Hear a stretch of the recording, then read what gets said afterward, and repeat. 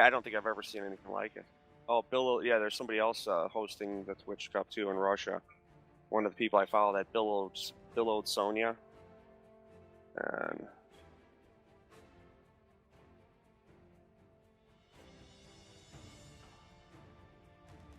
oh, yeah, I have her. Yeah, I have her under my. I followed her for some reason. It's always interesting to see, but she's not very good either. Yeah, she's just a showpiece for somebody. You know, they seem to prop up a girl every now and then. Yeah, you're not up yet. Okay. I just figured I'd give you a heads up. So there's 535 viewers, unless this is you. Hold on. No. Okay.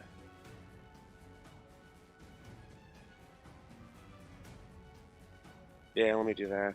Yeah, because yeah, yeah, it's up now. Yeah, the Twitch channel's just getting spammed endlessly. The one that they're the Twitch version. Yeah, by everybody spamming the shit out of it. So that's gonna be a disaster. Chaos, you want a platoon again? Dude, you're an idiot.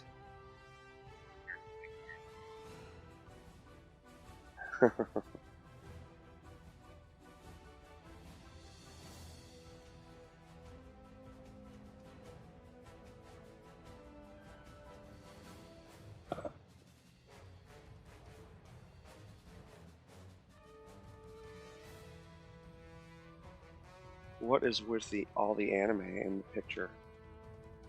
What is that? Oh, I kind of remember seeing that tiger in game one time. What's up, CJ War Monkey?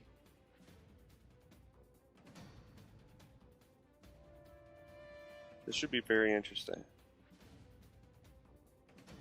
I'm actually looking forward to seeing it.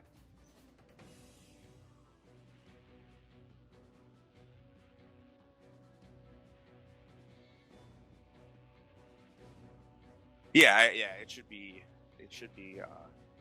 Like you said, it'll be interesting to see the style it plays. I'm looking forward to that.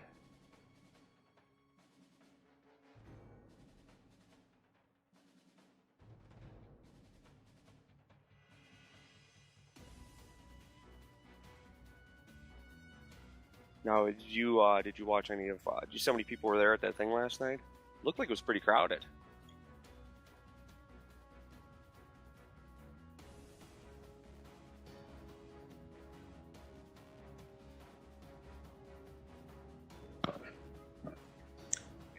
Yeah, I would have preferred, actually. It would have been good if somebody would have walked around, you know what I mean, and kind of had like a, you know, like the version of a police cam and interacted there first person. Would have been pretty cool.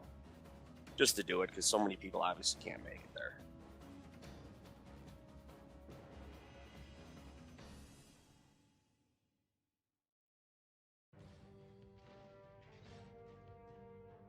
But from what I understand, Team Premo, or Heat, practiced for 1 week. So we'll see. We'll see how that plays out. Because I guess, from what I understand, Premo's locked in certain teams. So they're actually practicing in a per team, not a per clan. So that's kind of interesting. So there we go. Well, it's Boba Bushka. Is that Bushka? It looks like Bushka. Like they just flashed somebody a second ago on screen. Yeah. I think I'm delayed.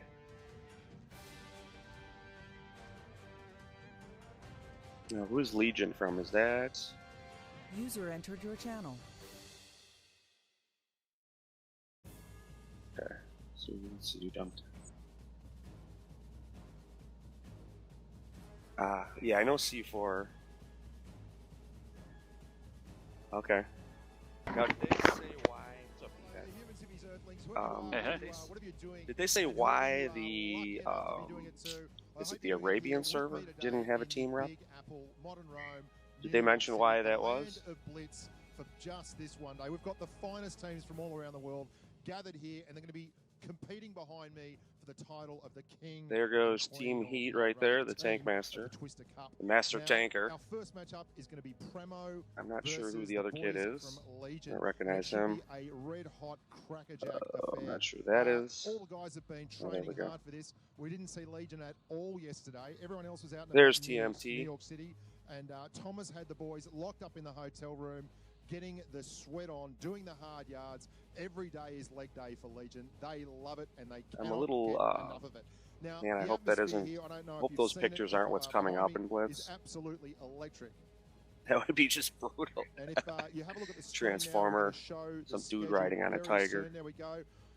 Legion versus Premo is leading off for us, and that should be a fantastic affair. Two very, very strong teams. Then we've got C4, the team from Russia, versus ID, the pride of Korea. I wonder who actually puts this together. Asian boys and girls. Is it the where I'm from, local little office, town or do they called just kick it Australia, over to the if you wanna media?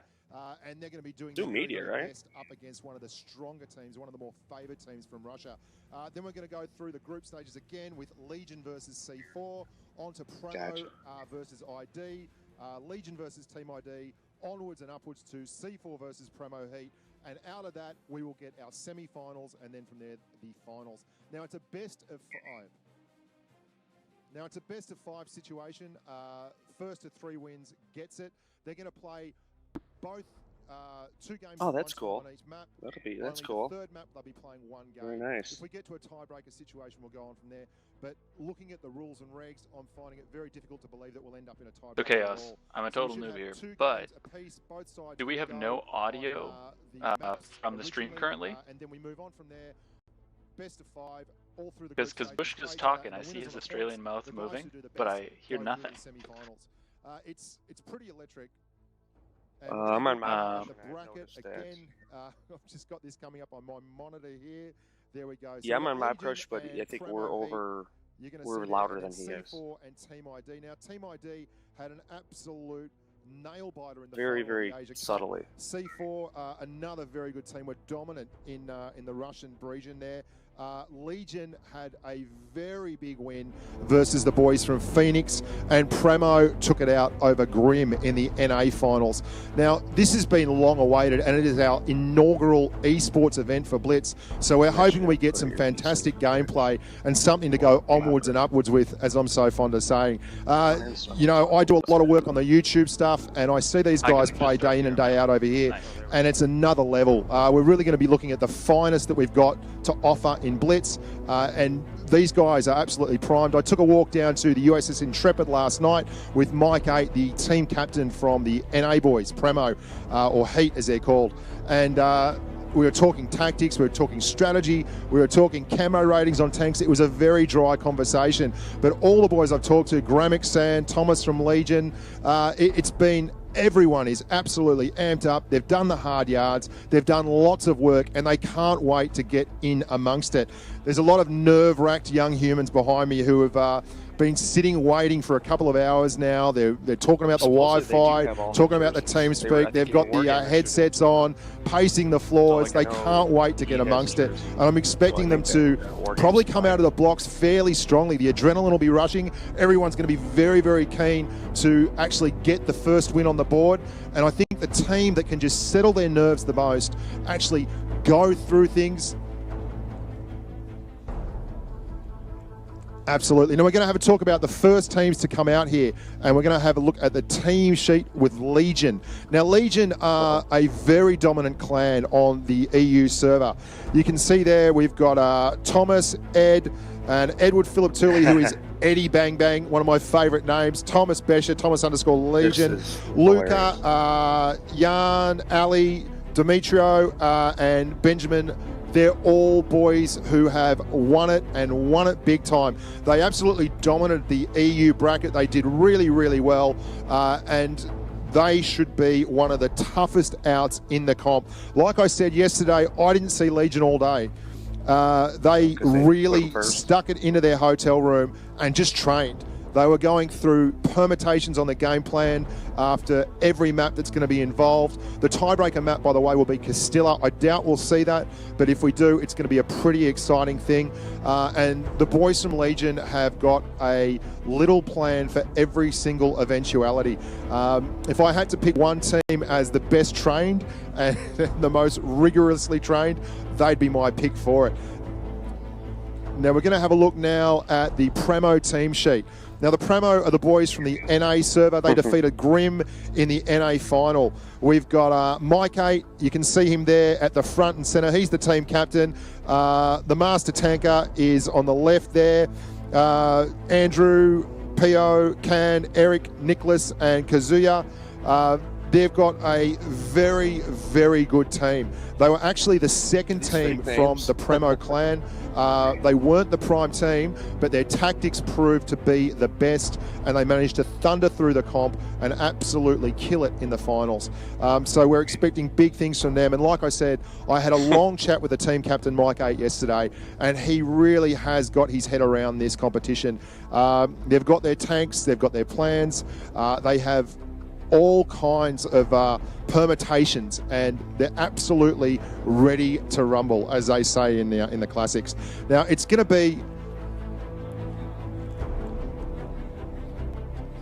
be a fantastic thing, and it's a testament to the game itself. Blitz has come along in leaps and bounds. It really is. I started doing a little YouTube channel a couple of years ago that I didn't think it'd go absolutely anywhere. And the amount of humans who are looking into the game, playing the game, looking at the stats, loving the tanks, it's just phenomenal. And it's got to be one of the great success stories of the esports industry. It's made for esports. 7-minute rounds, lightning fast action, lots and lots of close proximity. I was watching the PC boys go about their business earlier, and it's much bigger map spaces, much longer time frames.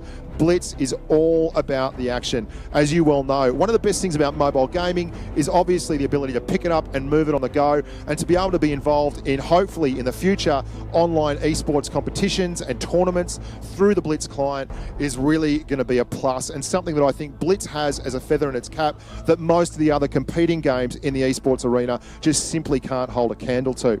Now, I know that the guys behind me are just prepping. They're getting very, very close to launch. Everyone's excited to be involved. I'm very excited to be involved. I certainly didn't think I'd be sitting here in New York City at the start of the year talking to you humans about Blitz and the tournament, but I'm very proud and happy to be part of the team. Now, New York's been fantastic. The Big Apple has lived up to every part of its reputation, and the public is in here en masse having a look, seeing what's going on, and hopefully they're going to see some very fine gameplay from the boys and girls. Legion is absolutely red hot. I was surprised when I didn't pick them up yesterday. I had a great time meeting a lot of the faces that I'd only known as names previously, and it was really lovely to see some of the people from the forums who we've had a bit of a verbal stoush with and have a giggle over that. The event on the Intrepid last night was great for Blitz. There was lots of guys from the Triari clan and lots of stuff given out, lots of prizes, and we got to run around on an aircraft carrier, so it's pretty good. Wargaming fielded about 500 people there. There was warships, Blitz, PC, everything happening. But as you know, my heart belongs to the one and only World of Tanks Blitz, and I was very, very lucky indeed to run into a bunch of humans and lots of photos taken, lots of snaps. It was a great time. Back to the actual arena here. I can see the kids behind me. They're getting just about ready to go. It is. I'm not sure who you'd back as a favourite in this one. I had a great time talking amongst them, and they're all absolutely red-hot goers. They've put so much training into this. One of the things that I find amazing is that it's not about just being the best player. It's about being the best player within the chemistry. What was that? I've got Rafa in the control booth. What's our first map going to be, Rafa? Fort Despair. Fort Despair is going to be our first map. There you go. I've really been studying the rulebook hard, boys and girls. First map's going to be Fort Despair. Now, that's interesting because that was the final map in the Asia Finals, and I saw two very, very different playstyles available on that map. It'll be interesting to see if any of these guys have really paid attention to the way the other teams played in their round at the end of the finals. I'd be surprised if they haven't really psyched each other's or worked each other out. But I think there's going to be some new permutations here. I think people have thought about tactics. They've changed it up. I know from watching both these teams earlier on their iPads as they were practicing that they're doing some things you have never seen in a public match. And Fort Despair, though, doesn't have the high peaks and such that you might be able to use the spotters and the TDs. And the second nap is going to be Canal. Now that's a different one from the Asia finals that we had, and we managed a lot of dead rail and Fort Despair there. Canal is going to actually lend itself to some of the longer range snipers, the big dog damage alpha TDs. And something else I've seen that's both a commonality between the PC version and the Blitz version is that grills are the order of the day in the TDs. They love the camo, they love the DPM, they love the accuracy of the gun, and most of all, they love the flexibility. The chance for a tank to get out on a map like Canal or Fort Despair and do 60 kilometers an hour with a 640 Alpha 150mm is what they are about. You can follow your Object 140s, you can get up on a flank. The other tank you should expect to see a lot of on these maps, apart from the Object 140, is the IS-7. Most people are going with the IS-7 as the heavy of choice. It's got that lovely low-slung Soviet feel about it, plenty of armour on the pike nose, and big spaced armour down the sides. And with the changes to the heat mechanic, heat formerly used to pen a lot of stuff that it's just not getting through now. And APCR is the king of the day, and you're going to see that in these games. Formerly in the esports arena, you'd fire a lot of heat if you're in an Object 140. Right now, though, if you're firing into tracks, you're using APCR. So there's going to be a lot more ammo switching than you used to see. The IS-7 doesn't have that problem. You've got APCR for days and days. You can fire all the Premo you want. You can pen to your little heart's content, and you'll have a great good time with it. Now, apart from those tanks as heavies, you might see an IS-4. I don't expect to see a lot of 183s. As I was talking to the guys yesterday, they seem to think that the 183s really restrict your teams and they limit the amount of mobility you have. You get stuck behind tanks, you have to work around a 183. You can build a strategy around it, but it's not the most flexible of tanks. And these guys love flexibility. Flexibility is where it's at. If you can perform and, you know, absolutely meet an enemy's move, then you can do a lot better. If you get in a 183 or a bigger TD, don't expect to see anything like a Jagdpanzer E100 or an E100 or anything that's big and large and bulky and is going to be seen over the edge of these hull down positions. They want low-slung Russian meds, they want good camo, they want good DPM, and most of all, they want to take guns out of the game. The hit point pool is important. But it's not as important as getting those guns out of the game. If you can get rid of a gun, even if you take a couple of hits for it, it's usually worth the while. And these guys are good enough to actually take hits and share the hit point pools of their team. And that's going to be the key. The guys that can get out there and actually work their best as a team, cycle through their hit point pools, get up, take guns out early, and then just grind down the end. But Fort Despair is a very close Fort map.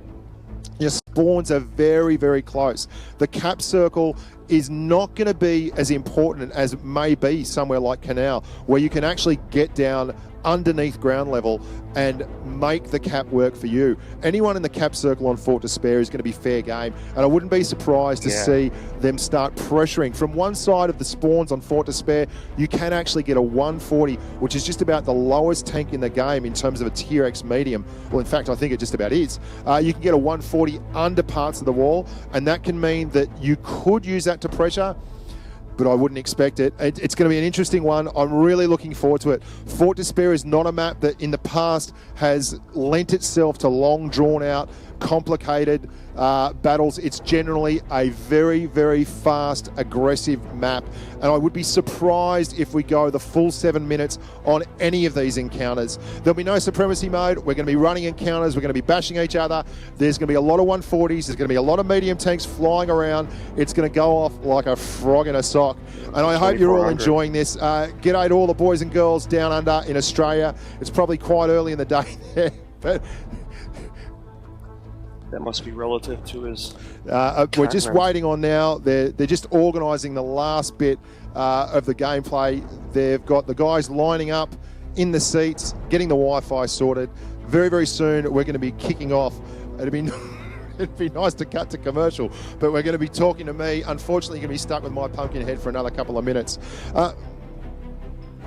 The Fort Despair should be great. Canal is another one. The tiebreaker map is going to be Castilla. Now, Castilla is a wonderful map, but it's not a map that's very easily game planned for. There's lots of different points of power, as they call them, in that map. You've got the church area, you've got the windmill area, and between them, they expose people who want to snipe up there. So you're going to be looking at guys on that map who are probably going to run more heavies than objects or Object 140s or 62As. And that's another interesting thing. The 62A, despite the fact that it is very nearly the same as the Object 140 in many respects, doesn't get a look in at all. Such spam the 140 is nearly universally the medium of choice. You get a lot of guys running the 140, and I asked Mike 8, the American captain, about that last night, why they do that. And his answers were pretty succinct, that the gun depression, the extra degree of gun depression on the Object 140 is what makes it. And despite the fact that the T62A has a stronger turret, in this kind of warfare, nothing is sitting still for long enough, and nothing is a snapshot. There's no one coming out sideways here, guys. This is all about the know-how and the skill of these players. Everyone you see here today, if you load it up against them in a game,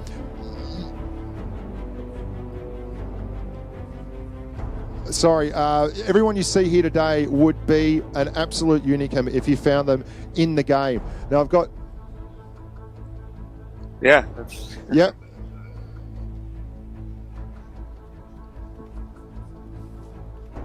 Okay, fantastic. We got that there. Everyone you see here today, if you found them in a normal game, would come up and probably spank you pretty hard. It would be great to get more esports tournaments going as well, because I think now that the tournament functionality is actually in the Blitz client, we're going to be able to run more of these online with regular finals, regular semi-finals, and be able to actually get more esports performing. The Asia finals themselves were fantastic. If we can get that caliber of play, we will do very, very well. The ID boys who won out of Asia actually were 1-0 down in a best-of-3, both in the final and the semi-final, and managed to come back in both of those and get the win. And in the third game, the third deciding game, both times they went with an iron fist. They put all their tanks in a row and busted down one flank and cleaned up. It was very, very close though against PLV in the final there, and they only got away with it with about 1,000 hit points between the last two tanks. So it just goes to show how close these games are and how many good players are still at home for want of a couple of hits. We've got some very good runners up all around the world, but the guys that we've got here proved their mettle well and truly in the finals. The boys from Premo did it very, very well in the NA region, and Legion were absolutely fantastic in the finals against Phoenix as well. So I'm expecting this to be one of the most competitive pairings of the tournament, and indeed both these teams would not surprise to see them turn up in the final and win the whole event. They've certainly prepared to within an nth degree. I was looking at the guys from Premo this morning, or I'll start calling them Heat, but they're from the clan Premo, from Heat this morning, and they were amped up, they were ready to go. They'd done so much work yesterday, and it was really interesting to see the tactics and the insight that these guys put into their game. Some of the spots you're going to see today are spots you'll never go to in a public match because you simply can't get there. They managed to hoist the tanks up via teamwork, almost like a conga line. Hang on. We're almost ready, guys. We're just about to cross over. You won't have to look at my head anymore, which will be a good thing for the world. We're going to see some crackerjack gameplay. I hope you're as excited as I am to see it. The first map's going to be Fort Despair. For those of you who have just tuned in, it's a best-of-5 sequence. So the first man to hit 3, or lady, as the case may be, will be our winner in the group stages. The best in the group stages, after everyone plays each other, will then advance to the semis and the finals. And fingers crossed, we get an absolutely fantastic day of tanking here. It's all been going on here for hours. It's an absolute testament to the guys at Wargaming. The room looks amazing. We've had so many people working so hard to put this all together. A lot of technique and expertise has gone into getting it done, and I just want to thank them for the opportunity of presenting the broadcast and being here and being involved with it. It's groundbreaking for Blitz. and it's groundbreaking for mobile gaming. And I think that's the real key here. If we can get this as a regular thing, a regular mobile gaming esports tournament, it's going to be massive for Blitz itself, and it's going to pick it up and take it to even greater heights. And hopefully I'm there helping you ride the wave along the way. Now, here we go. We've got the lineups now. If I can, could you possibly bring them a little bit larger on the screen for me there, Raf? I'll walk people through them. I can't really. We're going to full screen now. There we go. So, from Legion, we've got Thomas in the Object 140, Arian in the Object 140. We've got Demetrio or Demo in the Object 140. Unreal Engine, as predicted, in the IS-7, just like he rolled around in the Kings of Europe competition. Gangdarf in the IS-7, and my boy Eddie Bang Bang in the 140. Sounds like a racehorse. On the Premo side, we've got the Master Tanker in the T110E4. Very, very different. Nutella is rolling in the IS-7. We've got 3 Object 140s, Fui, Nutellinator, and Indy Penguin, and we are kicking off. Here we are, boys and girls. Get excited, get ready to rumble, because we're about to rock and roll in the inaugural event of the World of Tanks Blitz E-Cup, Twister Tournament, and they're going straight towards the cup. This is interesting because you can see here that actually no one is going to the far right flank from the red team. On the left, we are actually moving 2 140s up to the left tank. Now, the rock is the key. The boys from Legion, I've been told, think that they can handle things with that IS-7 out there. They're expecting the flank push from the 140s. We've got Thomas, he's just under the cap circle, and there is the spot we're talking about. Unreal Engine in the IS-7. He's trading hits. There's double IS-7s on the other side of the cap circle. Now, I thought we might get a 140 loitering here under this area. You can see they're firing HE at him just there, trying to get shots in, because the absolutely fantastic armor on these Soviet monsters is such that it is very, very difficult to pen a hull down IS-7 at all. Look at that Unreal Engine. He's been forced to move back. The T110E5 on the left-hand side there from Premo. Very, very interesting. If he pushes up at all across that cap circle, Unreal Engine is going to cop an absolute flogging. You can see the 140 over there. He's hull down, just looking down. Eddie Bang Bang, he's holding that right flank. They probably don't know exactly where everyone is. They are unspotted, and there's a move coming through the middle of the map here. Look at that. We've got 4 coming through. There's Gangdarf. Gangdarf's leading the way. He's got the pointy end looking right at the boys from Premo. That's going to be very interesting, because if they go around the back underneath the cap circle, they're going to flank and get... Look at this. 3 guns on 1. They're trying to take down... That's it. He's retreated there right around that cap circle now, and there's 3 moving back. The Object 140s. Mike 8 is down in the T110E5. They're going to be down another one. And Demo's down as well. We've got 3 coming through the middle, looking at the cap circle. And Minecraft's down as well. This is going off like a frog in a sock. Look at this. It's all coming up now. The 2 boys on the flank are double teaming out there against the 140. It's a lot of tanks down here. Look at this. Yeah, they stalled them. We have the Telinator, Eddie Bang Bang. Eddie Bang Bang is down. It's a 3-gun on 4-gun. The T110E4 is still up. Indy Penguin 500 takes a seat. It's going to be right down to the wire here. Not a lot of hit points in it. Oh, better watch out. The 140 is going to get flanked on the right. Here he comes. The E4, he's got the big 150mm, misses it. He's on a reload. The Telinator, but he sees a kill shot over there. Yep. The kill shot at the top of the cap circle. If the 140 can get back, he has the alpha to get through that in a very, very low roll. That's gone. If he can just get that 1 shot in. And Fui is down. Thomas from Legion is doing the business. Oh, big move there. We've just got the 2 on. Still 2 on 2. This is the kind of tanking we're after. 2 on 1. The Master Tanker's down from... We have 2 on 1 here. 2 guns on 1 and an IS-7. He is going to pump down. He's dropped the adrenaline. He is absolutely pushing up. Oh, there is no way here. This is not going to go well for the boys from Premo. Excellent fight right down to the end, and not a lot of hit points left in it. And we have our first win of the day. What a hell of a contest. Wow. How about them apples? How'd you like that? Spread That's out. why we love Fort Despair as a starter, because there is just no room to hide there. Big move through the middle from Legion, and you would have thought it was going to come undone, but the boys from Premo fought back fantastically and got it down to 2-on-2. Just didn't have the hit points at the end to hold it. It was a lot of guns down, though. That was fantastic stuff. Right around the cap circle. And the two 140s who are out in the far flank versus one were probably a little bit unlucky. If they had pushed harder earlier as the push came, then they might have been able to sweep in back around the cap as a pairing and do the business. But as it was, wow, what a close run race. If every game is like that, we're going to have a big day of tanking ahead of us. To finish up with the IS-7s, we expected them to be big. They were big. Great tanks, two from Premo. Legion with Unreal Engine loves a bit of IS-7. He was at the cap circle there at the start, and you saw so much HE flying. The things are like rhinoceroses when they're held down. You're just not going to do anything with them. Actually, big APCR rolls on those two. They look forward to it. And we're going to show the post-battle stats now. I think Rafa's bringing him up for me in the soundproof booth out the back. he's here we go.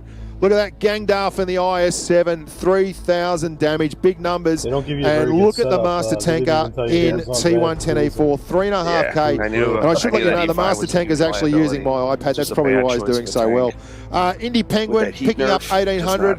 As it was such a close race. If you look across the scorecard from top to bottom there, they're just about identical at the bottom, and there's only that very, very middle section. Eddie Bang Bang and Unreal Engine picking up a couple of extra 100 damage, which made the difference. And we're about to kick off into our next match very, very soon on Fort Despair. Remember, best of 5, first to 3 walks away a winner. This is only the group stages though, guys. We've got plenty of tanking left to come, so don't be too disappointed. If you've got to run off to the shops or do something else, come back. We'll still be here talking tanks, loving life, living large.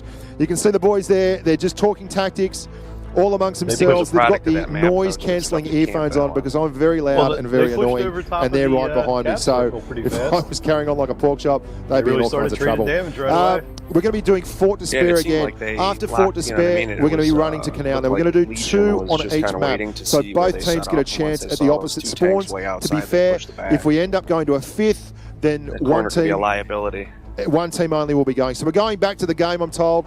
I'm looking here, and you can see the boys from Premo have changed up. We still have the E4. We've got an IS4 there. Very, very interesting. It's the first time we've seen the IS4 today. I'm a big fan, and that's a different look. And I wonder why that they've changed that up. You can see there's Thomas, the leader of the Legion clan. And again, we've got 2 red 140s going out on the flank here for Premo. It's very, very exciting stuff. Thomas is exactly where he was last time, on the underside of the cap circle. Very strong position. The IS-7 is moving through.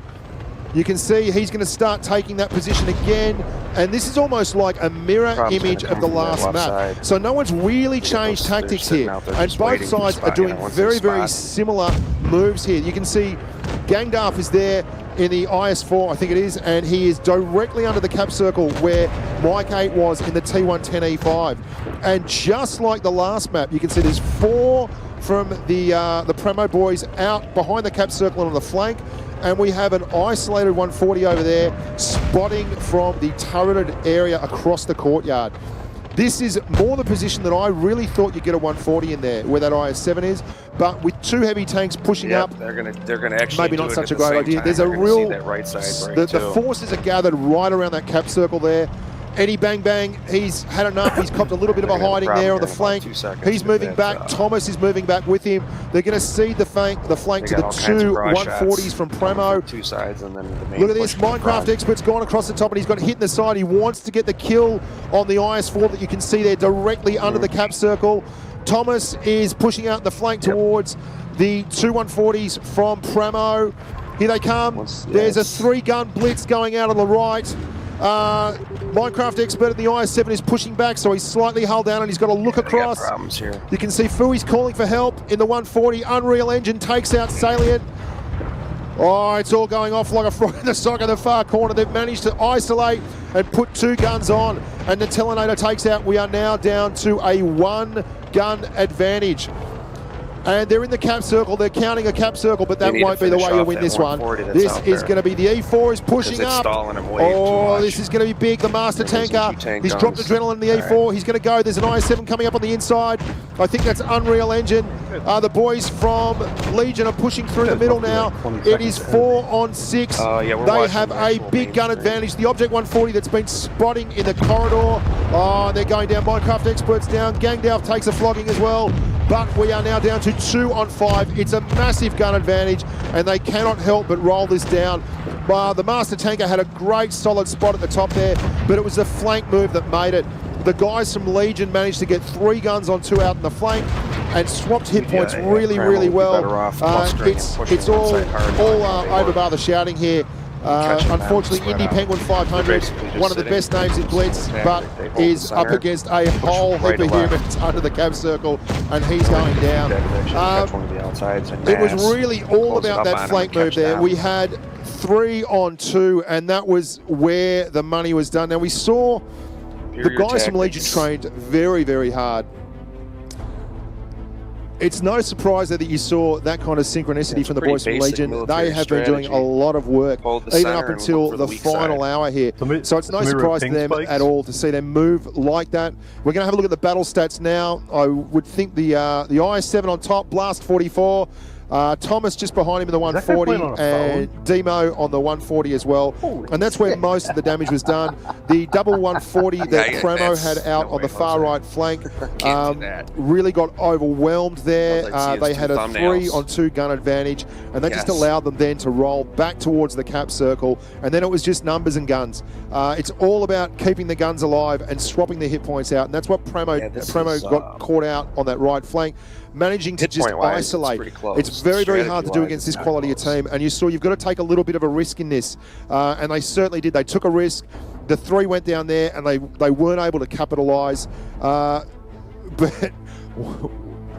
when you go down in this game, you go down pretty damn hard. Now, we're going to be lining up now for the 3rd game. We'll see if the guys from Heat can fight back. The boys from Premo can actually fight back and get the job done. They've got a very strong team. They've got a team that's planned for these kind of things, and we're going to be moving to a new map. So I don't know if the guys from Premo have a better strat for the Canal map, and whether or not that will be a change in their fortunes. They really need to win the next one to stay alive in this. It's a best of 5, and they're down 2-0 at the moment. So all things being equal, this is an absolute must-win. I'm throwing the sports cliches out there for you. Whoever's got the most points at the end of the day is going to walk away the winner. Today, I'm a bit surprised that we're in this position, because I did think Premo would grind that one back, but it was nearly a mirror image. They both had such similar tactics. That mid-push might have been the way forward again. Legion did it in the first battle. They did it very successfully, and it worked a treat. If they could get that going in the second battle, I thought they might have been okay. But going to the World Series with the we're now going to have a look at the lineups. What tanks have we got running here, Rafa? Well, look at that. 3 different players. 5 140s for Premo, and 1, 2, 3, 4, 5. All 140s for the boys from Legion. Pretty exciting that. I'm not surprised at all. I thought we might see a grill. We'll find out when we get in the battle, because I cannot actually see the last tank there on either team, just because of the client's functionality. We've got the testers up there, so we'll be able to see the actual game action as it happening. But I would have thought you might get a grill 15 on this, and here we go. There, exactly. Thought as much. Minecraft Expert 25 is running the grill 15. And I had a chat last night about this particular map with Mike he's going to have no time at all. And he was expressing the idea that the Grill 15 was winner chicken dinner for anyone running on this map. One of the reasons they love it is because of the camo, the speed, the mobility, and the big damage. 640 Alpha is nothing to scoff at. Anytime you can get a 150mm gun running along at 60 kilometers an hour, it's going to be a good day for you. Think that they now, this is interesting, because both teams are doing their level best not to be anywhere near each other. They anticipate this could work out very interesting. Demo is scouting off here on the right. He's performing his function as a scout. No one knows where anyone is, but they've moved pretty sharply. Gangdalf. They grouped and are able to Gangdarf's there in the 140. Actually, overall, we see Demo over there now. Strategy than we saw. Premo have actually dropped 2 guys at the back, and they've got 5 in the far northwest corner. Arlen here in the spawn area. It looks like both teams are just waiting for an opportunity. Premo in a very strong spot if they come towards them. I wouldn't think that anyone is spotted here yet. Demo knows that they're out there. Might be they have to be there. There's no way they're camping their spawn. They just don't know how many and how often. There are still guys at the very, very back for Premo moving around. Minecraft Expert is up there in the grill. Now, he is in a fantastic spot. Here we go. They're going through the lead, right through the respawn. Eddie Bang Bang. And this is what we talked about. The cap wasn't going to be important on Fortress there, but on this map, the cap can be an absolute killer because it is right down below ground level. If you want to get a look at the cap circle, you're going to have to put your money on the table. If Eddie Bang Bang wants to get out there and have a look at the cap circle and try and reset it, then he's going to have to put his money on the table. There's a big hill you can see just in front there of the 2 140s from Legion. You can climb that hill and actually look down to the right into the cap circle and reset there if you have to, and you might see them do that very, very soon. If I was the Master Tanker, I'd be moving more around and showing less of my butt to the guys coming from my own spawn area. This hill here that you can see Eddie Bang Bang and the boys on is exactly the space you want to be in if you're going to reset that cap. Everyone's behind bushes when they can be. Oh, they're going to be spotted. It's all going to be on here. Arlen's spotted. Blast 44 is coming out. Big push into the cap circle. Now, this is the danger. They've decided they can kill the isolated IS-4 here. They got to close up on and that's exactly what they're going to do. They're going to take the gun out. They've isolated the Master Tanker and dusted him up. Now, that is a great, great move. But Thomas has gone down. Big name to go down there. Thomas, the captain of the Legion team. And now they're in a pocket. You can see there are 6 tanks there in an absolute pocket. Blast 44 is very low. The Grill 15 is still hunting around there. There's Fui. Fui puts one back. It's going to be interesting to see how they get out of this, guys, because that is an absolute death spot. If they can't get out of there and they're sitting in that cauldron, they are just going to cop an absolute flogging. They managed to get the Master Tanker off. It was a hard-fought gun, but they got him. They're still in the cap circle, though. They may actually be able to cap this down. Got him boxed up. Blast 44 is the one you've got to watch for. He is on 240, and he is a one-shot for everyone on the map, every gun left. This is fantastic survival tanking. They are in every nook, crevice, and cranny. They are absolutely trying to hold the Master Tanker's carcass. Big bounce there. Did you see that? Eddie Bang Bang bounced one right off the front glacis. You can see the yellow lasers going. The heat is flying hot and heavy. It's going off like a frog in a sock, as they say in Australia. It's fuller than a Sunday school picnic, and you can't get better money than this, better tanking than this. Like how are they still alive? They are just holding this cap circle. It's at 57. The guys from Premo, I'm pretty sure, they've got them where they want them, but they haven't been able to take advantage of it. He's fired, he's on a reload, but he knows if he goes out, he's going to be easy pickings. Look at that, the Object 140. He's very, very low as well. That's the Unreal Engine you can see there. He's on 7 hit points. He is just a whiff of a HE shell away from death. There's still those They've got the cap back up to 40. It's going to be very, very close. Is which side can hold their nerve. They paid pretty dearly to take out the Master Tanker in the IS-4. They've picked a new target. Ooh, Indy Penguin takes down Demo. That's right, it's on. Gangdarf takes out the Telinator. It's happening here, going off like a frog in a sock. Oh, it's all happening. Indy Penguin gets Arlen. They had their chance. Look at this. This is mano a mano in the pit. They're in the mosh pit. The Grill 15, this is why you bring him. Boom goes the dynamite. Gangdarf goes down like a I won't say that. Unreal Engine is down, and it looks like the guys from Premo had a must-win game, and they have pulled it out. Well done, fellas. Less dramatic. It was win hard or go home, and they managed to get it 2-1. That was a big, big gamble from the boys from Legion to take out the Master Tanker. They had to reset the cap. They didn't want to reset the cap. They wanted to kill it. So they just went down there and destroyed the IS-4. but the guys from Premo were ringed right around the perimeter and they managed to grind them down. I was surprised that the guys from Legion actually lasted that long, because that is a very, very open cap circle and a very, very hard place to defend. But the fact that they were able to get in there, tick the cap up, keep it going over, put pressure on the guys from Premo, and they had to get it done at the end by brute force, which is getting down to the pit and doing the business. And I think we're going to have a look at the in-game stats here very soon. There we go. Yeah. No surprise. Minecraft Expert topped the table there with 2,700 in the Grill 15. Fui in the 140 with 263. Lots of people with 2K there. The Master Tanker, he was a sacrificial goat, unfortunately, for the boys from Premo, but he got the job done. And I reckon he'd take a 0 every single day of the week if they get the win, because that's where it's at round here. No one cares about your WN8, mate. It's just how many wins you get under the belt.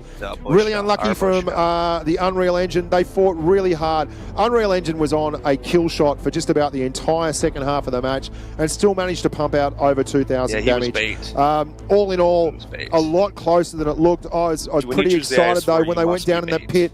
Big move, but what was coming afterwards? Well, unfortunately for the guys from Legion, not much they could do. That was a big ballsy move. Just didn't quite come off.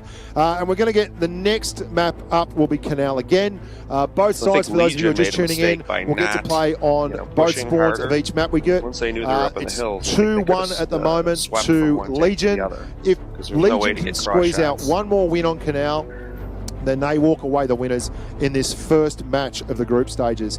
Everyone gets to play each other in the group stages, and we'll be moving onwards and upwards from group to semi-finals and finals to find out who will be the winner of the Twister Cup. Now, we're just about to kick off and go into the next round. So here we go.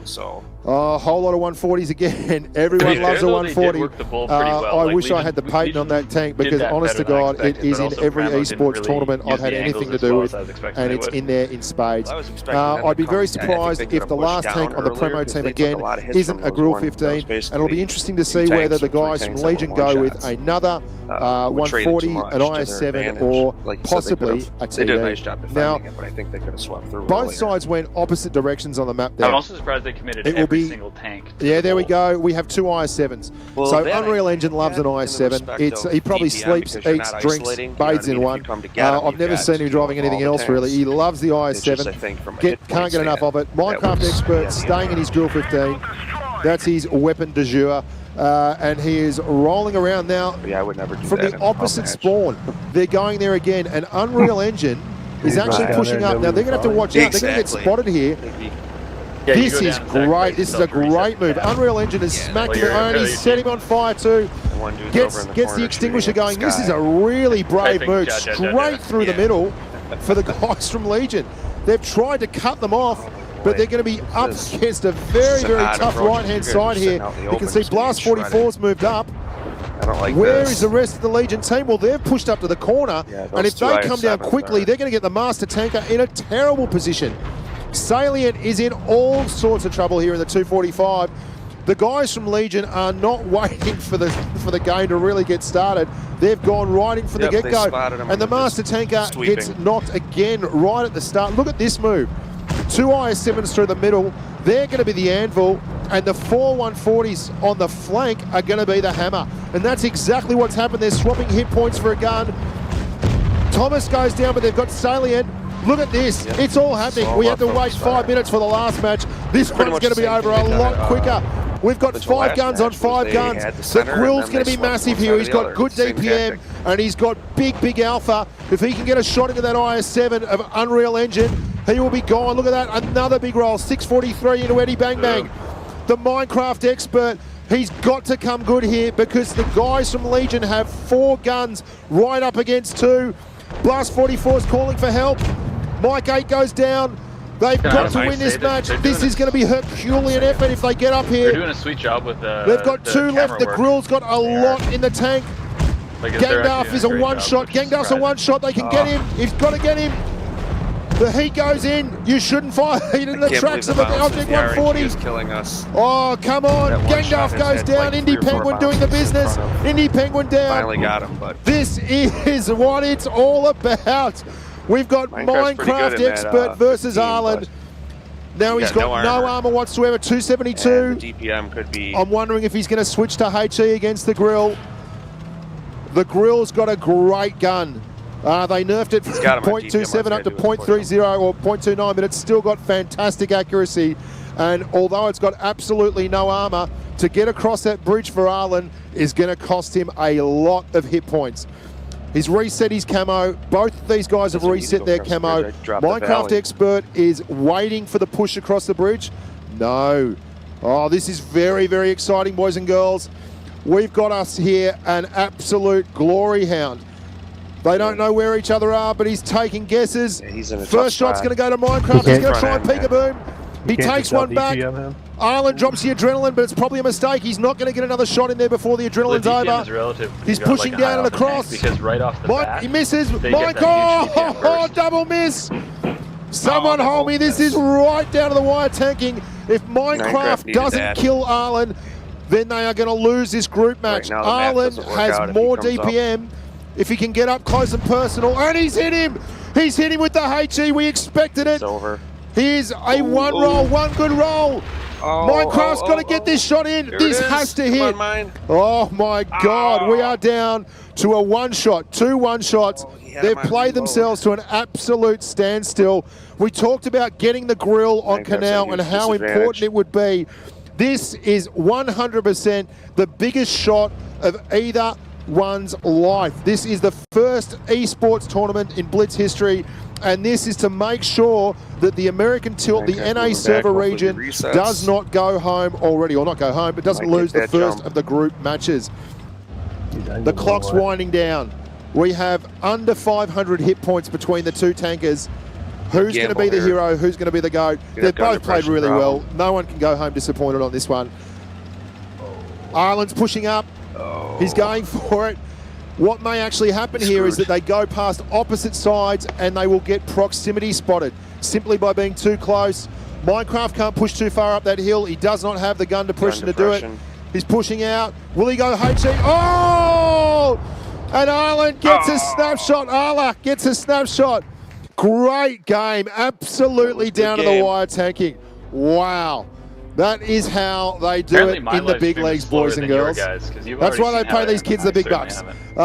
Fantastic effort. I hope every game is like that. That gives us our first winner in the group stage, 3-1 up, although you wouldn't know it. It could have gone 2-all so easily there. It was a hair's breadth away from being a win for the boys from Premo. They really fought back tooth and nail there. They were down.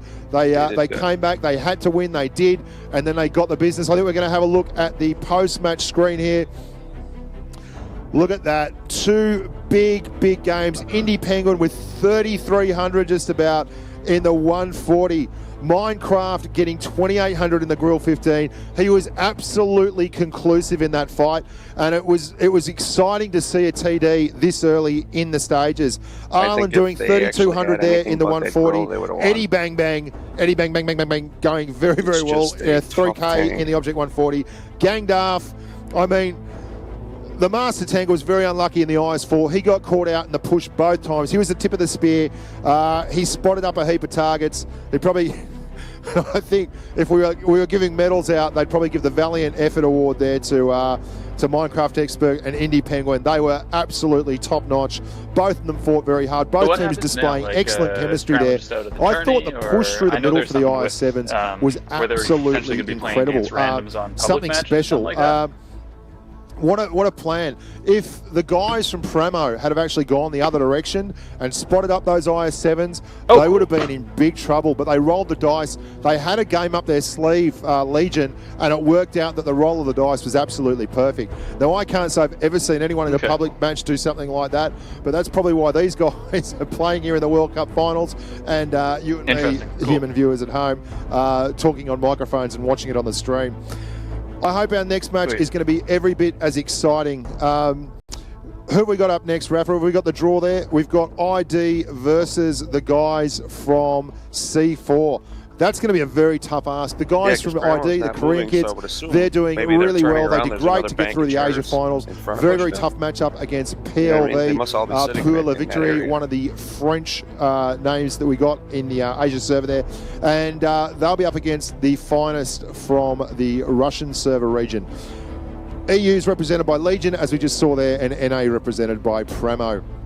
Now, the leader of the ID clan is Gramixan. Now, he's going to be calling for them. He called all through the Asia finals, and he's got a real mean streak in him. He loves to get the Iron Fist going. And a lot like you saw there, where things got to a very heady conclusion very early on, I'd expect ID to be quite aggressive. It's their gameplay style on public matches. It's their gameplay style in the tournaments. And I think it'll carry over through here into the Twister Cup finals itself.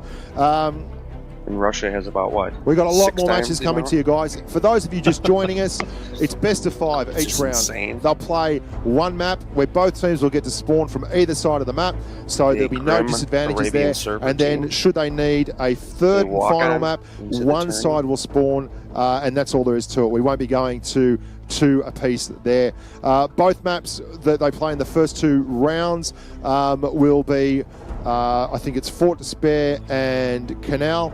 And the final map, if there is a tiebreaker, will be Castilla, which is going to be quite hard to gameplay for.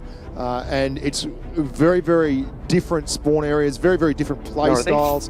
And I'm going to take a wild guess and say that everyone's going to drive Object 140s. They just have everyone play the first round in fact, in the same maps. It was pretty exciting to see people driving grills there. I think that's a great plan. It was one of the things that Mike 8 mentioned to me on the way down to the Intrepid last night, was just how valuable the grill can be. And you saw both the wind that they had on Canal and the loss, that the grill was a tank that inflicted a grievous amount of bodily harm to the kids from Legion. I'd be very, very surprised if we see someone go for the tank kill in the cap from anyone else. I think it's a great strategy if you can isolate and you know where everyone else is. But if you don't reset it, you reset the cap very easily from the hill either side of the cap circle without taking a lot of damage. That would be ideal. And I think if Legion had their time again, they might not go down in that cap circle en masse, because it really did give Premo the upper hand. The big push there seemed to be Legion style, very, very aggressive from the start. Fort Despair, that's going to be an aggressive map. There's no 2 ways around it. You're in very close proximity to the enemy right from the get-go. The flank, the rock on the corner is where all things get equalised. If you can take the rock on the far northern flank of Fort Despair, you can control that flank, control back towards the cap circle, and do the business. I'm not 100% sure, though, that that's going to bear it out throughout the course of the Twister Cup finals. That's the way it's been in all the esports I've watched up till now, but I don't expect that to be the case all the way through. That's where you want to see one of those, I think we've got the next match coming up very soon. I'm just looking down here at my monitor. I'm not ignoring you guys. I'm glad to have you along. The next match is going to be up very, very soon, and that's going to be between ID and C4. It's going to be a ding-dong battle. I can't wait. My heart's a little bit with the Asian clan. The Asia server is where I'm from. I play a little bit all over the world, NA, Europe, and as you guys know, I talk a lot on my YouTube channel about this, but Asia would be great to see them get up. I don't think they've won any of the esports tournaments thus far, so if Team ID can get the job done, I'll probably be a hometown hero. There we go, the standings at the moment. Legion with 3 points for the win. Isn't he Europe? We've got the one here, and Premo with the loss gets nothing there for that one. Weird cat and guy with C4 and ID about to square off. Russia. Okay. Legion are well ahead. It's great to get the first win under the belt. It gives them a little bit of breathing space. I know the guys from ID and from C4 are both very, very nervous behind me. They're keen to get involved. They've been waiting for this for quite some time. We've all known the teams. We've all known who's going where, what, when, and why. And we're expecting to see big things from both these clans. The point things confuses me for the standings. Back to my mugging. G'day, humans. Doesn't make any sense. I'm not sure how long we've got to wait here. Shouldn't be too long, but hopefully we can get this started and rolling. But I saw a win on Premo, we're going to have a look at the teams first. They're all just sitting down doing their final checks. That's what I was looking at. I'm like, okay, the C4 guys have been very, very hard at it. Lots of work, lots of talk, lots of tactics. All these guys have been grouped together. We've been here for maybe 4 or 5 hours already, and the entire time they were talking tactics, tanks, possibilities, different adjustments for what they're expecting from each opponent. They've got so much effort invested in this. It would be a shame if we didn't see the quality of gameplay we saw in the first game, and I'm expecting that level of gameplay here. ID are renowned for being aggressive, so it's going to be quite surprising if they don't push and are not the instigators of any all-in brawls. One of the things I love about Despair is in this esports arena, you usually end with these all-in brawls around the cap circle, which is mayhem. And I thought he was on Canal, you're never quite sure where things are going to happen. We just got lucky that it was all happening around the cap circle area. In a public match, that's not usually the case. You get a lot of people going the medium route out by the train lines there, and a lot of people camping the spawns. But these guys are much better than that. They've got routes planned, they've got adjustments planned, and they just can't wait to get involved. We've got just a couple of minutes now before we kick off again. For those of you that just joined us, I know I keep saying this, but we've got guys tuning in from all around the world, and they're just waking up or going to bed in various parts of the universe. Big shout out to all the guys in the UK and Europe who are watching, have stayed up late and are saying g'day. Met, Positive Waves, all the boys. How you doing? Not long now. I'm just hearing my headpiece. That's fantastic. C4, the Russian guys are probably the favourites here. Russia was the first to really embrace Blitz and to kick it off. They are a huge participator in World of Tanks, and it's no surprise that they've dominated the PC version in varying degrees for quite some time. Russia and European teams have been historically very, very strong. Blitz is a new thing, but the Russians are definitely the favourites. They've been at it the longest. They've had the most organised teams and clans, and they've got a long history. And a lot of the guys who played PC are actually moving on through the Blitz ranks as well, and have formed teams in the Blitz ranks and are competing in the esports side of it. And it's because of that rich history that the Russians have in the PC version of the game, and the many titles that they've managed to adjust and pull in, that I'd say, and most of the people I've talked to would put the Russians as the primary candidates for the overall winners here today. That said, I've seen nothing but devotion and dedication from the rest of the world, and these guys don't really care. That's why they run the actual races. No one knows until the outcome. The best of 5 gives everyone a fair chance as well. The maps, it should be fairly solid. Both sides on Fort Despair. I'd be very surprised if we see anyone not roaming around the cap circle. It was a bit of a distraction actually being in the Big Apple for this, because there's so much going on here in New York City. Every street corner's got someone happening on it. And mate, they wouldn't look at you if you're walking down the street with a plant pot on your head. As it is, most of these guys spent their times in their hotel rooms, but I was cavorting about the joint, doing my level best, seeing the Knicks, going to the Met, looking at the Strand Arcade bookshop, loving life, living large. But I couldn't wait to get involved here and actually have a look at the hearings. And I've got to say, so far, thumbs up, 2 thumbs up. Couldn't be happier with the performance from the guys from Premo. They fought back extremely well there. Just a couple of unlucky bounces in it. That's really what you're looking at here, is just all down to the wire tanking.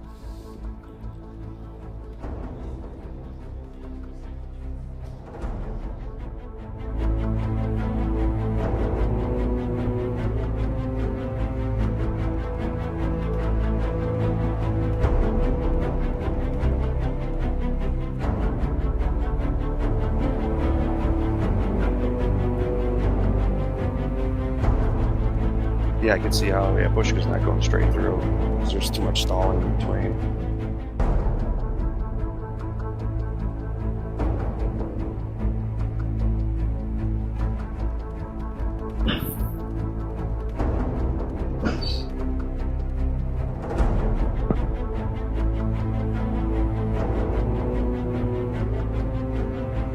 if I can watch all this all day.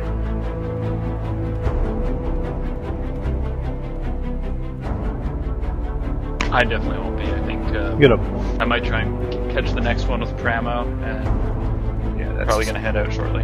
Yeah, I've got to do some other stuff. What? You have a life? I know. Can you believe it? A world beyond tanks. I stopped painting my gutters to watch this. I gotta get the Christmas decorations.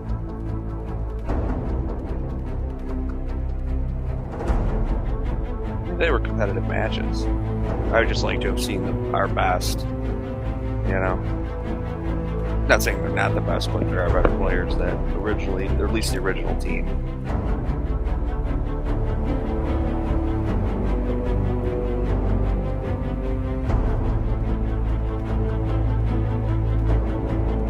So if each server is represented by one of those animations, so you got the cat, the robot, bigger robot, the dude with the sniper rifle, who does the chick represent?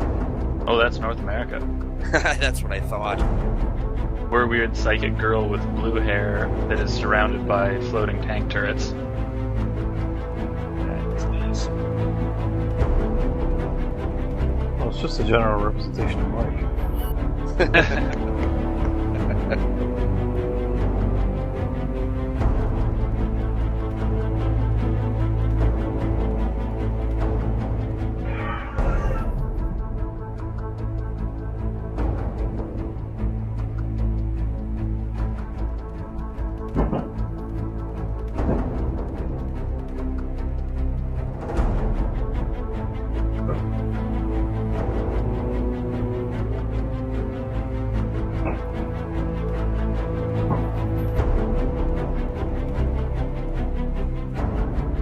Alright.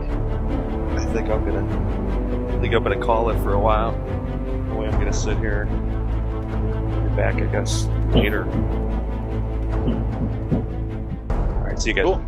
Yeah, see you around. User disconnected from your channel.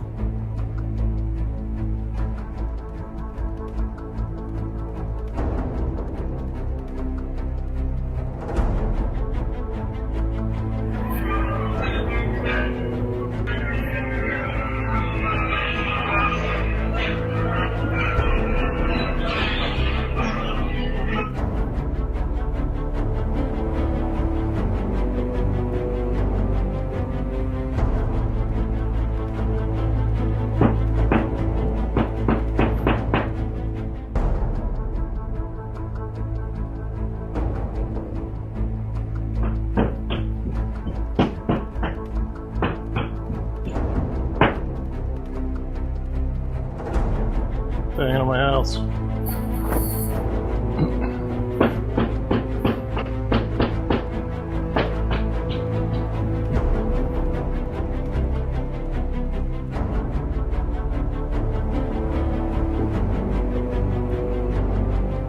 Why is the KV-2 a heavy?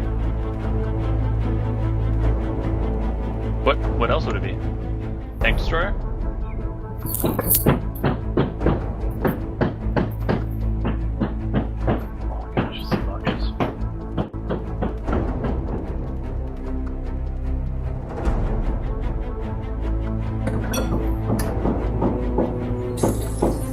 What did they say? 20 minutes till the next match?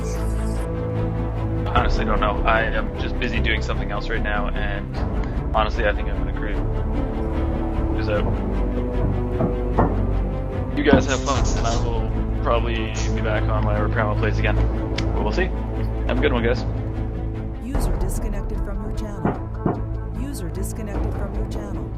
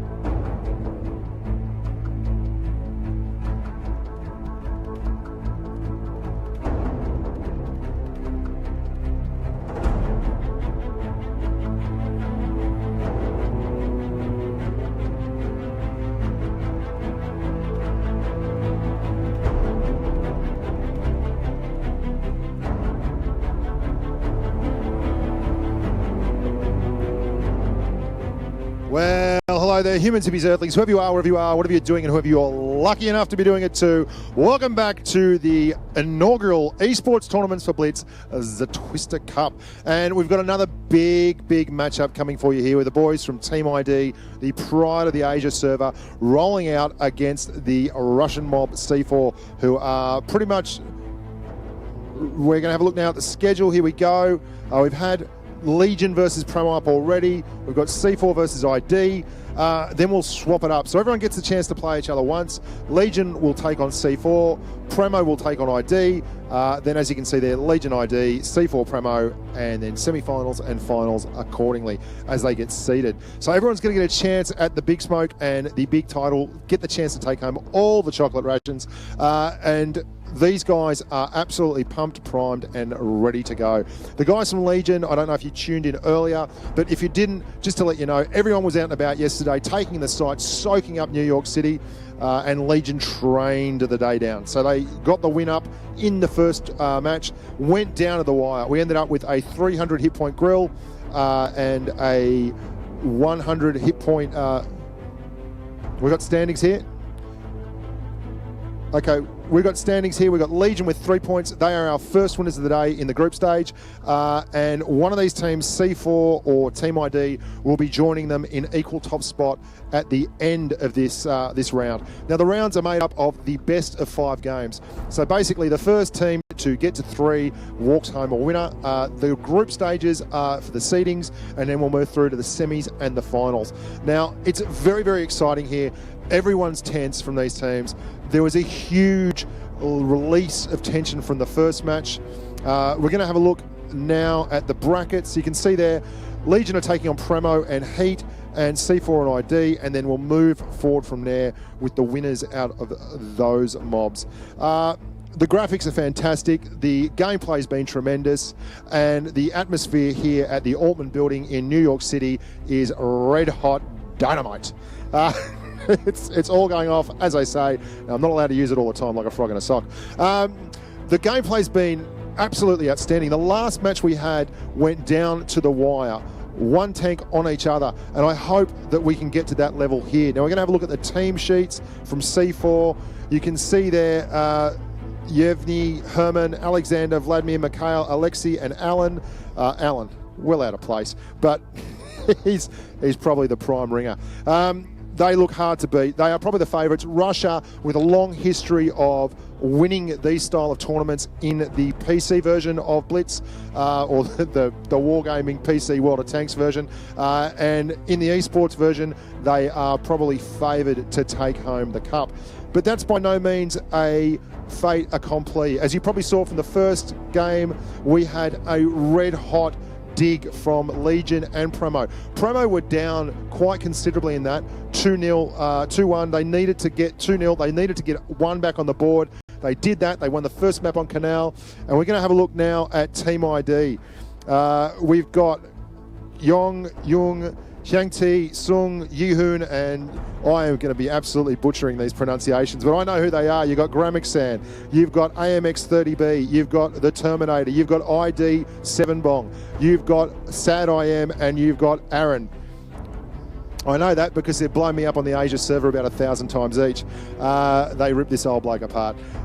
So I am probably a little bit leaning towards the Asian boys, but what I really want to see is a red-hot game of Blitz, and I can't wait to get it on like Donkey Kong. It's going to be happening here right behind me, and I've got the nod here. We're going to have the teams coming up. Is that right?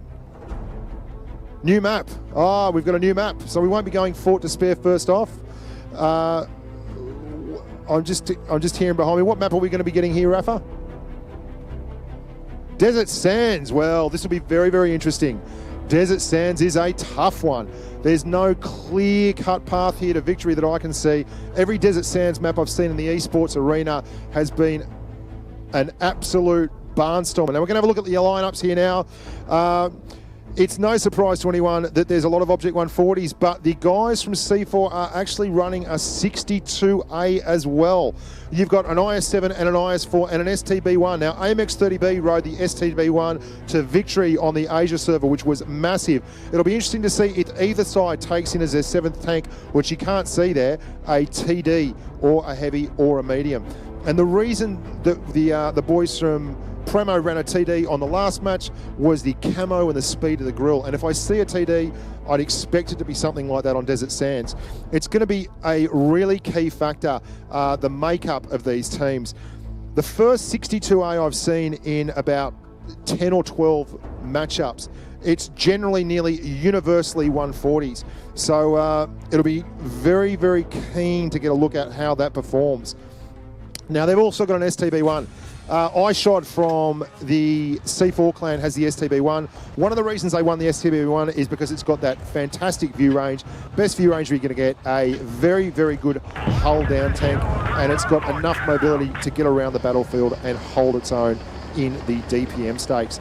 Now, Larcenist, the thief in the night, he's pushing up left down towards the railway line, trying to get some early spots at people crossing over the bridge. And we're looking here, overhead view, and the helicopter, you can hear the blades go, blah, blah, blah, blah. The ID boys, there they go, straight across. There's a big push coming up from under the bridge here. Now the STB-1 is going down the flank. Everyone is pushing through and across, and iShod, you can see C4, they're spread out right across the back of the desert side. All the guys from ID are on the town side, but they've pushed up across the railway lines at the back. Gramixan is an absolute balls-out wonder. He loves it. He can't get enough of it. But Bappabuck takes out Sad I Am, and it's absolutely head-to-head here. There will be no prisoners taken. You can see there is a big push coming on under the bridge there. ID 7 Bong is up against an IS-7. He's backing it up. The 140s, this is just head-to-head, all in brawling. The C4 guys are under to one shot. Oh, and there's a big roll there. Aaron goes down, Gramixan goes down, Pingber goes down, Terminator goes down. This is like a race. It's all on now. It's 6 tanks on 3. The guys from ID are getting taken apart here by the C4 boys. ID 7 Bong brings one back. But Larcenist is out by Perfect Mind. The 140, they're doing very, very well, C4. That was a really interesting tactic from the ID kids. They came over the top of the railway lines, and it did not pay dividends. ID 7 Bong goes down, and it is just the one lone STB-1. There he is, AMX 30B. He's a hometown hero, but unfortunately he's not going to take out 5 tanks at once. He does his level best, but we have a very, very quick turnaround in our first match. And Zhosky with the flying ram kill there just to add a little bit of salt into the wound. Very, very tough. It was a very, very aggressive move, and that's exactly what I expected from ID. They don't let the paint dry. They basically get stuck in early and often. So while the guys from ID probably aren't happy with the end result, it was very much true to character. They showed throughout the Asian finals that they like to be aggressive and they like to take the game to the enemy. The only problem with that on a map like Desert Sands is that it's very, very easy with low slung Russian mediums to get out in the desert, stay behind the dunes, and just pick your shots and pick your opportunities, and to approach those tanks and to actually put effective fire into them, you've got to expose yourself. And the C4 kids made them pay big time for that. Getting up there where they could actually use the DPM was unfortunately a bridge too far. ID pushed under the bridge, speaking of bridges, no pun intended, below the cap circle there, which I thought was a very risque move. Maybe the next match we're going to see a little bit more of a conservative approach from the ID guys. We'll just have to wait and see. But I'd be very, very surprised if they pushed that hard again. We're going to go back to the lineups now and have a look at who's driving what, where, when, and why. Pretty much an unchanged one there from ID. 140s, STB-1s. We've now got 2 STB-1s and a 62A. 2 62As. That's phenomenal. That's the first time I've seen that. 262... No, we changing? I can see iShod is absolutely not ready to battle, so I can't guarantee that he's going to be running an STB-1 in. We do have one STB1. No, there he is. He's confirmed, locked, loaded, and ready to go. So ID 7 bong in the 140. You can see there 2 140s, 2 62As, and 2 STB1s, and 4 140s and an STB1 for ID. You won't see too many FV4202s, M48A1s, or Leopard 1s in this iteration of the esports event. Everyone loves a good hull-down Russian medium or an STB1 who can do the business like that. Now, again, ID pushing towards the middle. There's Larsenist. He's pushing towards the middle, looking to get spots as they come across that area at the top. And ID have now moved out into the desert, and the shoe is on the other foot at the moment. The guys from C4 are all in town. So this is a lot more like you've probably seen in your public matches. You get one side that goes all to the desert and one side that rolls all through the cityscape. Now, look at this. C4 pushing out and further deeper into the desert. There's Perfect Mind, Josky, iShod, Happy Ends. Oh, the guys from ID are under that bridge again. They're pushed up. Look at them. If there was a switch that said don't touch, will end world, the ID kids would not let the paint dry. They'd have pushed it already. They absolutely love getting aggressive and amongst it. They're moving as an iron fist. There's 5 of them. They're trying to isolate that IS-7 there. You can see Happy is in licorice, all sorts. He could go down here. Oh, he just scrapes across. He's still looking like a finalist for the first tank to fall, but he gets across under the bridge and pushes over, and they leave him alone. That could be crucial. Gramixan is in a terrible 2-on-1 and gets done, but the Terminator gets rid of iShot. So we still have 1 tank to the good for each team. This is much more like it. Larsenus is pushed down. He's a 1-shot now. Happy, he's about to go down. You'd think Larsenus would be loading the APCR. There goes the HE, the high explosive anti-tank, the heat. Love a little bit of heat right into the lower glaciers. Now we're talking. We have 6 on 5, but this is far from over. Look at his. Here comes ID the Terminator.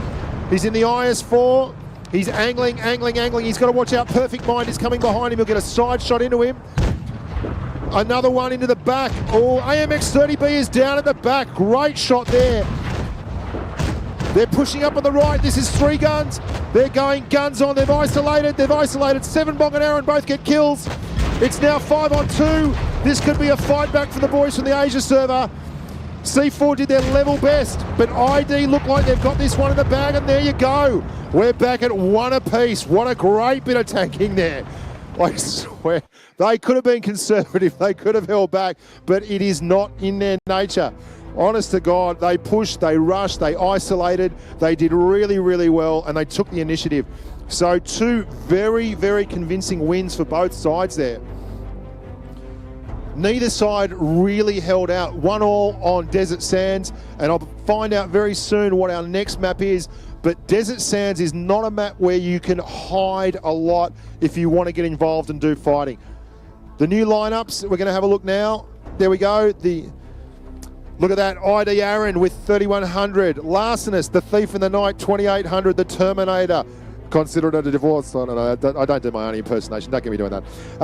He's with 1993. AMX-30B, who was a little unlucky. He was the trail there in the move as they went down the train lines and got nutted, as did Gramixan, who was spotting up at the end. But Gramic did spot them. He isolated them, and he got 2 tanks over on that far train line, which let them actually push at the same time through to the IS-7 of the C4 guys, isolate that, and then nut him, which was a big key move. So one of those things where the sacrifice is probably well worth it in the end. The T62A of Foggy doing 2285 there.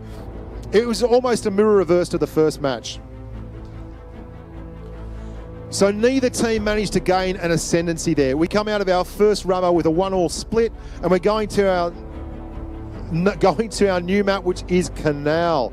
Now, we saw this as the second map in the original game between Premo and Legion. And it's pretty exciting to see how they play it, if there's any differences, because these teams will be meeting. We're going to go to the lineups now and have a look.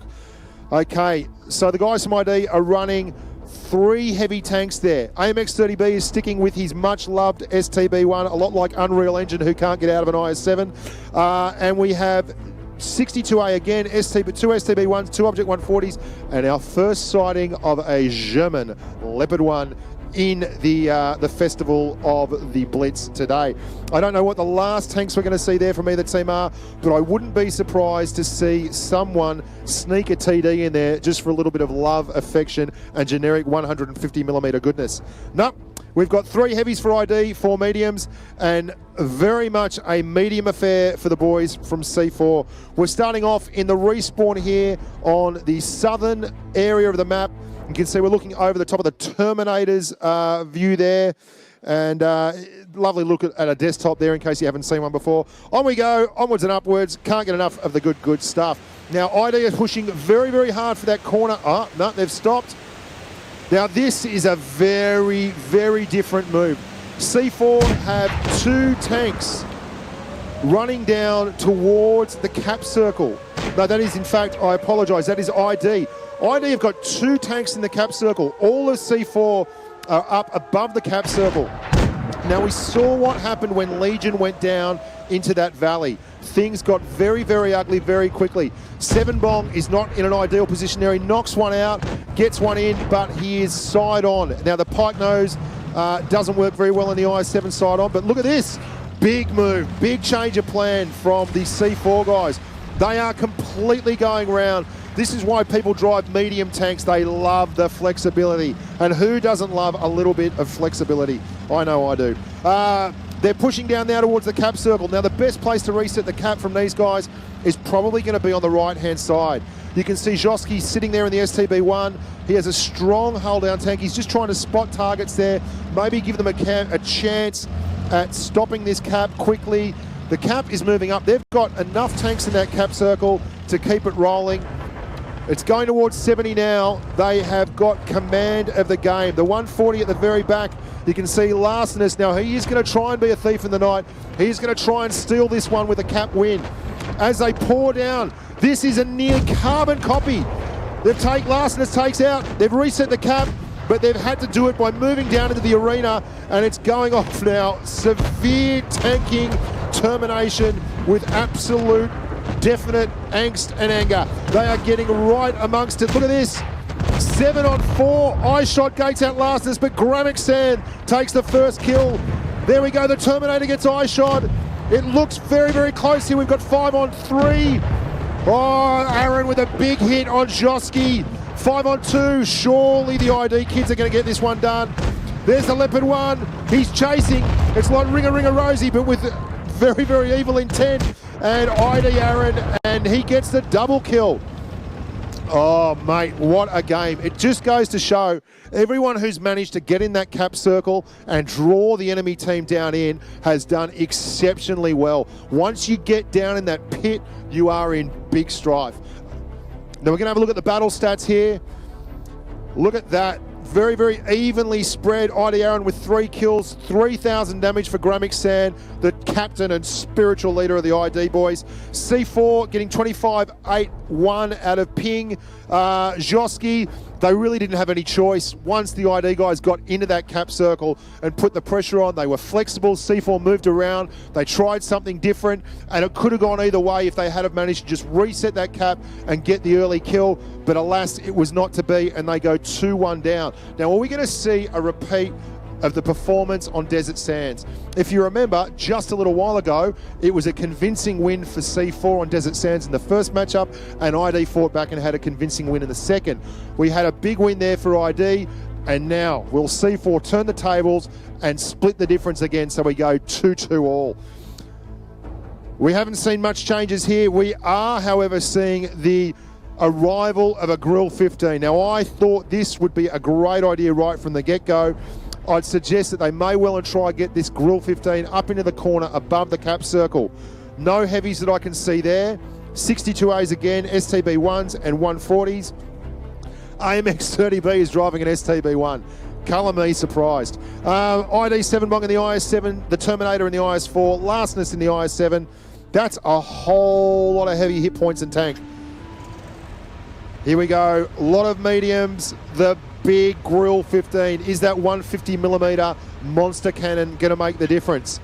Can't wait to see. We're behind the Terminator here in the IS-4. And where are they pushing? Well, you can see they're going straight down the middle. It worked last time. Are they going to try it again? And this is a lot like what we saw from Legion. The Leopard one pushing up, doing the spotting. There is a bit of bush there behind Perfect Mind, but he gets spotted and drilled. Absolutely drilled. He's lost a fair bit of hit points there, but his gun is still intact. This is a much more conservative approach. The guys from ID have only managed to get one tank into that cap circle, and the IS-4 is behind him. Here we go, C4, the Grill 15 at the back is looking for targets. He shouldn't be spotted. He should be able to get his pick of the litter there. The Terminator, he's not happy being at the back. His foot is stuck to the accelerator and he is driving forward. I'm not sure what they're up to here. This is completely different. Completely different. They are pushing on the two IS-7, the IS-7 and the 62A on the left-hand side of your screen there. iShot's looking to come down the middle. Look at this. This is really aggressive from both teams. They're hidden in plain sight. No one able to get a particular strong shot at anyone. They're jockeying for position, working around each other like a couple of prize fighters, throwing jabs and little left hooks, just saying, what do you got, buddy? What are you going to bring to the table? They're getting very flexy here. The C4 kids, look at a big move coming on. The cap again for ID. They are using the cap like an 8th tank. It's really a big ally for them. And they've got two tanks down there, one to defend the cap and one to actually defend the capper. Object 140 on the left is Gramixan. You can see there's a push. This has to be reset. Joski is going to go reset. Will it cost him a whole heap of hit points? It sure does. It costs him an arm and a leg. Oh, Joski's down. 10 SAT IM takes him out, but he wasn't the only one shooting. The IS-7 is pushing up in there as well. They've reset the cap though, and they get another chance to think about it. It's 7 tanks on 6. The heat is flying hot, heavy and hard here as they look across the cap circle. Now the ID guys are all downstairs here, underground level. We don't know if they're going to take advantage of that, but that is not a great place to be. If they can get tanks on either side, the guys from C4 can do the business, and that's exactly what you can see happening here. iShot's putting shots uninterrupted into 10 SAT-IM, but they do lose another tank, and ID have let to drop a gun. You'd have to think that ID Aaron is going to go down very, very soon. Here we go, big move down, and there he goes. Oh, that swung it right back around, but they've lost 2 tanks to do it and another. This is very unexpected, but the ID guys have done a fantastic job of working that cap over. They are a good chance here of going 3-1 up. iShot still at the back. iShot doing his level best against Gramixan. Gramixan pushing up hard. He knows he's a one-shot. Aaron takes him out, and that's it. That is it. Really, really interesting game. The cap circle is again the winner, and great sportsmanship there from both teams. They know that's not the end of the line. They've got time to take back, recuperate, rest, think about it, try some new tactics out last time. But what have we seen so far on Canal? Well, we're going to have a look at the post-battle stats before I ramble on about and wax lyrical. There we go. Well, Larsenus, the thief in the night in the IS-7, he went towards the cap and he ended up with just over 2K. Gramixan again with 2K. Very, very balanced damage output. Joski, poor Joski, had to try and reset that cap. He had no choice. The sacrificial lamb. Whoever goes the cap is really doing very, very well here. And it's a testament to the tactical side of the game that the cap is actually effective and makes sense to use as a weapon. And I like that about Blitz. It's one of the best things. Short 7-minute burst games, and the cap is like just a pressure cooker. ID used a couple of heavies. They didn't overload on mediums there, and they managed to leverage those heavies into big cap numbers and force the guys from C4 to drive that cap and try and reset. They managed to reset, but it cost them a tank and it cost them valuable position, and there was nothing they could really do after that. And so we've seen Legion utilize the cap. We've seen Premo utilise the cap rather than Legion, and they got their win back there on Canal in a must-win situation. And we saw ID manage to go from 1-0 down to sweep 3 games and get up there. Really interesting gameplay, and a real juxtaposition to where we thought we'd see the result from that. We thought it would actually be possibly a Russian swing, a Russian tilt, but the guys from Korea stood up proud and did the Asia server strong and long. if the quality of the gameplay we've seen so far is any indication, we've got a lot of good things to look forward to with Blitz as an esports event. I'm absolutely ecstatic with the way these guys are playing. The tactics, the flex, the isolation, the way they're leveraging off each other, using that cap circle. Desert Sands was an absolute bloodbath, as we saw. Both sides got mashed there, one each, and that was very much a surprise that was in the rotation there. I don't know how they took it, and I don't know what their plans were, but both sides absolutely different plans both times and worked a treat. Canal has shown us that the cap circle is alive, well, and happy to help you win in Blitz. Something that didn't happen on the first maps in Fort Despair, where Premo and the boys from Legion went hammer and tong at each other around the cap circle, but didn't really manage to mount a lot of pressure with the cap circle. And Canal being a much bigger map was certainly a different kettle of fish. And here we go, the standings.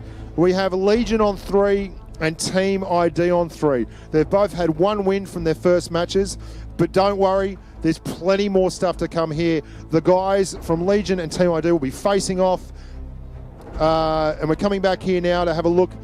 There we go, there's the standings. We're going to have a round robin here. We're going to have a lot more going on before we get seeded into the finals, and then semi-finals, and then the finals. We'll be right back with lots of love from the Altman building.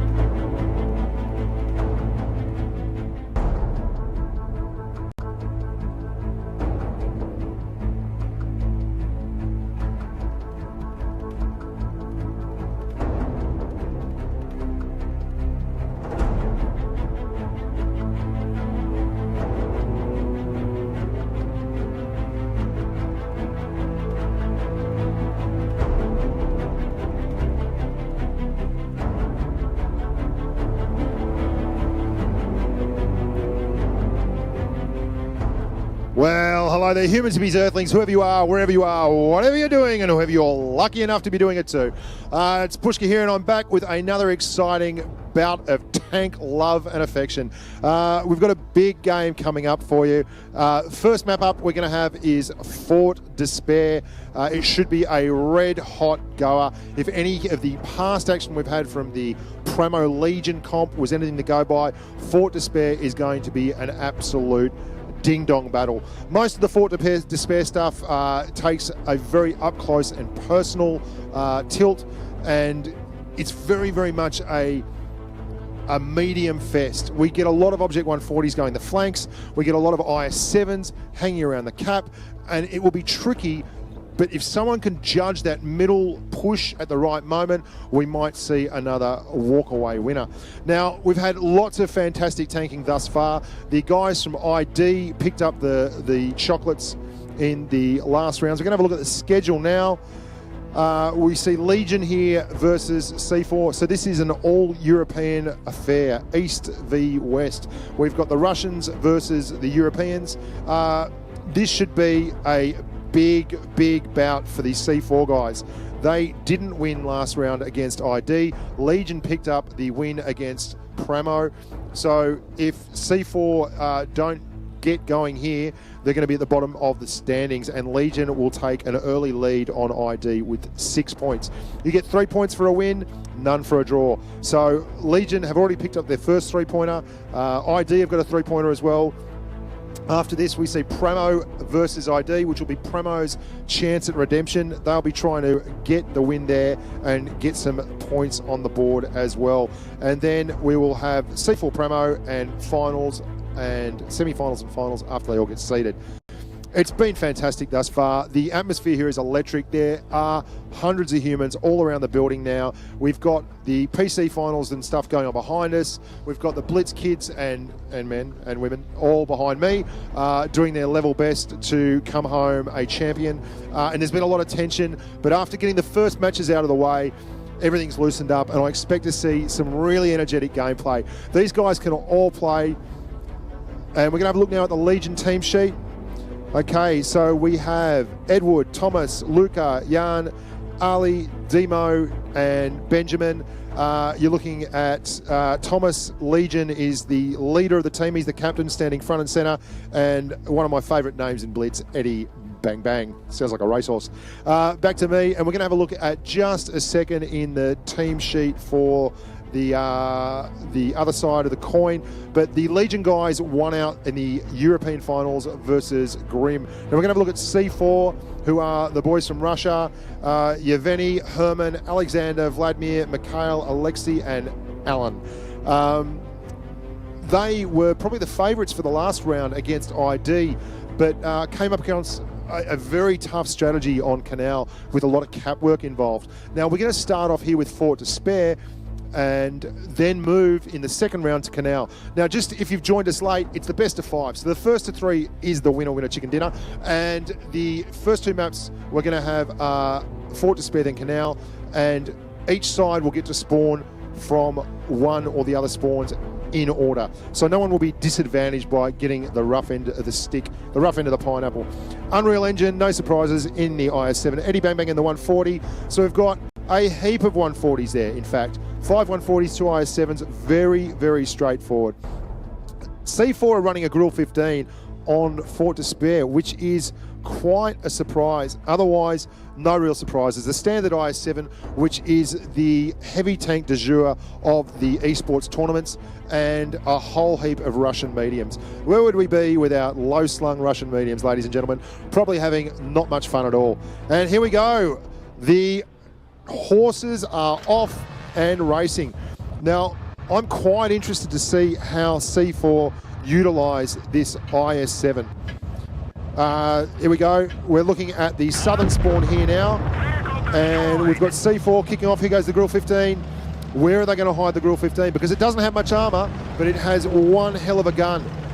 They're pushing straight towards the cap. Now, this has been very much the way forward in all the matches thus far. The action happens around this cap circle. You're generally going to get an IS-7 or an Object 140 from one of the teams pushing up around the cap circle and doing their level best. Now, This is no surprise whatsoever. What is a surprise is how conservative the guys from C4 are playing here. They've set up good fields of fire, but they've got the Grill 15 actually on the inside track just behind the cap. And they're looking for an early, easy shot. Oh, this is exciting stuff. Look, no one is game to go in that cap circle and announce to the world that they're there, hello boys, and ready for action. So what we have at the moment is an absolute standoff. We've got a whole lot of tanks not going anywhere. So what we're going to do is we're going to have a game reset. We can actually reset within the rules if both sides haven't lost a tank or got killed within the first 30 seconds of the game. If they're not happy with something, they can reset, and that's been the call here. We're going to reset it and run it again. And let's see if they go to the same places on the next reset. Obviously, if you're running these tanks at this level and you have plans all set in motion and someone gets a ping spike, then that ruins things. That can really set you off. Take advantage of a reset, come back, cool, calm and collected, and get it going again. That's exactly what they did. I'm not sure which side called for the reset, but that's fine and dandy. And we're going to see more of this as the tournament progresses if anyone's unhappy with how things start off. Now here we go. We're going to go full screen now. We've got the game kicking off.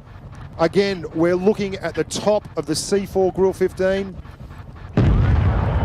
And we're off and racing, ladies and gentlemen. And the IS-7s are going to move left. Everyone, again, straight towards the cap circle. But the two 140s are taking the inside track and look like they may actually bridge up behind the cap circle there. It will be very interesting to see how aggressive they are. And there is a 140 spotting the middle from the turreted section in the bottom south. Well, it's more just plain south. He's looking over the courtyard. Look at the rock on the corner.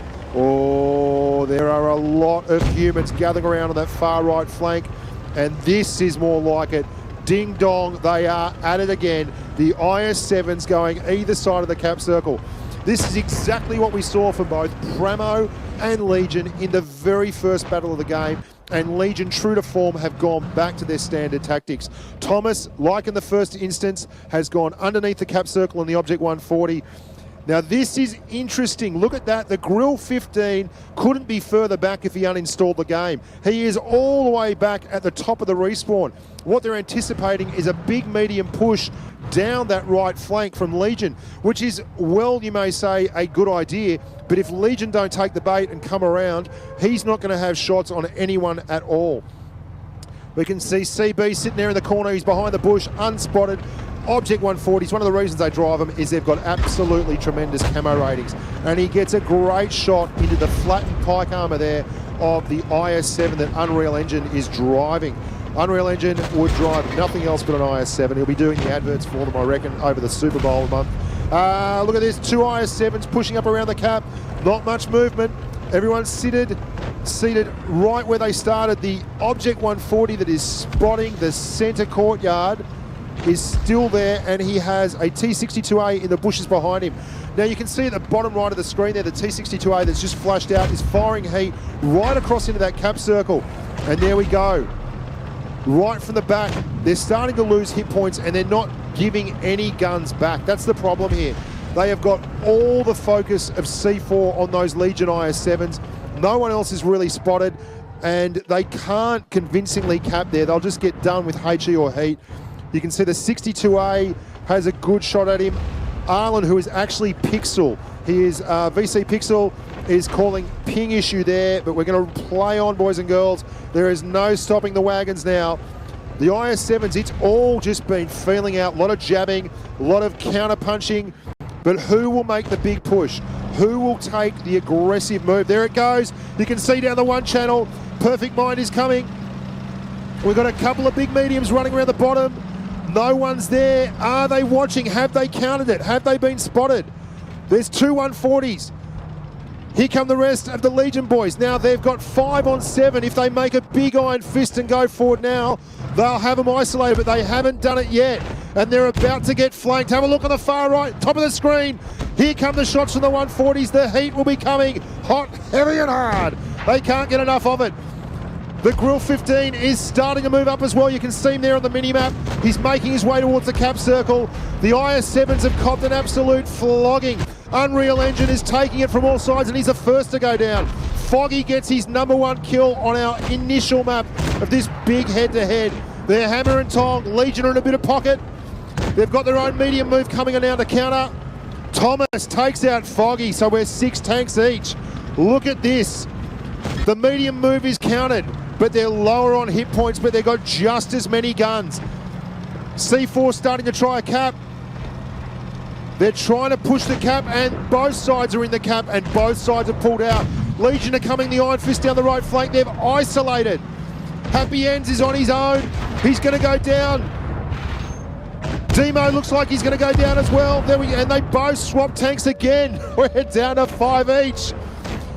Legion look to have the better disposition of forces. The T-62A needs to turn around and get him the grill. Big shot, Eddie Bang Bang goes down. Oh, look at this. Pixel's down as well.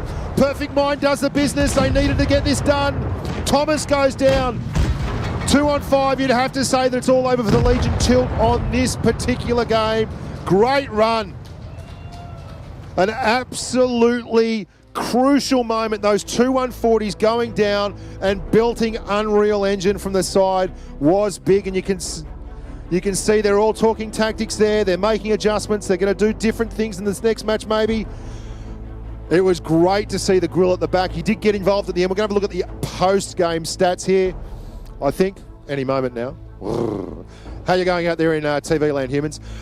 It was ding-dong stuff. Fort Despair always is. It's a brawling map. You can't get away from the enemy. But that sneaky little move, the 2 140s, Foggy and co, going down that right flank, the one line, the old heavy line from back in the day, was absolutely decisive. It pulled the boys from Legion back. It made them counter with their own mediums around the side. And by the time they did, the rest of the C4 guys had moved back behind the cap circle and had crossfire in as Legion moved down into the cauldron that was the area just below the cap circle on the C4 side of the map.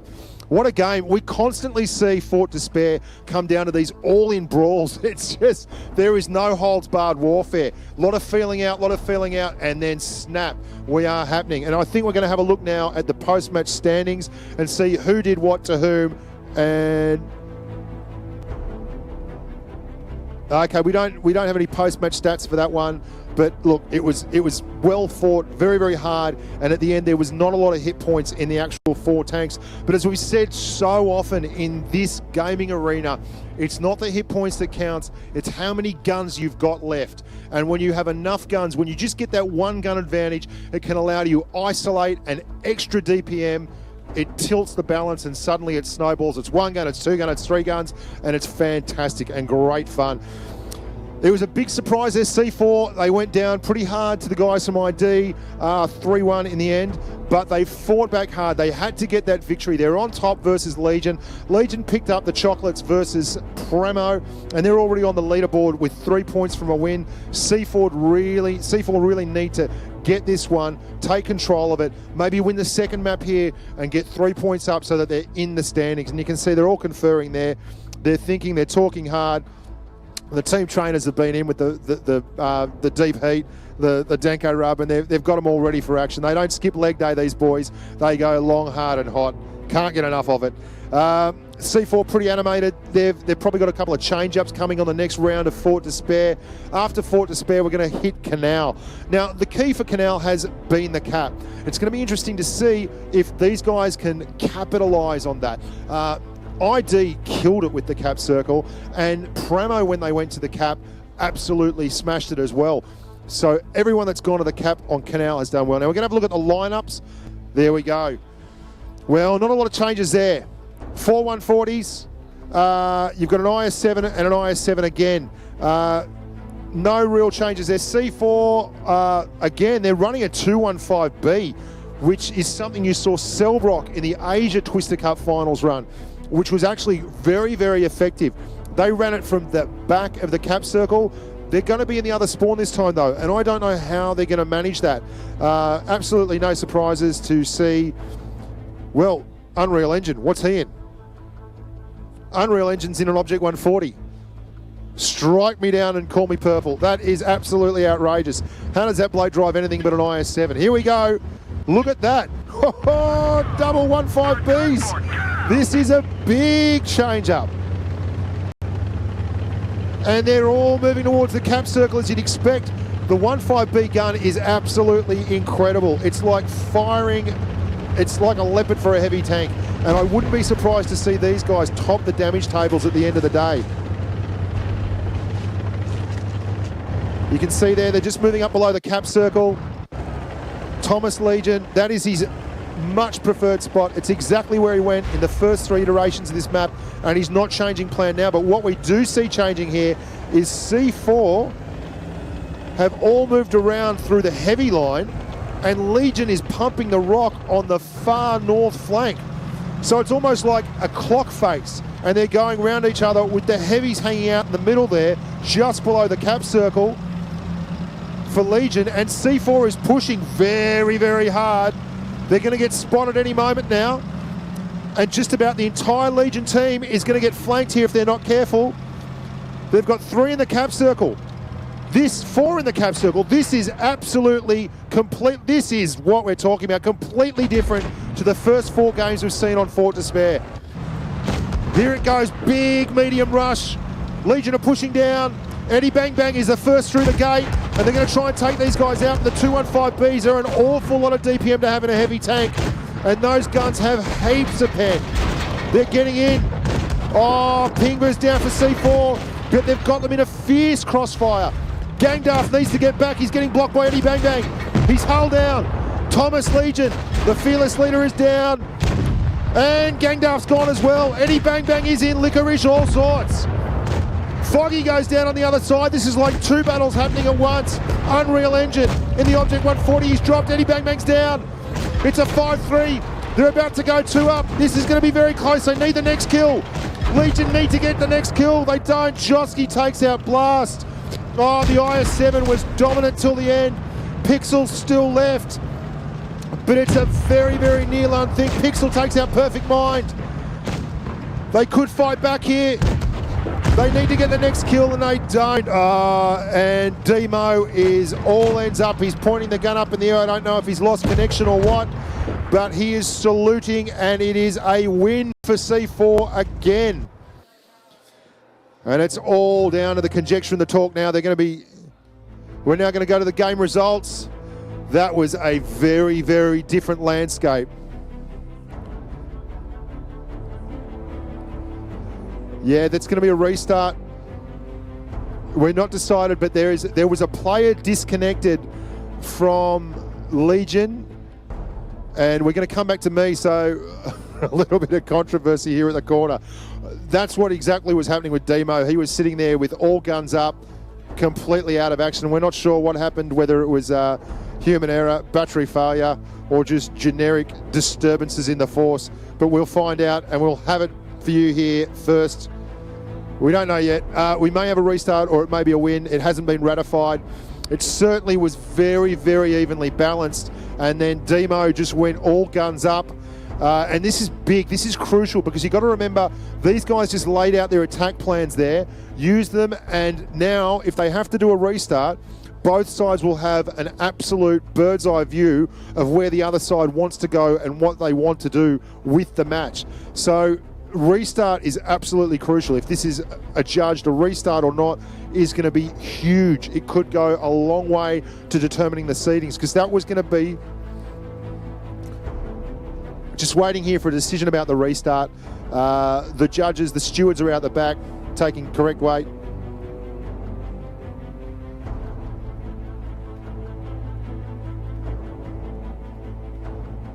No restart, no restart. They've declared correct weight in the second at Randwick. Fantastic. So there you go. That's the final result. You can see Demo was in the IS-7. He went down. It was a 4-tank win for the boys from C4. Obviously unfortunate there for the guys from Legion. You'd have to say that C4 was in the ascendancy when Demo went down and started saluting the gun up on the IS-7. But it was very much neck and neck.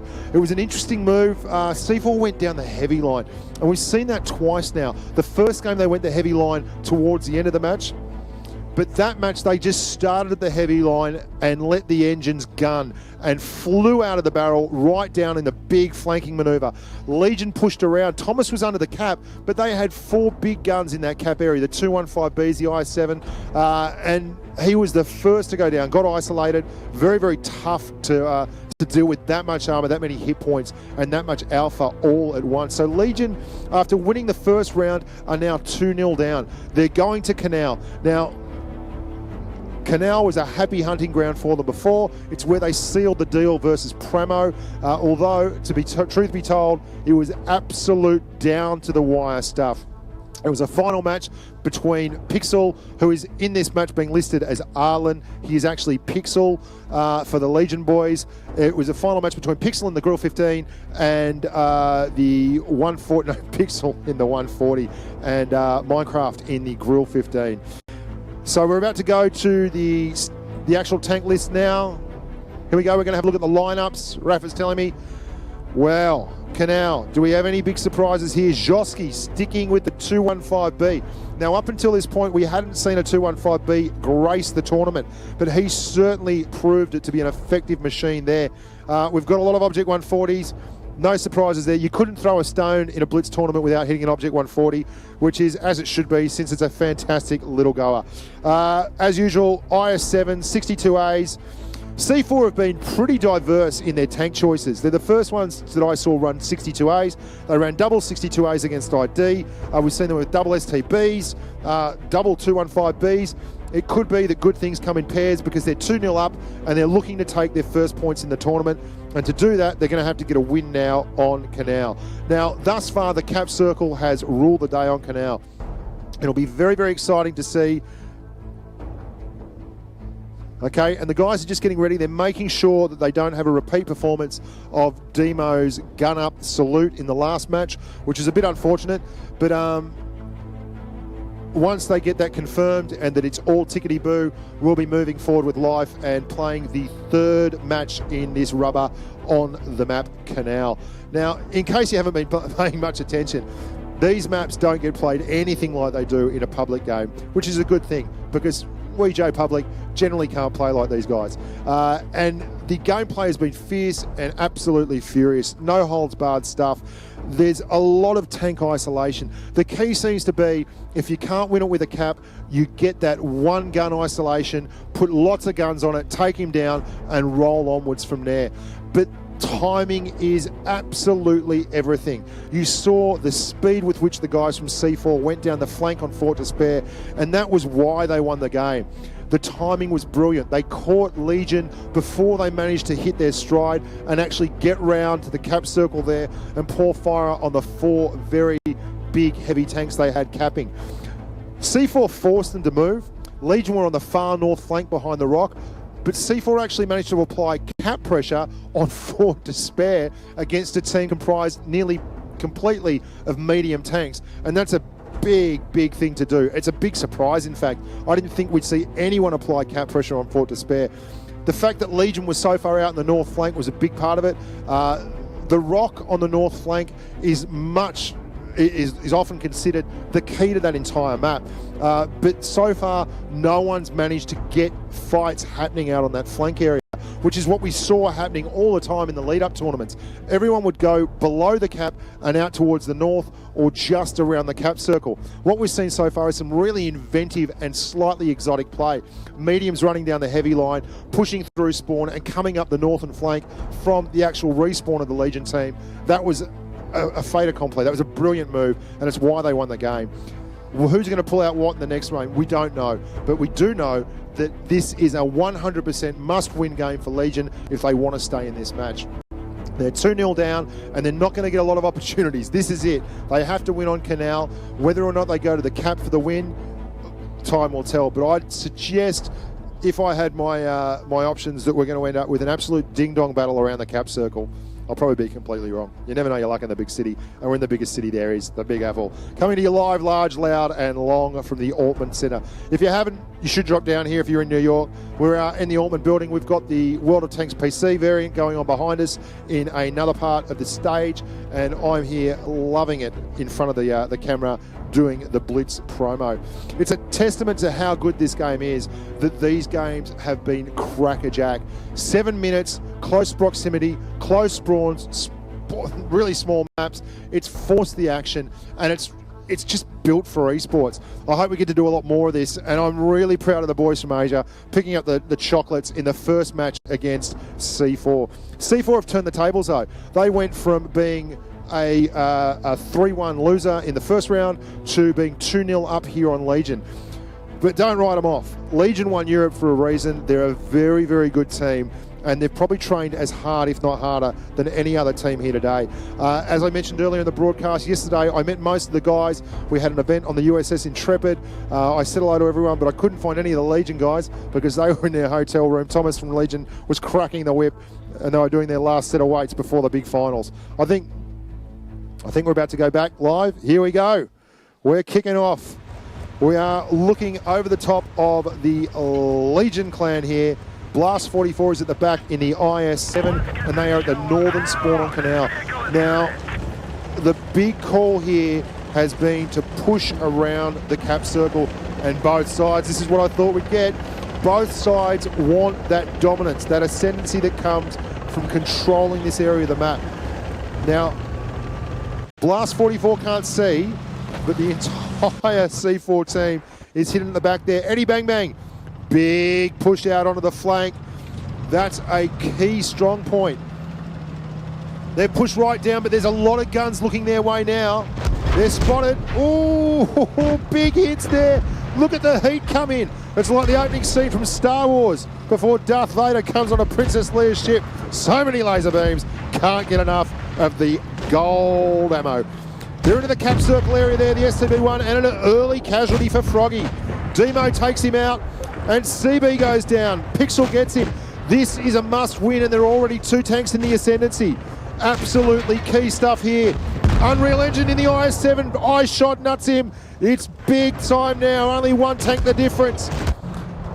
Oh, look at this. Happy Ends pushes through the cap. He's trying to come up behind the IS-7 on the bridge, but he's going to expose himself. Big push coming down the right flank from Legion.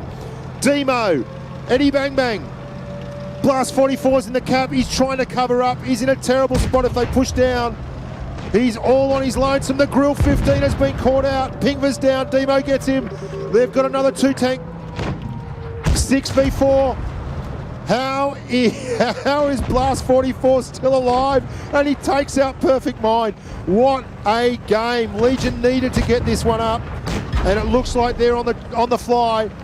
Happy Ends is pushed down. He tried to come up behind the IS-7 of Unreal Engine, but no go.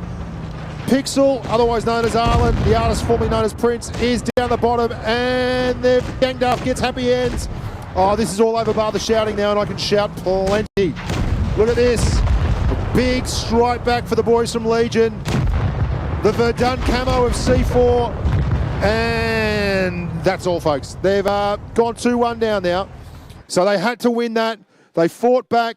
They were really aggressive. They played their natural game, and we've got a live one. 2-1 down. If they win the next one on Canal, 2-all, and we will go for the first time onwards and upwards. I believe the next map, if they go to a draw, will be Castilla, which will be pretty exciting because we haven't seen that yet today. All the games have been 3-1 on no Castilla. So, Canal, again, all featuring around the cap circle. Can't get enough of it. Love that area. Nothing has happened around the railway tracks. Let's have a look at the stats now, Rafa. If you can put them up on the screen for me, that's fantastic. Thomas, the leader from Legion, with 2,800, 3K just about. Blast. How did he stay alive down in that cap circle? He had no hit points. He was just sitting around there, but he managed to output 26 and get a kill.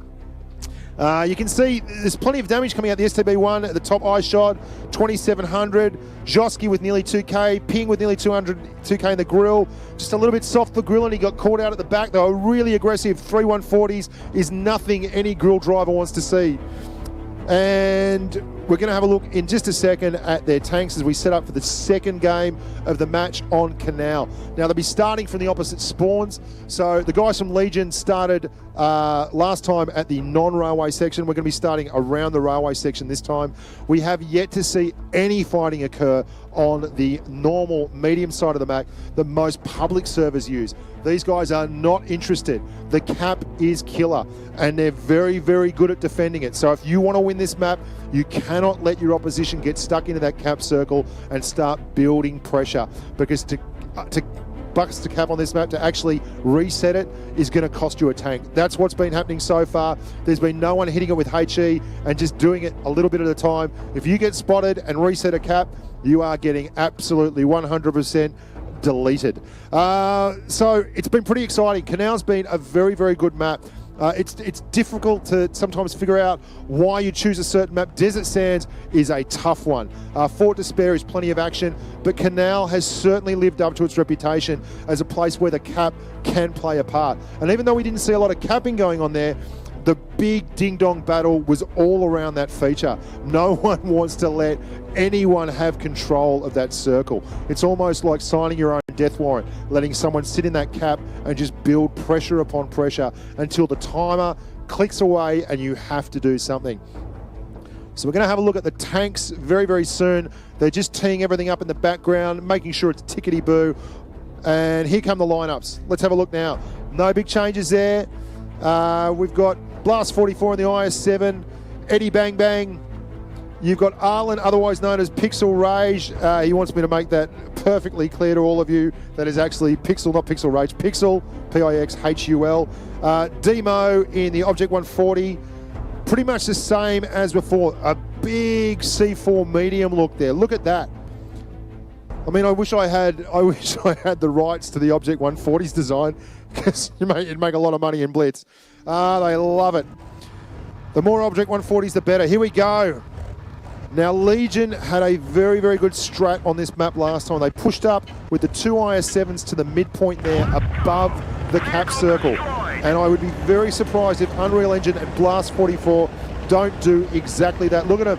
They're running speed boosters, their consumables, they're pushing up. What they want to do is catch the guys from C4 as they move across the landscape. They're ready for their shots. There they go. Hopefully get an engine, something on the side. Now they've cut them in half. Three guys from C4. No, the C4 boys are going to push it. They're going to try and get the whole load out.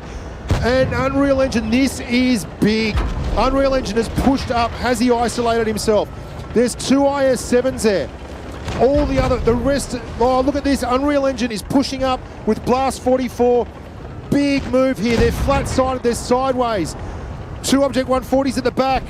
This is key. There's two battles going on here. We have 5 from Legion over on the far left flank. We've got two IS-7s here. Who can turn the tables? A lot of hit points here. They've got to divide them easily. Eddie Bang Bang's down. 140 down. Eddie Bang Bang got hit from both sides.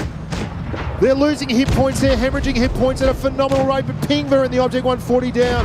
The heavies are doing the business at the black, and the other 140 from C4 has moved over to try and put crossfire into the guys from Legion. Look at this. Again, it's 5 on 5.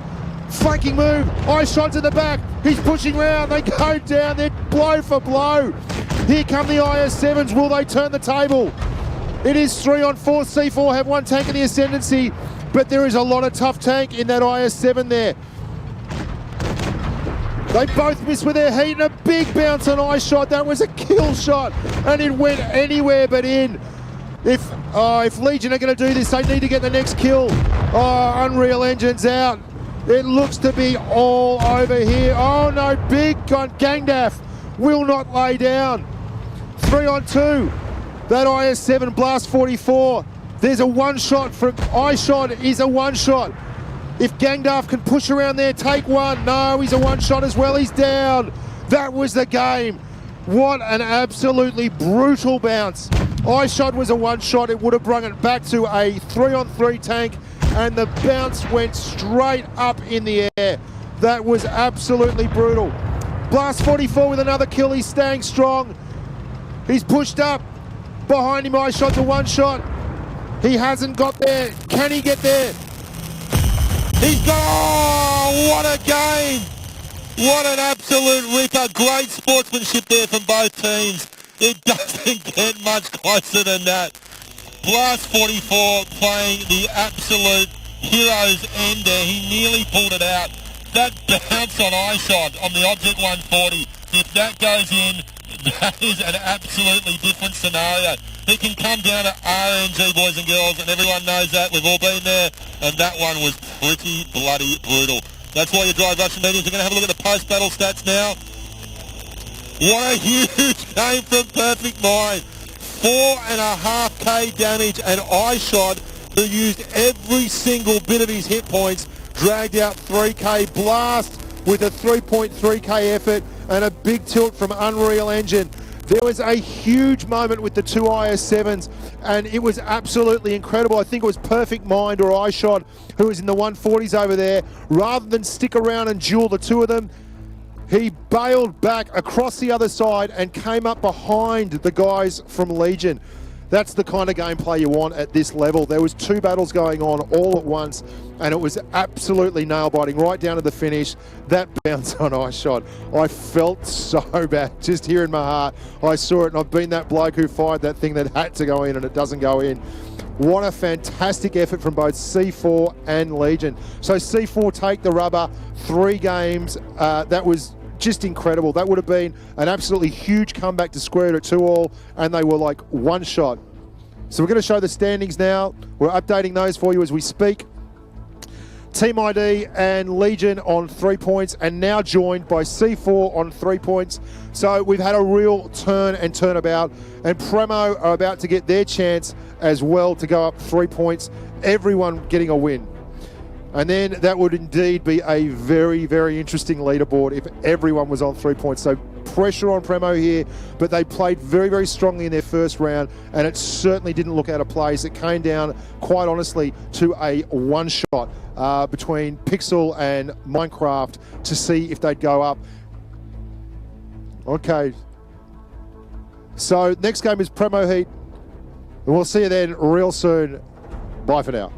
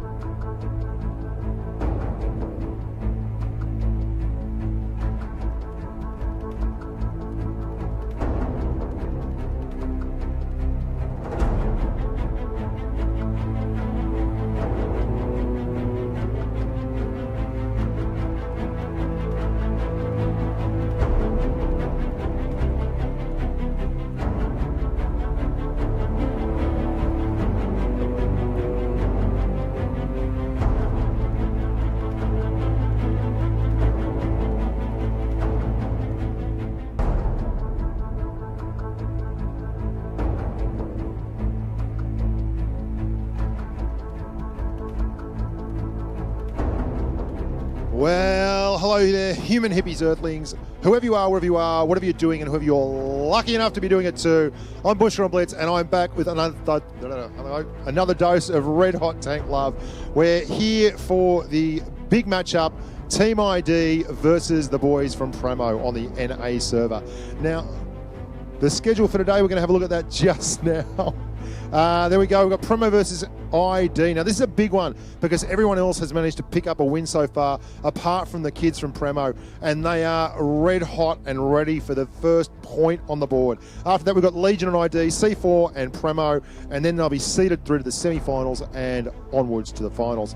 Now, every game so far has had its ups and downs. We've had some fantastic tanking love, and hopefully this game will be every bit as good. As they say in the classics, ID play like they've got theatre tickets for later because they do not muck around and they do not shag any spiders. That's another Australian saying. I probably won't expect anyone to understand that one. But they're aggressive, and it's paid off for them so far. They did very, very well against C4 by pushing the pace and controlling the cap on Canal. But this time around, we're going to have a couple of different maps, and that's going to very, very much tell in the tactical side of things. Now, Mike 8, who is the captain of the Premo clan, I had a good long chat with him last night, and they've got practical permutations for every single occurrence on these maps. They're right down deep in the macro level with tactics and the like. We're going to have a look at the team sheet right now. And this is Premo. You can see you got Mike 8 there. You've got the Master Tanker. I'll just give you their proper names. Vadim, Pio, Andrew, Can, Eric, Nicholas, and Kazuya. But Mike 8's the bloke at the front. The Master Tanker on his left is currently using my iPad to compete, so it's probably why he's such a good player. The boys from ID, we're going to have a look at them in just a moment. They are representing the Asia server. They managed to pip PLV, Pool of Victory, the French-loving clan, in the finals of the Asia server. And here we go. We're going to have a look at Team ID. Now, I can tell you that's Gramixan at the front.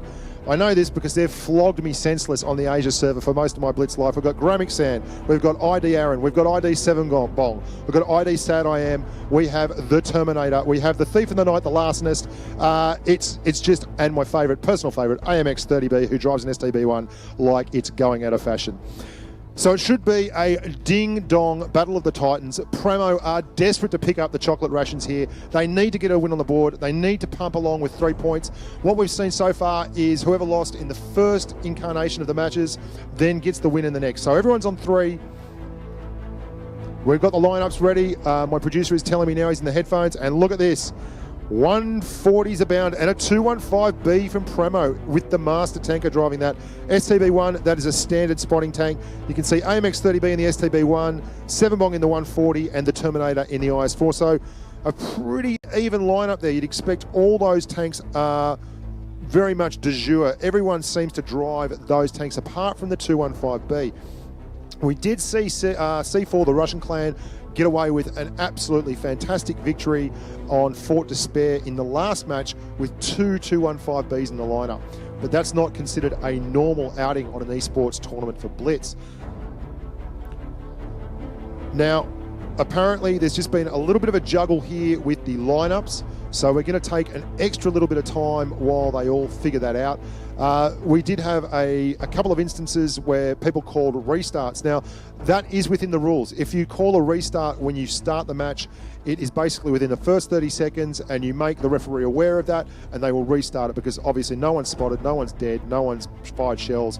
And that's generally when someone has a ping spike or doesn't load in or crashes or one of those things. And you can rest assured that something like that will happen. Murphy's Law. At the moment, we're just going through one of those lovely little bits of Murphy's Law, and it will be coming very, very soon. We'll get back to the standings. Then we're going to have a look. We'll have a look in a moment at the teams. We're getting ready to go. First map out of the barrel, I believe, will be Desert Sands. Walter told me what the first map was going to be, and I've got the mind of a very, very poor tanker indeed. For those of you who haven't been watching, it is a best of 5. So the first man to 3 gets the win, walks away a fantastic human being. If we do get a tiebreaker after the first 2 maps, we'll end up on Castilla, where there will only be 1 spawn. They will not go spawn and turn about. At the moment, on all the maps, you start on 1 spawn and then you play it and then you go to the next spawn, and the game is ready to rock and or roll. Here we go. We are on top of the Terminator from Team ID, the pride of Korea. And they are running a very interesting lineup here. A lot of big Russians. Everyone loves the Russians. Can't get enough of the Russians.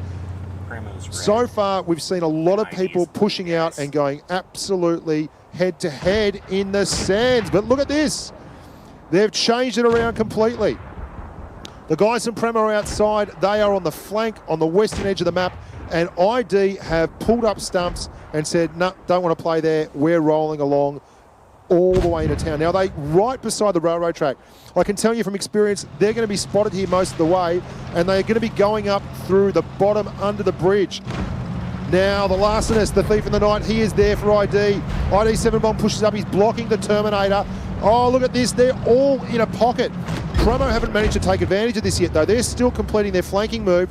If ID push hard and up, they are a chance. They are a chance of taking out these early tanks, but if they let Premo go all the way around, they're going to be in strife. Now, Premo have settled down. They've got I think it's an STB-1 up near the plain area there. You can see on the left-hand side, the mini-map. That's exactly what we're put there, and they're looking right down under the gun barrel into that bridge area. ID are in a really, really difficult position here. They may well be better suited just to back off and restart. They're about to start getting from behind, hit from behind. 10, Sadim, he is in trouble there. He's not moving. 10, Sadim is not moving at all. I don't know if there's something happened to his tank. He looks to have dropped out of the game. Yeah, he's not moving at all. He has gone link dead, unfortunately, and I don't know if we're going to get a restart here, because that certainly would seem to indicate a bit of an unfair advantage.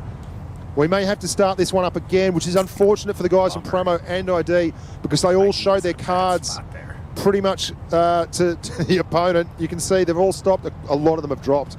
Okay, this is unfortunate.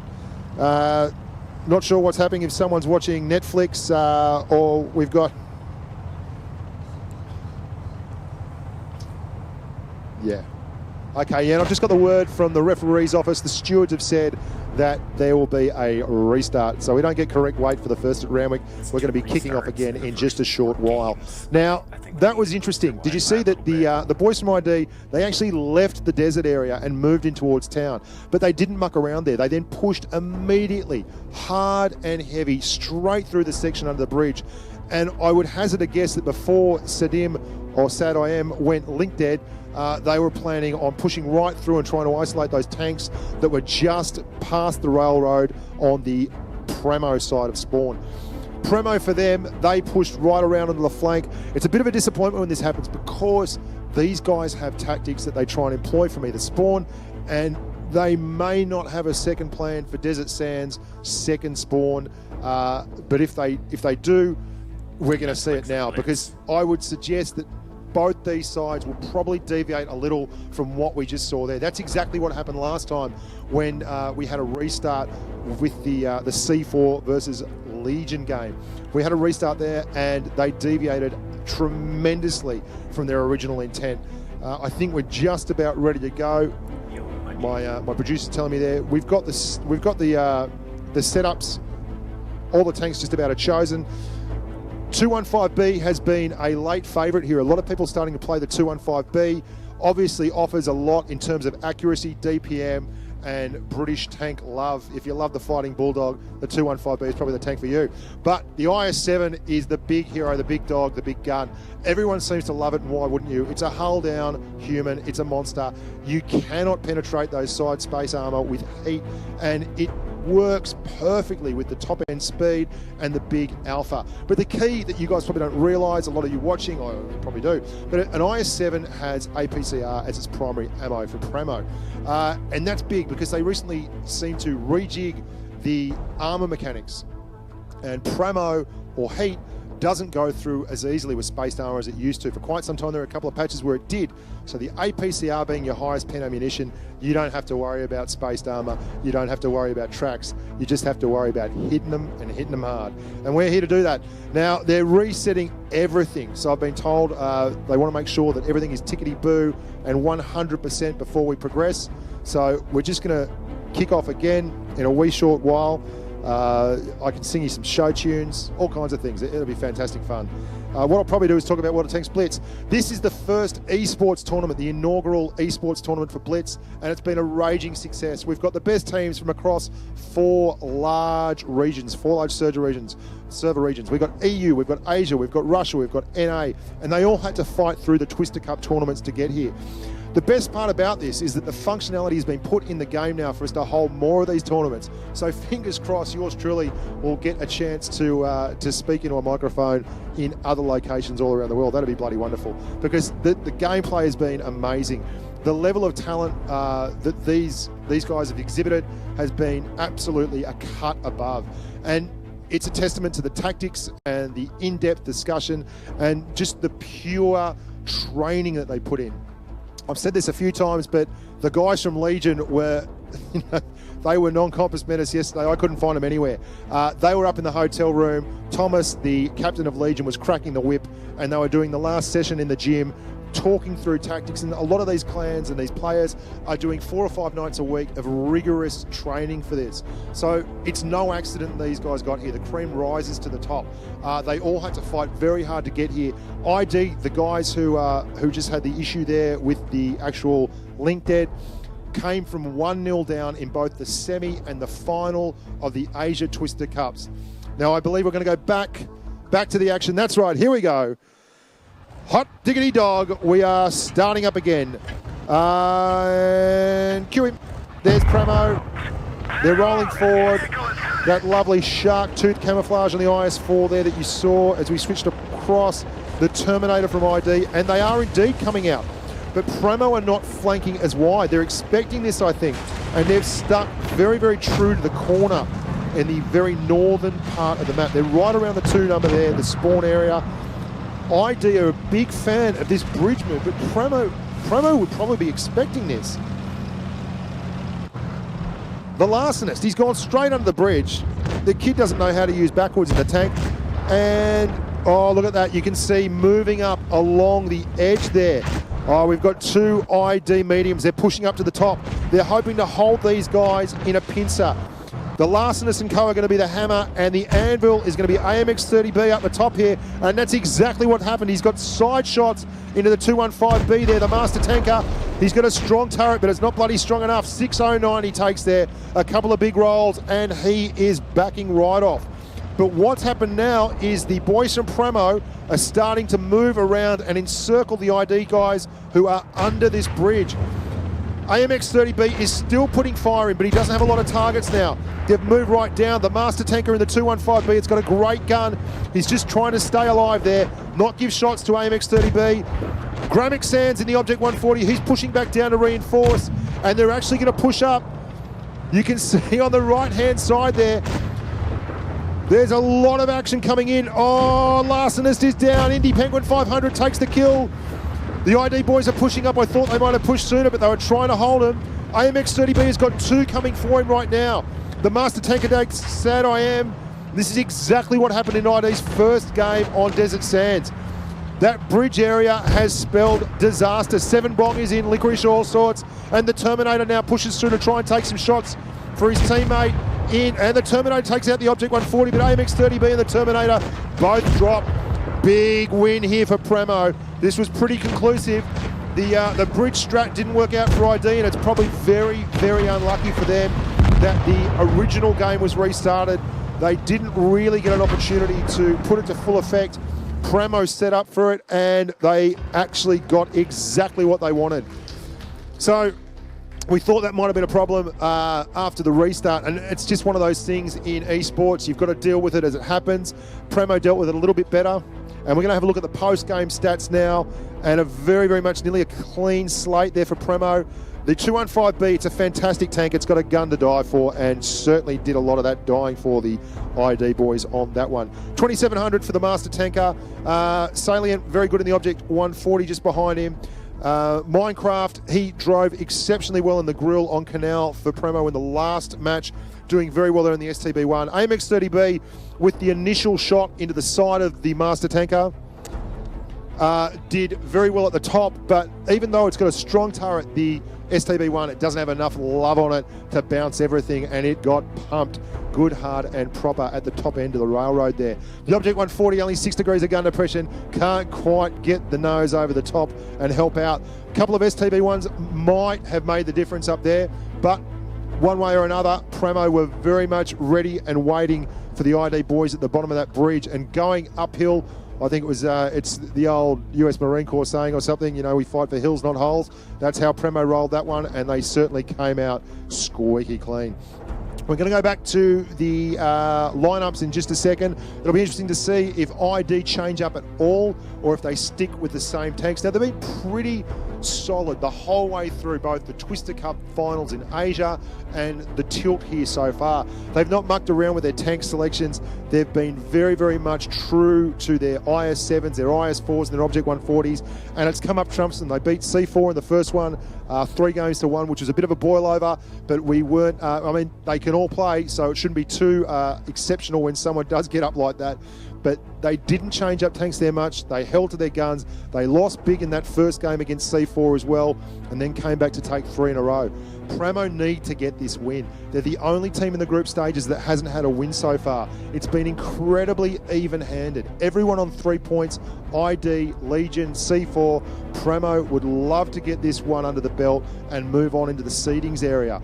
We've got a couple of matches still to come after this, then the semis and then the finals. Best of 5, guys. So first to 3 gets the chocolates. And look, so far, all the matches have been fantastic. If we keep this going, we will be happy, happy days. I've got to say, Blitz is purpose-built for this. 7-minute games at max, cap circles. I mean, even if they put a supremacy mode in there occasionally, I wouldn't mind seeing that. I think that could be very, very good because it would put the pressure on. You don't see anything but tanks moving and tactics and flanks, and it suits the kind of gameplay that these guys on the mobile devices love. Fast-paced action and plenty of Russian mediums, apparently. Someone go and get me a slice of the Object 140 ply because I'd be a millionaire by now. You can't get away without an Object 140 on a team. If someone plays it without an Object 140, they should just win flat out. This is amazing.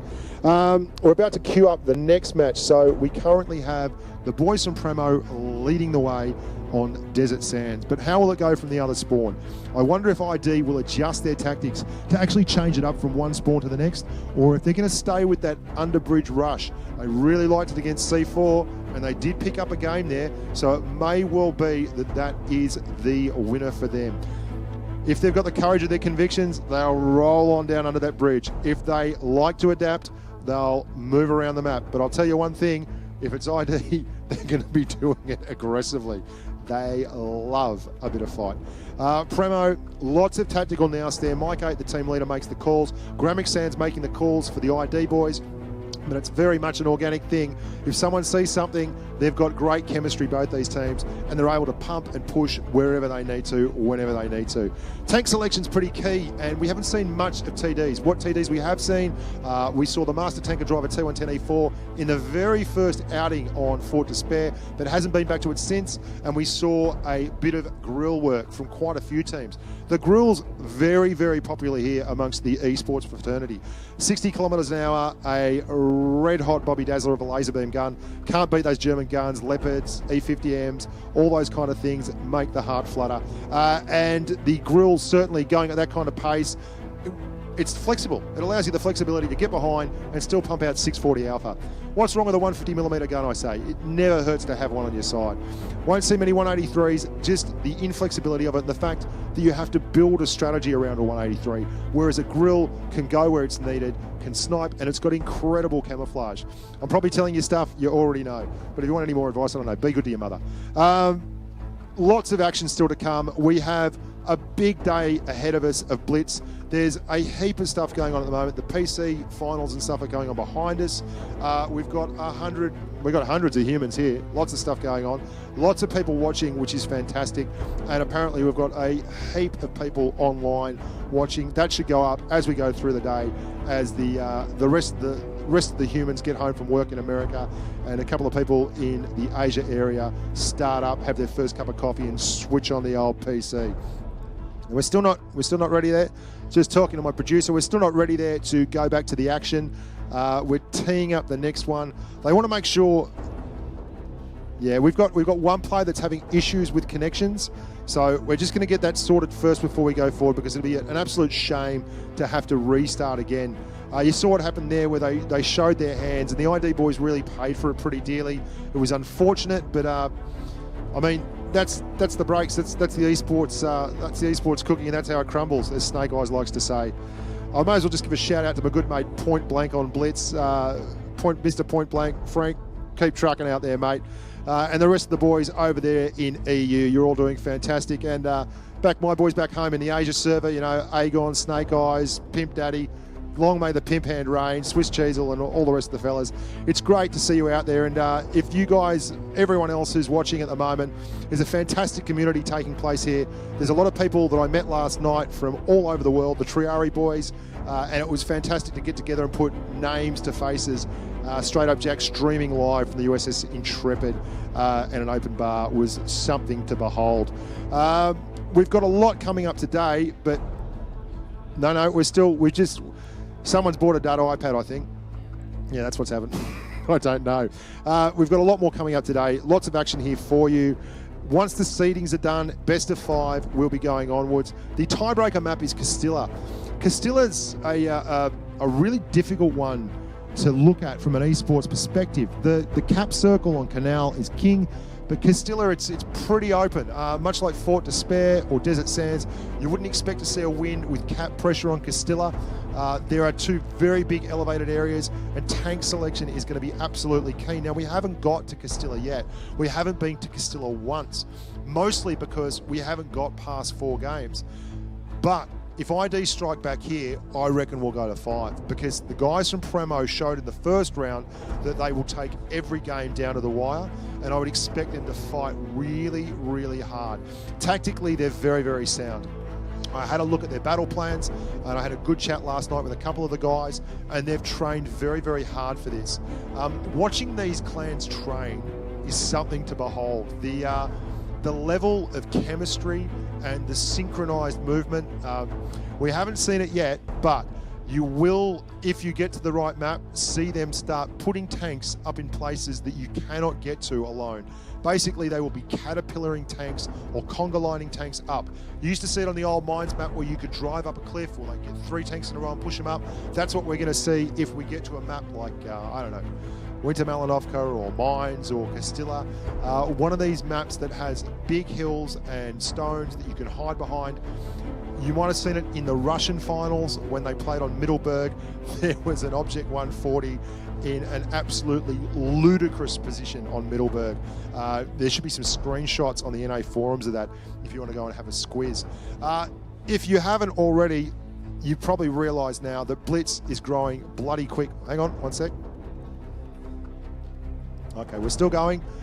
We're just waiting to get this final entrant organised. I'm not sure which team it is, but they've been having some ping issues. And I did hear Ginny from Wargaming talk to me earlier. She is with the Korean team. She's from Korea, telling me that they were having issues with the ping, one of their players. So I wouldn't be surprised if that's exactly what's going on now. We had a very much unmarred first round from the guys from ID. They trounced C4 3-1. Which was a big boil over. No one was expecting the Russians to go down that quickly. But truth be told, super aggressive play from the ID guys, and cap control on Canal is what got the job done. And there was absolutely no sign of anyone then having any troubles whatsoever with ping. So it's a bit disappointing for them to have to interrupt their flow here today and go and deal with such a technical issue.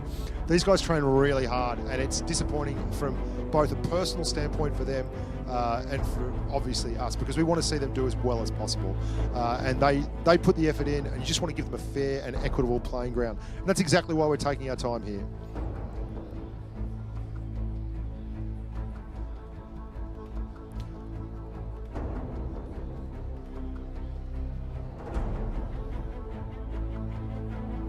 Okay, so big news here, big news. The match has been reset. So we are going to be starting from the beginning.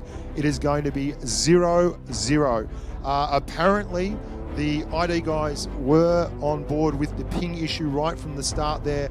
They let it play out, but after much consternation amongst the stewards. They are resetting the match 0-0. Big news. Absolutely massive, in fact, because Premo were up there and the North American boys, that's the North American reps, were the only team so far not to register a win. So a 1-0 start was massive for them. Not having that in the back pocket is going to hurt. That's very unfortunate too, because we already had the one restart. It showed ID's actual, and I don't know if we're going to use the same map, but it actually showed ID's plans on that map, which is obviously, as we said, a little bit disappointing for them. The stewards have argued the toss and decided that the best and most fair course of action is to restart the match completely from 0. Obviously, it's probably not an ideal situation for Premo, but they're tough competitors. They'll come out all guns blazing and treat it like it is exactly what it is, a 0-0 game, no winners yet. I'll be very interested to see if we still use the same maps. I would believe that Desert Sands may be the map we're going to run with. And if not Desert Sands, then possibly Fort Despair. Canal is listed as the second map and Castilla as the tiebreaker. And that the map selection is going to be absolutely key. If they are restarting the game, if they restart the maps, that will be a whole different kettle of fish. These guys are prepared for certain maps, not every map, obviously. So there is a list of maps, and they would have known ahead of time. So they've got, each team has their own individual strategies, and that's the reason why tank selection is obviously so important. We're still waiting on a start there. We don't have a start. No, the guys from ID still just making sure it's 100% ready to go. What can you do? Never work with animals, children, or bushka. So what else? What else do you need to know about esports? Here we go. Happy days. Every post is a winner. Stay map. So here we go. A lot of Object 140s and STB1, and it looks like we are sticking with pretty much the same teams. 215B there. The Terminator. Now they've definitely changed up here. The Terminator looks like he's going to go across the tracks. There's the Thief in the Night, Larcenous, Premo. Very much exactly the same layout as the first game. They have standard defensive positions and they're rolling straight through them now. AMX30B pushing across there. It might look unsightly. He is not in an STB1. I know that's his favoured modus operandi. That's how he gets about the place, but he's pushing very hard. Look at this. There's two at the back. The two heavies at the back are very late to the party. Premo is spread out in a line right across east to west below the 2 spawn, and ID has 2 heavies behind. There's Aaron. Aaron is just backing up. He would be absolutely prime target number 1 right now, and the top of the 140 is not the most stable area. Not a lot of armor on the top of the 140.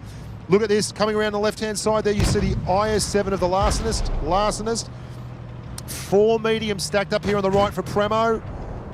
The Terminator, he's pushing through in the middle. ID 7 bong. They've now got 2 up on the high ground. Now that's key, but Aaron's getting belted every time he sticks his head up, and so is Sad I Am. He's in issue. He's in trouble there as well. As we look now, you can see Mike. Mike is there, pushing forward. Look at this overhead shot. This is fantastic. This is like the Maginot Line. 7 against 7, spread across the map from rail to zone line. A whole heap of Russian love. There's going to be some heat spent in this game, boys and girls. Gramixan wouldn't be able to restrain himself. He'd be chomping at the bit just to launch an attack down this flank here. If anyone's going to make the first move, you'd expect it to be ID. Premo are in a really strong position here, but there is no obvious counter. They are hidden in plain sight, absolutely on top of each other. Sad I Am is on the top, but you'd think neither of these guys, Aaron or Sad I Am, are going to push on up, because if they get hit one more time, they are literally a one-shot for half the tanks on the enemy team.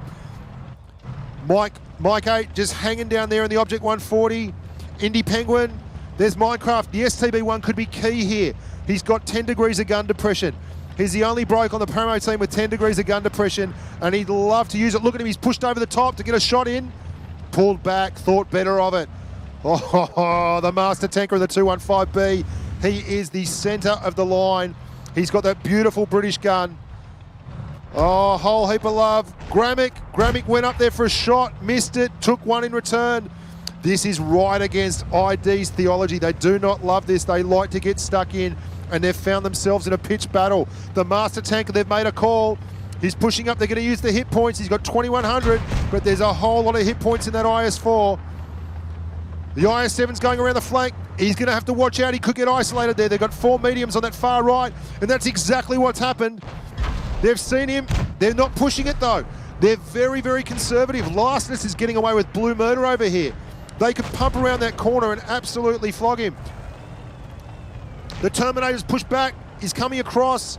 The Master Tanker hasn't seen him. He's moving. He's side on. He's taken one for his troubles. The Terminator, he's got to watch his arm. He's posterior. It's the Larcenist is behind him, and he's the only one holding back the medium horde. ID are slowly squeezing down here, but look at Sad Im. Sad is absolutely a one-shot for everyone, and they'd have to be tunneling down. There's no real dangers here apart from Mike, who's on 554, and Gravickson's down. That's a big, big loss. The call of the captain, the spiritual heart of ID. AMX30B is making a push down under the bridge. He's going to push along the bridge. They're going to push up down here and try and get a flank going on. They just don't have the hit points to push like this. The Terminator is absolutely in licorice all sorts. He's got 4 guns on him, and that's what's happening now. They've had that 1 gun advantage. They don't have the hit points to hold. AMX30B's down. ID 7 Bong is absolutely deleted. Oh, Aaron is the only one left at the front there. They have let, this is going to be a clean slate. Aaron's going to go. ID, Lastness is out of it. 10 Sad I Am, and he was the first one to get hit. He manages to clear one, gets Mike 8, but it's a big, big win. Big win for the boys from Premo. That must be a weight off the chest. They managed to pick one up, they restarted, and they came out with the goods. That was a pitched battle right along the edge of the line there, across the middle of the map. I don't think I've ever seen anything like that. We're going to have a look at the post-battle stats now and see who did what to whom. Look at that clean slate. The Master Tanker, 2,800 again, reminding you that he's driving Bushka's iPad, which is probably why he's so good. Fui doing very, very well in second place. That's 2,400. Minecraft in the STB1. By Premo. Whole heap of they did really well. Mike 8, the only one going down, but that's a captain's knock, taking it on the head. ID Aaron nearly keeping over the 2K mark. Just a really unfortunate turn of events there, but we did get a very, very deserving winner in the first match. Well, it was a long break, but it was worth it, wasn't it, folks? That was a fantastic little bit of tanking there. The spread out, hidden in plain sight, tete-a-tete going on across the sand dunes. It was like Lawrence of Arabia with big bloody Russian tanks. You can't get enough of it. We're going to have a look at the lineups right now. Here we go. ID 7 Bong, he is in the Object 140. It makes me feel sad that he's not in an STB1 because that's what AMX30B is driving, and I love that tank. The Terminator sticking with the IS-4, Gramick in the 140. Pretty much the same lineup from the Premo boys as well. So not a lot of changes. Are we going to see a change in tactics? We saw a big change in tactics from ID there with the 2 heavies bringing up the rear and the rest of the mediums setting up a line in the middle. Is someone going to hug town? I can't see it. I just don't see how they do it. They've all got medium tanks. They want to get out and run. They want to fly. They want to be free. Here we go to see who picks up the second win in this big ding-dong battle. It's been fantastic fun thus far, and there you go. Straight away, Premo going to their preferred positions right across. Premo's in blue. ID having none of it. Look at them. They are going very, very odd. Straight down the middle. Looks like they're going to do the bridge again. Larcenist leading the way. There's the IS-7. Oh, this is all guns blazing. We're going to actually see what they meant to do here. They're all in the bottom. They're in the pocket. This is, I don't know how they're going to pull out of this one. Premo are starting, they're doing absolutely the right move here. They've got 2 guys now along the flank looking down towards them. Over the top, oh, that's a great shot. Look at the pageantry of Blitz. The Object 140s are singing. ID are moving along. They're trying to isolate someone at the back, and that's exactly what they've done. Indy Penguin 500 has suddenly got 2 tanks or more on him. Got to watch out, though, because Sad I Am, if he switches, he's going to get him. They bounce. Oh, big win. Sad I Am is on 321 hit points. He's not long for this mortal coil, I'll tell you. He's going. They're trying to protect him. You can see the Terminator and the Larcenist are using their hit point pool on those big heavies. Gramixan strikes one back for the dark side. The Master Tanker goes down. Sad I Am is still alive on 321 hit points, and this is exactly what they wanted to do with that bridge move. 7 bong nuts, Mike, and it's on for young and old. There's no holds barred now. This is prize fighting at its best, and they strike back. Look at this. It's now 4 on 6, but there's a lot of low hit point tanks there. ID 7 bong goes down, and the big ram for the Larcenist, and he follows it up. Oh, 5 tanks on 2, 4 tanks on 2. Can they pull something big out here? The boys from Premo, they can. Oh, Minecraft expert, the Wasp. Oh, what a game. So that's exactly what we were expecting when they went under the bridge. That was the tactic we were looking for. No wonder they wanted to restart, because that resembled nothing like they did the first time. Absolutely incredible. You look like they covered it correctly. The boys from Premo, they went up top. We're going to have a look at the stats now, see who did what to whom.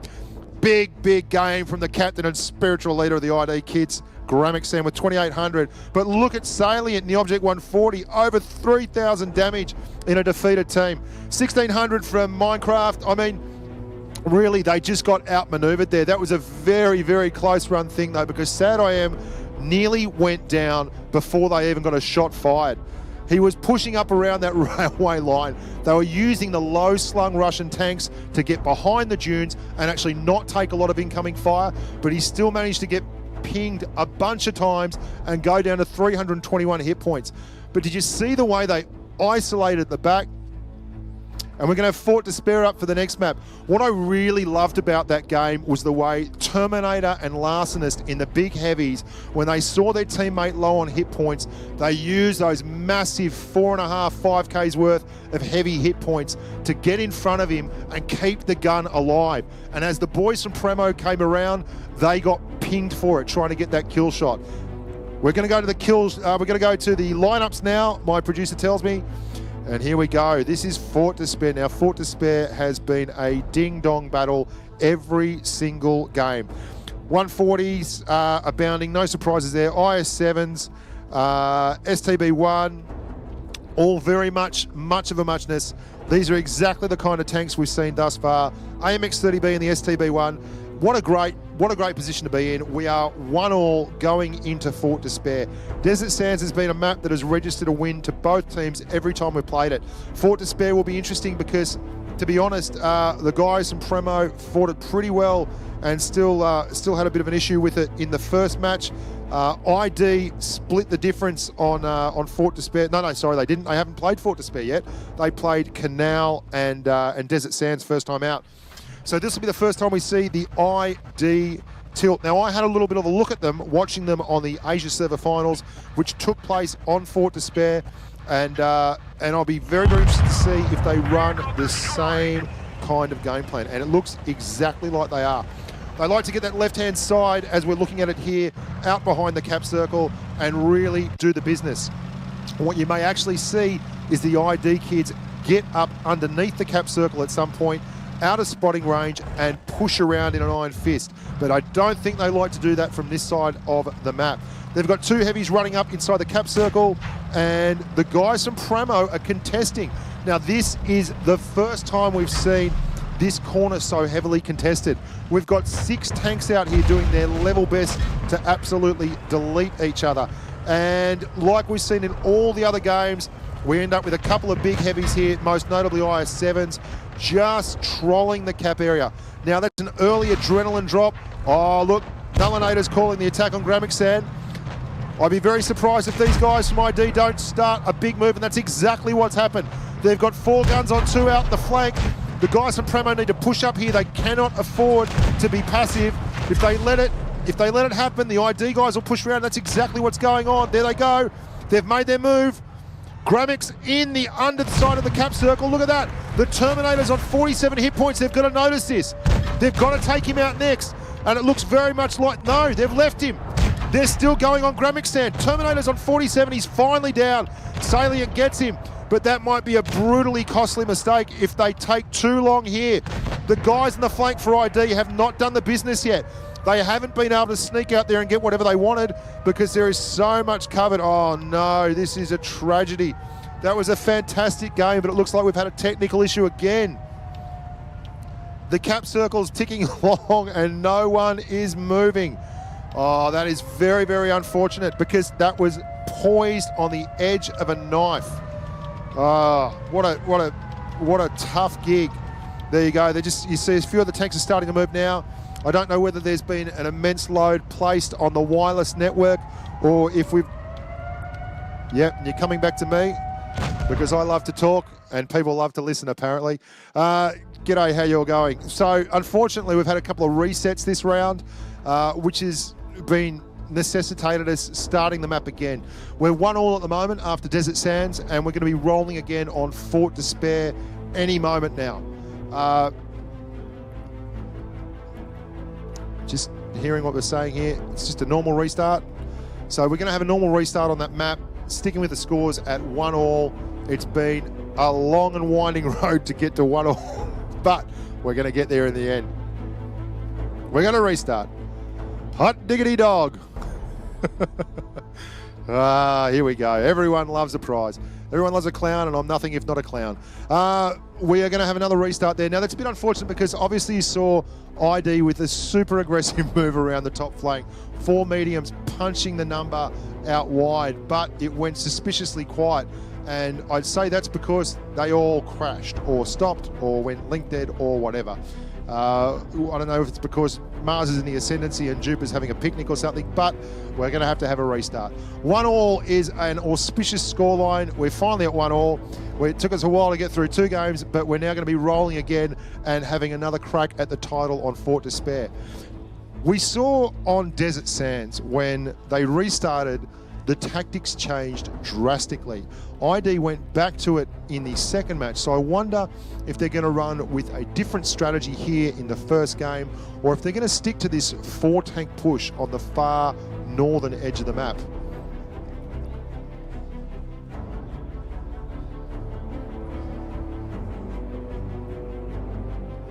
Yeah. Okay, excellent. Thank you very much. My producer's just telling me there that there will be an issue when you look at the actual screen for the team setups, the team lineups. It will say 2-1, but that's incorrect. The actual score is 1-1. So disregard that at your peril. So what we're really looking to see here is if ID adapts or if Premo adapts. Do they run the same stuff that we just saw? Because they've both had a great big look at each other's dance card here, and the guy that adapts the best and sets up the best is going to be the winner. And behind me, I can tell you right now, they're all sitting there. They're plodding away merrily. There's a lot of chat. There's a lot of giggle. ID guys are doing it all in Korean, so they're pretty much assured that the guys from Premo aren't going to understand them, which is probably an unforeseen bonus. There you go. We'll be kicking off any moment now. For those of you who are just joining us, it is a best of 5 tourney. Best of 5. First of 3 gets the chocolate rations, and at the moment we are at a 1-1 scoreline. Hello, Oscar, if you're out there watching. I was told I have to give you a shout out, little grub. Hope you're doing well and that you got to bed on time last night. I don't know what else I'm going to talk about. Okay. So we changed tactics, we changed tanks, or do we stay the same? Desert Sands was a case in point. They showed off their hand when they went under the bridge in the first match before the restart, and then the second match out, they completely changed tack and went all gung-ho in the desert. We saw a fantastic head-to-head battle out in the desert, right across the middle of the map. And that came out with Premo on top. Second match, we saw ID revert to their standard tactics that they use on that map, and that was an absolute winner because they came up from underneath the bridge in a move I'd never seen done in the esports tournament before, and went low and slow straight along next to the rail lines, using the cover of the dunes to shield their low slung Russian mediums, and isolated a Premo tank immediately. Then came screaming through the top of the map and did the business. And as I said at the time, that was some fantastic teamwork there, keeping Sadim alive, 10_SadIM, and that was exactly where they want it. That match there was poised on a knife's edge. You saw the guys from Premo in the ascendancy around the cap circle and 4 tanks on 2 for ID out on the flank. And we saw a not dissimilar situation for Legion, where they got stuck around the cap circle in the last match and actually got beaten. They had an unfortunate instance there where they thought they had the cap, had it strong, had it held, and they just went down Eddie Bang Bang, Thomas _ Legion, and the boys. Now we're going to be resuming play very soon, I believe. Just checking behind me, seeing what's going on. Rafa, you there? I think we may be postponing while they sort these technical difficulties out. Are we going to stay on, Rafa? We'll find out very, very soon for you.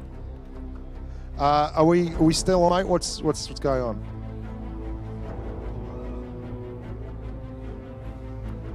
Yep.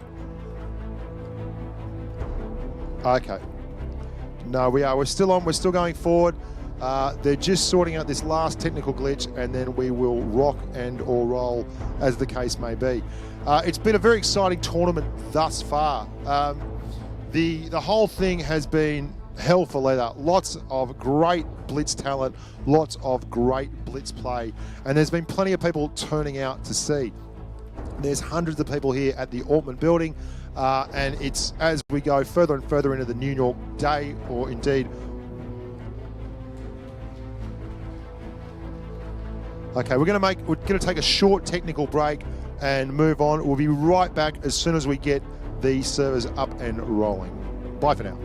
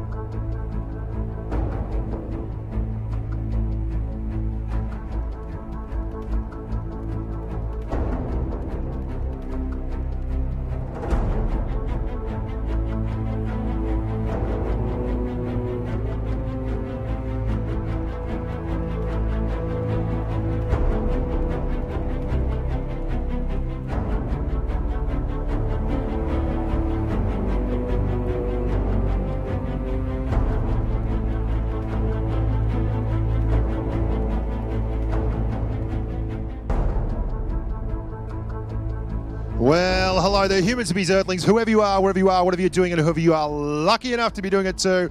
I'm Bushgrind Blitz, and I am back for a resumption of play in the absolutely riveting turn of events that we've had behind us here with ID and Premo. 1-1 is the score. Lineups are ready, and we're going to jump straight to it. We're not mucking around here. No spiders will be whatever.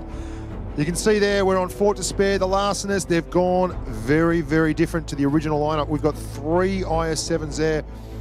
And this could be a ding-dong heavy battle there. The boys from Premo, too, are loading up on the big dogs.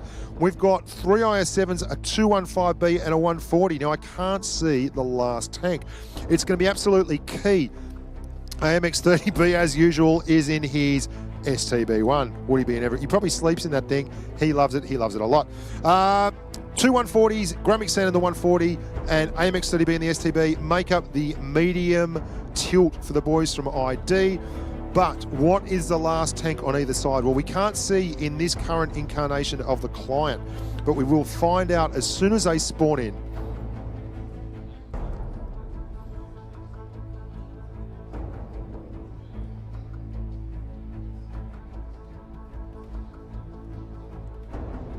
Okay, so the screen is actually showing 0 all there. That is incorrect. The current score is 1 win apiece. The reason it's showing that is we had to restart the actual, well, whatever, but it's 1-1. Here we go, Fort Despair. Get ready, get set, and a lot of heavy tanks. 3 IS-7s, 3 140s, and an STB1 for ID. 215B, 2 IS-7s, and 4 140s for Premo. Now, we saw them go hardcore out to the far-flung flank, the ID boys, and it looks like they're doing it again. There's no real change here. The 2 IS-7s, though, are not going low into the cap. They are cutting across to the corner where the bushes are there. I wonder if we're going to see a repeat of what happened in the Asian Twister Cup finals, where the 2 IS-7s will gather underneath the cap, unspotted, and push around in a big iron fist. And the boys from Premo are set up very, very strongly on the right flank with 1 lone tank, a medium on there, and he's isolated. He is doing nothing for nobody. Oh, very good move there by Minecraft. Minecraft Expert takes discretion as the better part of valor and pulls right back behind. ID are not mucking around. 7 bongs in, trouble already. You can see there, he's in very, very big strife. He's down to 544 hit points. He needs to, he's down. 7 bong is down, Salient. And here comes the push, AMX30B and Gramic Sand. They are pumping down the corner. Minecraft is the only thing between them and the rest of the cap circle.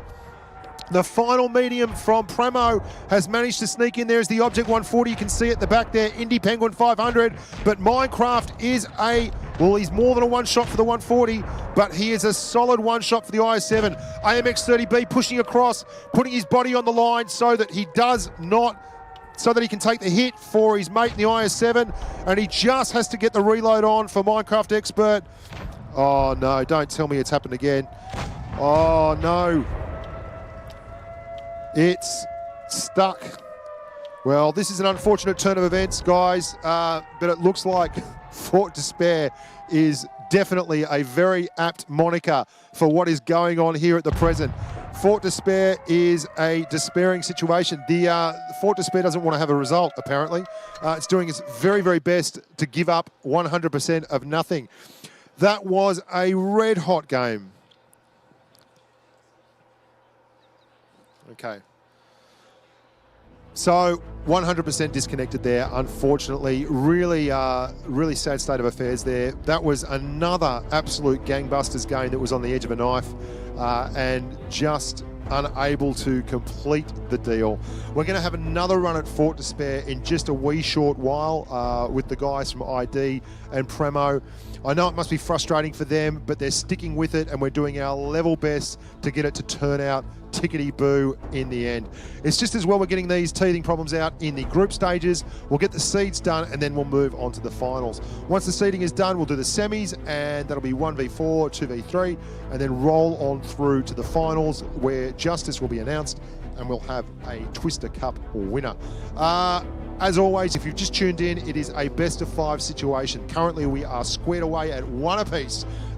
We'll be looking forward to getting that through. Best-of-5. We have not had anyone yet go to the 5th battle. 2-all would be the requirement for that one, and that will be, I believe, Castilla. The map will be Castilla. It's a little bit rowdy and raucous in the background because we've also got the PC Rumble going on, where they're fighting it out to go over to Russia to basically find out who the best in the world is. But we're doing that here today. We're finding out who is the best Blitz tournament winning team in the world. And so far, we've had 3 teams register a win. ID is on 3 points with 1 win. We have the boys from C4, the Russian boys, on 1 win as well, on 3 points. And we also have the team from Europe, Legion, led by Thomas, on 3 points as well. The only team yet to register a win is Premo. Now, Premo are 1-all here with ID, and it is absolutely crucial for them that they pick up the win here and get seeded well into the finals. As you can imagine, ID would love to get this win because that would get them on 6 points and assure them of a very strong showing at a good seed. This is where it's all at. We are hopeful that we will be able to resume play because the gameplay, while it's been happening, has been phenomenally good. You saw there the chemistry, the movement, the orchestration of these tanks as they roll about the battlefield. They are doing great work, and it is an absolutely fantastic game. It suits itself perfectly to this kind of esports tournament. Now, I'm hearing that we don't actually have that ready to go yet. Not ready to go yet. Yeah, we might take a technical break while we sort this out and then roll onwards and upwards. So bye for now, team.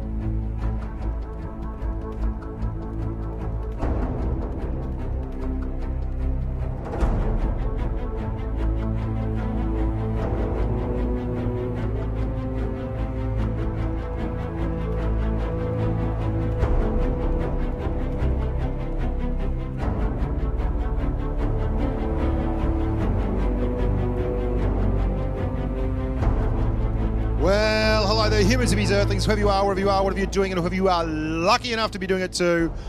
I'm Bushcon Blitz, and I'm back with a resumption of play. What 6'5" comes from Australia and can't fix the bloody Wi-Fi? That would be me. Luckily, we have some fantastic boffins here who've been hard at work, head down, bum up, and they've done the job. We're going to have a look at the lineups right now. We're not mucking around here. And Premo, we're going to be running a very, very Russian-heavy. Oh, look at that. IS-7s, 215B being the odd man out. We don't know what their 7th tank is. We'll find out very, very soon. And ID running a bunch of IS-7s and Object 140s. You couldn't get more Russian if you dipped the big flag in the Red Sea. And off we go. Fort Despair. Can't get enough of this stuff. Love it, love it, love it. Now, last time out, we saw a big flank move come in. We may well see a change of tactics here because we have quite a few IS-7s and such. But if I had to put my money where my mouth was, I would suggest that we will see a bunch of tanks loitering around the cap circle, trying to use the rock formations there and the small broken walls to actually put shots across the area and hold while the mediums pincer about. And you can see the ID boys are not mucking around here. They are coming out of the gate aggressively. But the boys from Premo have really changed up their tactics. They're right around the base of the cap circle. Well, they're not that much of a change, actually, but they're not exposing themselves. I think they're expecting this. They're expecting to see people popping on the right. There's 7-bong. He takes one immediately. Salient gets one into him. And it's going to be a quick pullback from the boys from ID. Now, this is the old hammer and the anvil, and Premo are being aggressive here. They realise these guys are on their own, and they are pushing around. The IS-7s have to hold them here, but it's not going to happen. Premo are being very, very aggressive. This is uncharacteristic from them. They haven't shown this kind of aggression throughout the course of the campaign thus far. The ID boys give up probably about half their hit points there, but they have a lot of tanks coming in behind. The medium push is coming on the left-hand side. The Terminator, ID Aaron, ID 7-bong, they're all pushing around here, and the cap circle is being controlled at the moment by the boys from Premo. This is a tale of two battles. Look, you can see both flanks. We've got 4 on one, 2 on the other. Both the IS-7, 7-bong is holding. They're in a holding pattern there, trying to let these guys over here isolate and get rid of one of these Object 140s. Big hit there coming in on, I can't see who that is, but the Natellinator. He took a big one, and then he's had to retreat behind. He's between a rock and a hard place because you can see AMX-30B just trying to push up there in the STB-1. He'd be proximity spotted. They would know exactly where he is, and he cannot come out there sideways. He will get wrecked. Absolutely deleted. 7-bong is still holding firm with the Larcenist at the base of the cap circle on the northern side. This has been a very long and prolonged engagement around this, and this is very unlike ID. And here we go. He's side on. He's side on. Is he going to pay? He got pumped once. Lots of heat coming back. They've called a target. They've called a target. The Terminator's in strife. Big bounce there for Fubi. 10 Sadim is down. Salient gets him. Oh, Minecraft Expert takes the second kill. And the ID boys are in a rough spot. They can't get rid of Fui, and he's put big fire into the flank of that IS-7. Natellinator takes another shot. He's down to a 1-shot. A good roll from one of these IS-7s. We'll see him finished.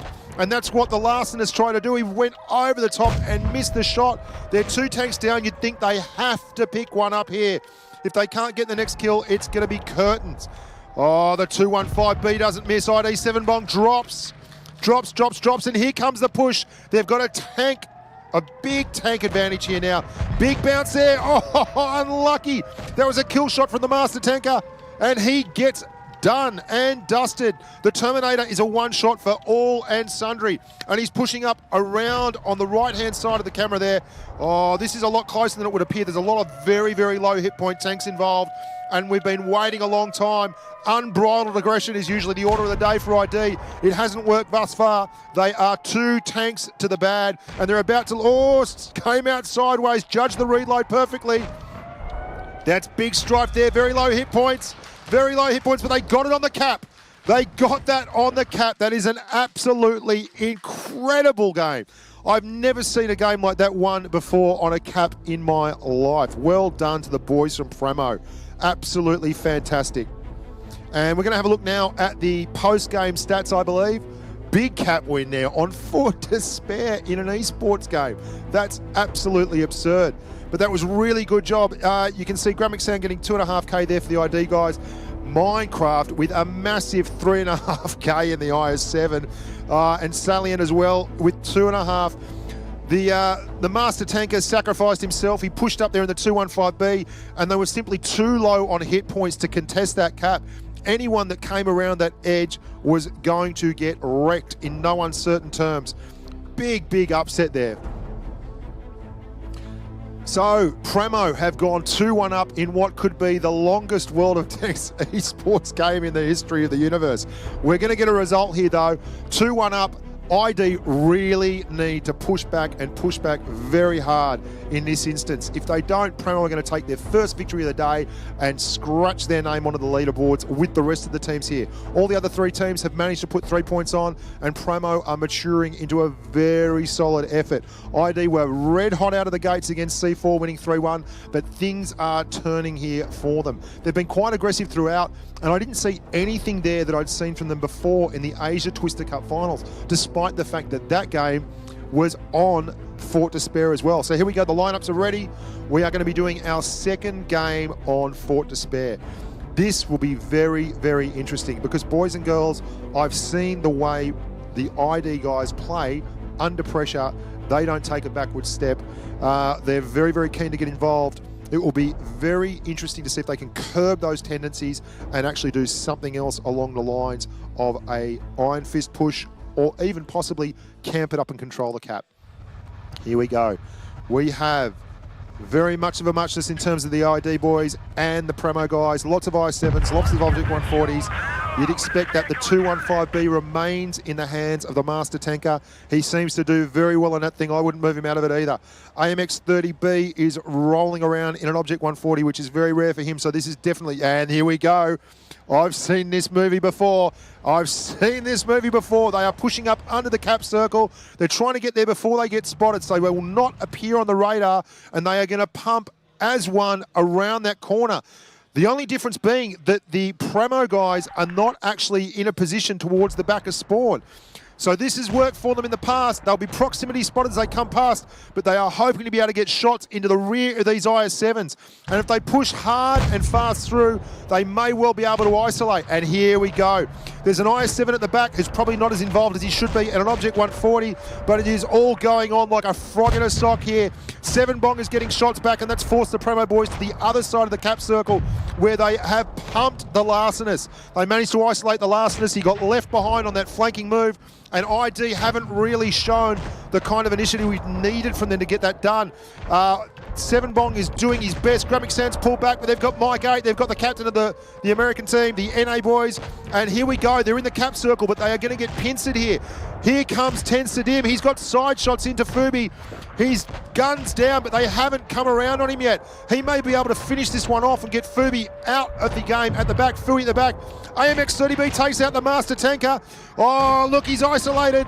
Very much isolated. Fui 141's going to go down. He's got guns on, and Ten Sadim's down as well. Big turn of events. It's a 2-shot swing, and we are going into the vinegar strokes with a head-to-head brawl. Fui's down. 30B tears him apart, and it's all happening here. It's all going off. You can see the top of the cap there. The I7's about to go. 3-on-4. Minecraft's down. The Telinator. 7bong. 3-on-2. It's still doable for Premo. They need this to put their first points on the board. ID are not going to give it up easy, but there are some tough tanks left in this game. AMX 30B, he's set him on fire. Indie Penguin's down, that's it. It's 3-on-1, you'd have to think. The Fat Lady has definitely sung here as we take out our last Premo boy, Salient. Well, it's not done yet, and he's dropped the adrenaline, but there's a full hit point IS7 behind him, and we are 2-all. Wow. What a game. What an absolute rip snorter. You couldn't be happier than that for a bit of World of Tanks Blitz action. So we're 2-all. We're going to another map. This is the first time we've had drawn swords after 4 games, and it is fantastically fun. Let's have a look at the post-battle stats there and see exactly what happened. Big numbers again. Aaron and Salient, who's been excellent in this turnout with 3.4k on both sides. So close. Look at that. I mean, there was a lot of hit points on the IS7 at the end, but for the most part, it could have gone either way. That initial push that got the larcenist finished let them go right around through the respawn of the Premo boys and get a bit of a crossfire going on. So I believe our third map will actually be Canal. I'm hearing from my producer, so the third map will be Canal. Both these teams have played Canal before. Obviously, they're pretty experienced players. That's why they're here. Good going, Bushka. You're a legend. And we're going to have a look at the team setups in just a wee while. What an exciting game that was. Everything happening all at once. Yep, 2-2 we are at the moment. Cross swords, drawn swords, as they say in the classics. Really, really exciting result there. It's been up and down. We've had technical delays, but it was probably the match worth waiting for, because now we get to see what happens in the tiebreaker. We're going to the lineups now, I'm told by the big voice in the ear. Here we go. Well, we've got a Gruel 15 popping up there, Minecraft expert, and he's had some really interesting games on this map before in the Gruel 15. Larcenist, ID Aaron, lots of IS7s. Well, a lot of heavies, actually. This is a real change-up for the boys from ID. As usual, everyone else is driving an Object 140, which is no surprise since it's such a fantastically fun tank to drive. The Gruel 15 is the one, the only, the lonely tank destroyer. Let's see who pushes through the middle and if we do actually get any fighting anywhere other than around the cap circle. The cap circle has been phenomenally important. Everyone that's gone and managed to control the cap circle has walked away a winner here, and it would be a big surprise to see otherwise, and that's exactly where everyone is moving. You can see the mediums are forsaking the left flank, the southern spawn, and moving out, and everyone is looking for ascendancy around the cap circle. The ID guys are running double Russian heavy in the cap circle to try and control the tempo and actually capture that or make them move forward. The Gruel 15, Minecraft expert, who's had a couple of crackers on this map, here's trouble straight away. AMX 30B and ID Aaron are absolutely alone. ID 7 sorry, are absolutely alone at the top. 10 Sadim moves in. Now, can 30B hold on? He's getting drilled from all sides. He is down. This has been a super aggressive move from Premo, and they've isolated 7 in the big IS7. They've got 5 guns up there, even though one is quite low on hit points. As soon as we see the fire from ID 7 they're going to come out and they're going to nail him. He's in all sorts of trouble. He's angling that IS7, trying to minimize the flat front end, but he can do no more than 3 guns, and that's nutted him. This has been a disastrous start to the map for the guys from ID. Premo, super aggressive there. Gramixan strikes back and takes away Salient, who's had an outstanding run of form in the Fort Despair series of this, but he's now got pounded from the left-hand side, his left, by the Gruel 15 of Minecraft. This is where the big Gruel is starting to pay dividends. ID are trying to cover that at the back, but there's a 140 between them and the Gruel, and they simply cannot move up unencumbered. Fui takes out Gramixan, the spiritual leader and centerpiece of the ID boys, and it's now a 4-on-6 tank game. Even though a lot of the boys from the Premo clan are very low on hit points. Larcenist strikes one back, and then ID Aaron. We're back to an even scorecard. Fui nuts the Terminator. It's all happening here. They're going to push up hard on the end. The Master Tanker and the IS4 takes out 10 Sadim, and it's going to be 4-on-2. We could have our first win here from the guys from the NA server. Minecraft expert finishing him off. Master Tanker down to ID Aaron, but there are 4 guns on him. He's fighting valiantly, but you can't expect to overcome those kind of odds. And we have our first points for the guys from NA. What a well-rounded competition we have here. And we're going to have a look at the post-game stats now. That was a fantastic effort. Premo managed to come through despite the many delays and get the chocolate rations. There we go. 3.6k from Minecraft expert. The Gruel 15 is really proving its worth on the Canal map and is doing great things. So we get a look at the, are we going to have a look at the scoreboard now? Everybody.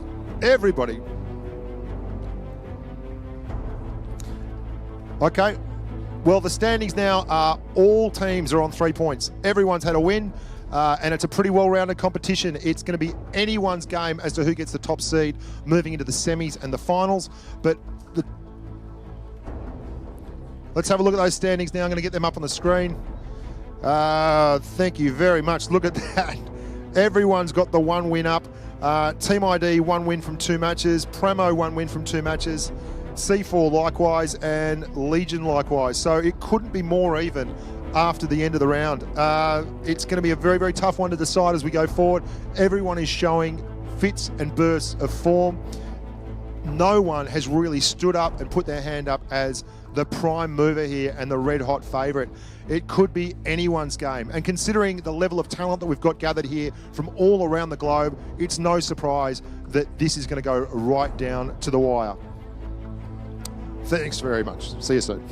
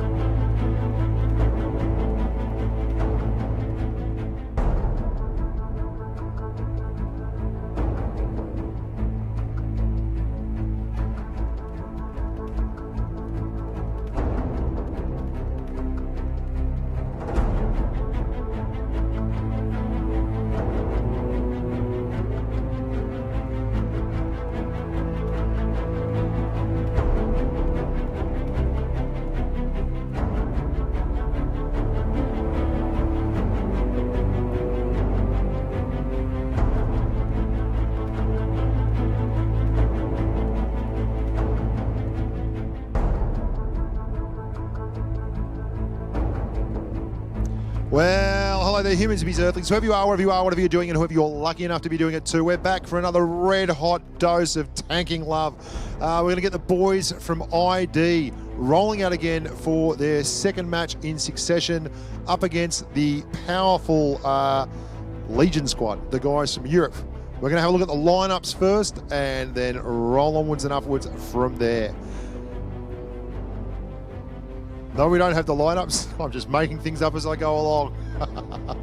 We've got a real red-hot go here because both Legion and ID are on 3 points. In fact, everyone's on 3 points. It's a tournament inequality.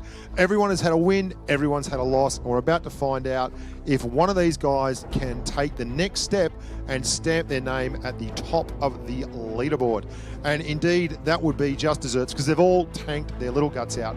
ID, even though they went down at the end, 3-2, are ready to roll. We're going to have a look at the schedule. Here you can go. You can see we've had 4 games already, and this one will be the 5th. Legion v ID, and then we'll be followed by C4, the Russian boys versus Premo. Now, Premo lost their first, won their second just now against ID. ID won their first, lost their second.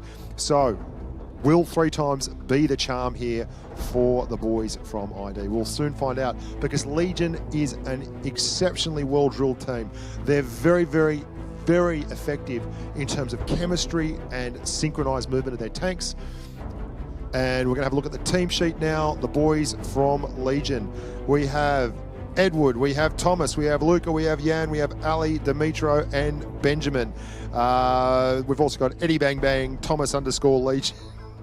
All their real names, you know. This is just their names in real life. We're about tankers. And we're now going to have a look at the team sheet for ID in just a second. And it's been fantastic meeting all these guys as well because some of these guys are quite famous as tankers on their servers and their forums and in the internet universe. Let's have a look at Team ID. Now, I'm not going to butcher their pronunciations. I'm just going to tell you that's Gramixan front of center.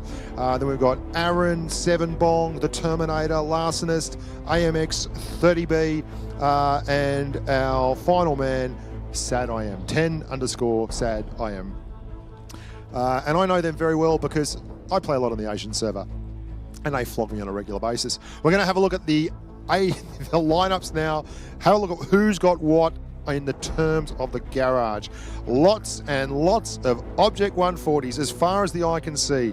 This should be an absolute surprise to nobody. And we're going to be opening, I believe, on Desert Sands. Now, that has been a map of mixed results for every team that's played it. 1-1, lost 1. You can see there's an Object 140, which Pixel is driving. Arlen is the username that's displaying, but is actually Pixel. Demo there in the Object 140. Unreal Engine loves an IS-7 like a dog loves a bone. And AMX30B has left his comfortable STB1 chair and is moving forward on life with the Object 140. Here we are looking at the Larcenist from Team ID and Unreal Engine from Team Legion. It's going to be very, very interesting. ID, remember, did their excellent under the bridge move in the other match versus Premo, which netted them a win after losing the initial encounter where they pushed forward into the desert. Gramixan is in the lead there, and the 2 ID heavies are again moving downwards, but they have encountered Unreal Engine in the IS-7, which is an absolute turn up for the books, and the guys from Legion are sniping back down the rail line from the very back of the spawn. That has made the guys from ID get down off the high horse. So they are under the guns, and the Legion boys can't see him, and that means they can get stuck into Unreal Engine, and Gramixan draws first blood. The rest of the Legion team is still on the rail side, and there are a lot of low hit points people here. Aaron now takes out Gangdarf. Legion has been left in a little bit of disarray here. They've been isolated. Pixel is out there and he has 5 guns coming for him. He has to fall. Blast 44 gets the Terminator, but this could be too little too late. It's all going to depend on the next few moments. ID have regrouped. They've got their tanks in a line. They are all looking down the gun barrel and they are focused. They will not... They are not going to muck around here. I'd suggest they're going to go down and do Demo ASAP, and that's exactly what's going on. Demo is down. ID are pushing through. Eddie Bang Bang, he's held his ground and they've taken out Larsenus. Blast 44. AMX30B is attacking Blast 44. He's calling the targets for the boys from ID. But you can see there, Sadim was very low on hit points. Big fight back here from the boys from Legion. They were in a terrible spot. They managed to draw a few back. But unfortunately, Bang Bang is down and so is Thomas. What a topsy-turvy match that was. Legion and ID both pushed for the bridge, and the boys from Legion were hoping to get shots down the gun line when Unreal Engine spotted for them. But the ID kids did the right thing and got straight down into the depths under the bridge and dropped below the guns. ID Aaron topping out the scorers there with 3,022. Thomas bringing up at 2,580 for Legion. Basically, he's got a 4 kill. He's got himself a top gun, so congratulations. It's probably topped his XP. He'd be grinding another line anytime now. Larsenus did very, very well, held as long as he could. Eddie Bang Bang, likewise. He held under that bridge with a whole lot of guns on him for a lot of time. Very, very close one, that. But it was just a little bit unfortunate.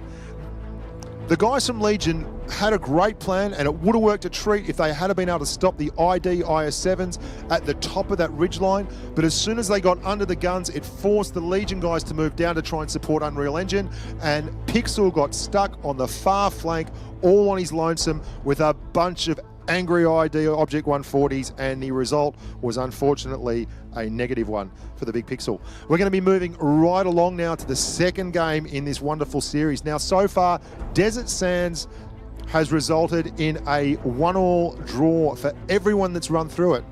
It will be interesting to see if the same result is going on here again. Here we look at it. The Terminator and Larsenus both rocking the IS-7s, and then just a whole lot of Object 140s. Basically, if it's not in an Object 140, it's doing it wrong at the moment. We've got a 1-0 lead for ID. They would be dead set, absolutely certain of being aggressive. I wonder if they will push down that train line again and try and do exactly what they did in the early games, and if Legion will continue to try and foil that by running Unreal Engine down there as well. Here we go. We're going to find out. There's Pixel. There's a Larsenist in the IS-7, and we're off and racing. Both the Object 140s from the Legion clan that got trapped in town because of too many in the spawns are moving out into the flanks as well. And likewise, this is happening with ID. So we're going to see very much a reproduction of the previous game between ID and Premo, both of whom got stuck out here and really went toe-to-toe in the desert. Here we go. They're pushing up around the bend at the base of the plane. Very, very keen. Now they're stacking tanks. They're stacking tanks out there looking to move forward and get stuck into Sadim. They're coming over the top. This is all in a pocket. All 6 of the tanks that you can see there from the blue team, the Legion boys, are in that pocket, and they are tempting ID. Look out, the Terminators come out sideways, and there's an awful lot of angry 140s there for him, and they knock Thomas Legion first, and then the Terminator goes down. This is going to be an absolute head-to-head, knock 'em out Donnybrook. It is tank for tank. Blast 44 nails a Larsenus. Demo goes down from ID Aaron. I don't know how 7bong is still alive, but I don't think he's going to be there for long. He's gone. This has been absolutely brutal in the desert. I think I've said it before, but it's like Lawrence of Arabia with very deadly weapons. The guys from ID are moving around. Watch out, Gangdaft's in trouble. They're focus firing him. Aaron takes him out. 4-on-2, surely they've got the gun advantage here.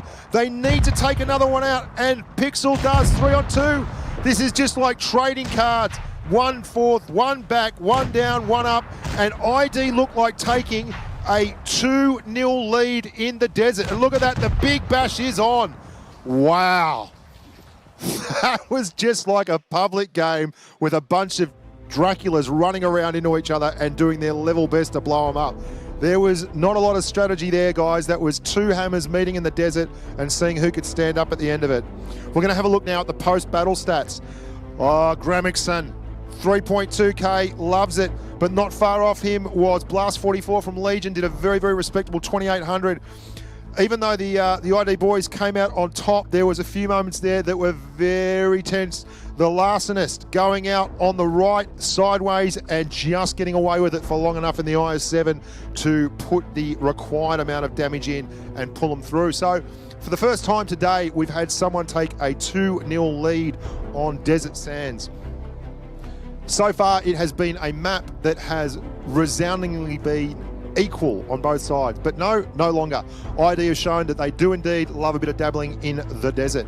We're going to move onwards and upwards now. So we're going to see a new map, Vineyards. We've got Vineyards rolling out, and this will be the first time that we've featured it today. Vineyards is notorious for being a very, very even-handed map. There's a few key strong points in the middle there with the bushes around the houses just above the cap circle. It'll be interesting to see if we don't have a 140 trying to sneak a cap circle win on us here, because if no one goes down, the 140 can stay under the guns there, probably not get hit, get people behind it. I don't know what they're going to do. The lineups are ready. Let's go and see. Righto.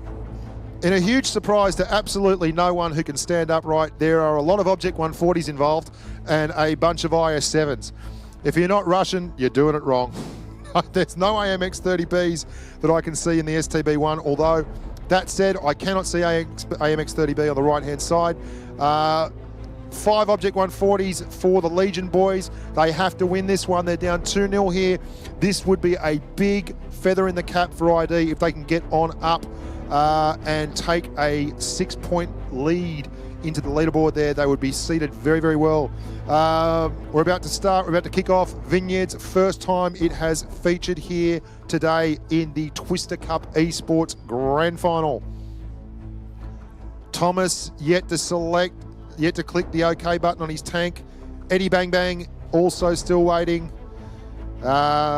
We don't know what the 7th tank will be on either of these teams at the moment. But suffice to say, I'd be very surprised if it's not an IS-7 or an Object 140. I would have thought that maybe someone could possibly go. We're going to have a look now. We're just ironing out a couple of things there while the boys sort themselves out. It'll be interesting. I'd expect that someone may actually try something a little different on Vineyards and run a TD or maybe a turreted TD like an E4. I know the Premo boys tried that on Fort Despair, and it was pretty solid. I believe the Master Tanker ran that one and top scored for the Premo guys when he ran it. It's going to be interesting. We haven't seen this at all. It's completely new. The first time we've seen Vineyards feature today. As I said previously, it is an even-handed map. It generally doesn't give a huge advantage to someone else in a public game. But these guys have worked around the clock on all the maps you see, and they have managed to siphon out whatever advantages, whatever limitations, whatever permutations exist, and use them to their advantage. And that's one of the reasons why I am absolutely open to anything on this map. If they all go down, I would be surprised, but I wouldn't put it past them. And if you just want to look at the inventiveness, you saw the ID guys go underneath the bridge when they were fighting previously against Premo and then roll left along the railway tracks. Here we go. We're off and racing. So the ID guys are spawning on the south side and the Legion boys are in the north. Unreal Engine in his customary IS-7. And off they go. And off they go. We're restarting. We're restarting. Now, for those of you that don't know, both teams can call a restart for whatever reason in the first 30 seconds of the game, so long as no one's been shot, no one's been killed, that kind of thing.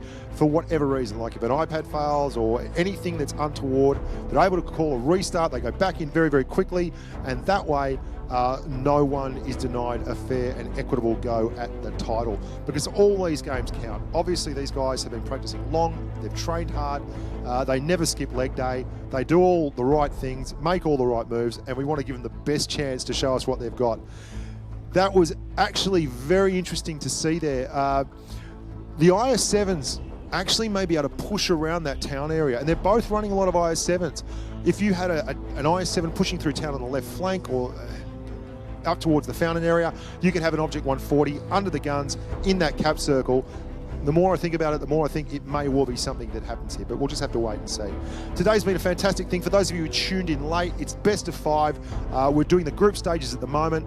After the group stages, we'll get the seedings, we'll do the semis, and then the final, and find out who is basically the best server in the world, or the best team, best clan. the winner of the World Cup, the Twister Cup.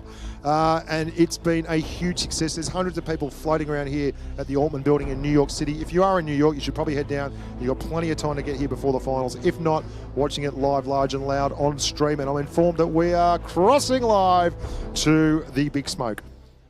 There we go. Unreal Engine, ID7. They're both ready to rock, roll and roar. And we're racing AMX30B in the STB1. Now, a little bit of indecision. He's just letting Gramixan go through there on the left. And it looks like they are, in fact, going to try and use the gun depression and strong turret of that STB1 to get either side of the house in the middle and do a little bit of pushing. I stand corrected. What they're probably going to do, because their ID, is go through like a bat out of hell and fight ASAP right in the face of the enemy. I love the way these guys play. There is no stone left unturned. This is going to be absolute carnage. Legion are pushing down. They're in a very strong spot there. Both the boys here, Gramixan has come around and he's got filled up good and proper, and they've only managed to put damage into Gangdarf. Thomas is completely unscathed. AMX30B, the rest of the boys have pushed very, very hard through, and they've got 2 guys right at the back, and they're trying to draw them down, and they have. Have a look at this. Whoa, over the top goes Blast 44, and Unreal Engine nuts Gramixan, good and proper. Blast 44 doing his best Dukes of Hazzard impersonation, and he has absolutely belted him. He just about landed on top. Oh, this has gone very, very poorly for ID. They had a great plan, but Legion showed an unprecedented amount of aggression there and absolutely answered fire with fire. And now they've got 7 tanks on 4, and all the boys from ID are up in that corner with one last tank, AMX30B I believe it is, sitting in the middle area just to the left of the cap circle as you're looking. Yeah, look, the Terminator finally strikes a blow for the Asia server there by taking out Thomas Legion. Unreal Engine's up on the top there, and Aaron is, Arlen, or Pixel I should say, takes out ID7 Bong. ID Aaron's gone. So really, really good, solid fight back here. Really solid fight back, and it's going to be a big win for Legion. Their strats on Vineyards were very, very good. Just the right amount of aggression. They needed to get that in. Excellent. Excellent effort. Really exciting stuff. And that brings us back to well within the realms of possibility of going to a 5th match. We're going to have a look at the battle stats now. Blast 44, no surprise, the flying human who went over the top there and landed hard and heavy with nearly 3,000 damage. AMX30B at the back with 2.5k. I'm sure that was not how the guys from ID saw that going, and I really thought they were onto something there with drawing Thomas and Gangdarf around that corner and then hammering them from the back area where the house was, but not to be. It was, unfortunately for them, a flawed plan because Blast 44 just drove straight over the edge of the mountain and got stuck right in. Who can say what's going to happen next? If that was the best strat, I don't believe it was, but we'll find out very, very soon if they persevere with it from the other side. Having a look at the lineups, again, a bunch of IS-7s, a bunch of Object 140s. They are popular tanks for a reason. They perform exceptionally well at this level. Indeed, there is a lot to recommend them, particularly as I've mentioned earlier in the broadcast, the APCR rounds, the IS-7 rolls as its premium ammunition. You don't have to worry about switching to heat. You don't have to worry about switching to APCR when you're going through spaced armor, when you're firing that much penetration. Here we go, Unreal Engine in the IS-7, ID7 Bong in the IS-7, and we are racing. Are we going to have a repeat of past performance here? ID were absolutely gangbusters in the previous game. They are pushing again to that corner. AMX30B looks like he may be hiding himself up there. There is some very, very good soft cover either side of that windmill building that you can see, and he is moving into the middle of the map now towards the bridge where there is soft cover. He's got great spotting range. I'd bet London to a brick that he's running a pair of binoculars, and he is seeing a whole lot of angry red tanks from the Legion moving along there on the left. And this is very much classical Vineyards. a whole team moving out to the ruins, the other team moving out to the ruins as well. I don't mind the setup here as long as Seven Bong doesn't take any more hits driving through there and he gets through unscathed. They've now got a lot of force on that flank, and Eddie Bang Bang and Pixel, if ID pound down here, they are going to be absolutely isolated with a whole lot of guns on them. Can Legion get there quickly enough? This will not last a long time. Eddie Bang Bang's in huge strife. Here comes, oh, they're all coming now. It's all going to happen under the bridge. It's like a demolition derby. 7 on 6, 7 on 5. 10 Sadim goes down though. They tank back. 7 Bongs down. 5 tanks each. There's Aaron's down. 4 on 5. It is all happening. Larsenus takes another. They've got a slim lead here. AMX30B is calling the targets and he's got Gangdalf in his sights. 10 Sadim pulls through. Will he go the same target? Because Unreal Engine is pounding. Thomas Legion is right at the back and the Terminator is pushing down on him. He's a one-shot. The Terminator just about has him. This has been a long time. They trade off again. 4 on 2. This is a big, big game. Aaron Nuts, Thomas from Legion. And this is a boil over. Wow. Eddie Bang Bang got stuck under that bridge and could not get out. And the boys from ID absolutely flew in hard and deep. Great play from both teams and excellent sportsmanship. The teams really do respect each other. There's a whole lot of respect for the same kind of effort. We're going to have a look at the stats now. Oh, we've got our first 4K for the day. Oh, no, second one, sorry. We did have a 4.5K earlier. AMX30B in the STB1. Long live the Japanese medium of choice. 4,041 damage. 10 Sadim, or SAT-IM, 2,750, and Aaron on 21. Gangdalf at 3,197. A really solid effort. But wow, that move. I mean, ID, as soon as they smell blood in the water, they never hesitate. Everyone commits, and they hit it hot, hard, and heavy. As soon as Eddie Bang Bang was under the bridge, they saw he was isolated. They just dumped the DPM on him. All the tanks, all the guns they could. And despite the fact that Legion reacted super quickly and got right there, they could not pull the tank advantage back. That's what it's all about. Knock out the guns. Don't worry about their hit points. Live to tell another tale. Wow, what a game. And we've got ID winning that one 3 games up. Great stuff. And we're going to have a look at the standings now after that. First 1 to 6 points is the Pride of Asia, Team ID. It's all been very close, but we now have Premo, C4, and Legion on 3 each. Legion have played 2, so they don't really have a chance to advance their standings here. Premo and Heat are going to face off now, and Premo and C4 rather are going to face off now. And if one of these guys wins, well, obviously one of them's going to win. Good game, me. Whoever wins is going to go through as a top seed with ID, I'd suggest. I'm not 100% certain on how they're going to deal with a tie-breaking situation here to seed, but it was certainly a hell of a match and another indicator of exactly why Blitz is so red hot and fun as an esport. Who we got up next? I believe we do have Premo and C4 are rolling up next. They're just prepping in the background. Are we going to take... Okay, we're going to take a break now. Thanks very much for watching, guys, and stay safe on the battlefield.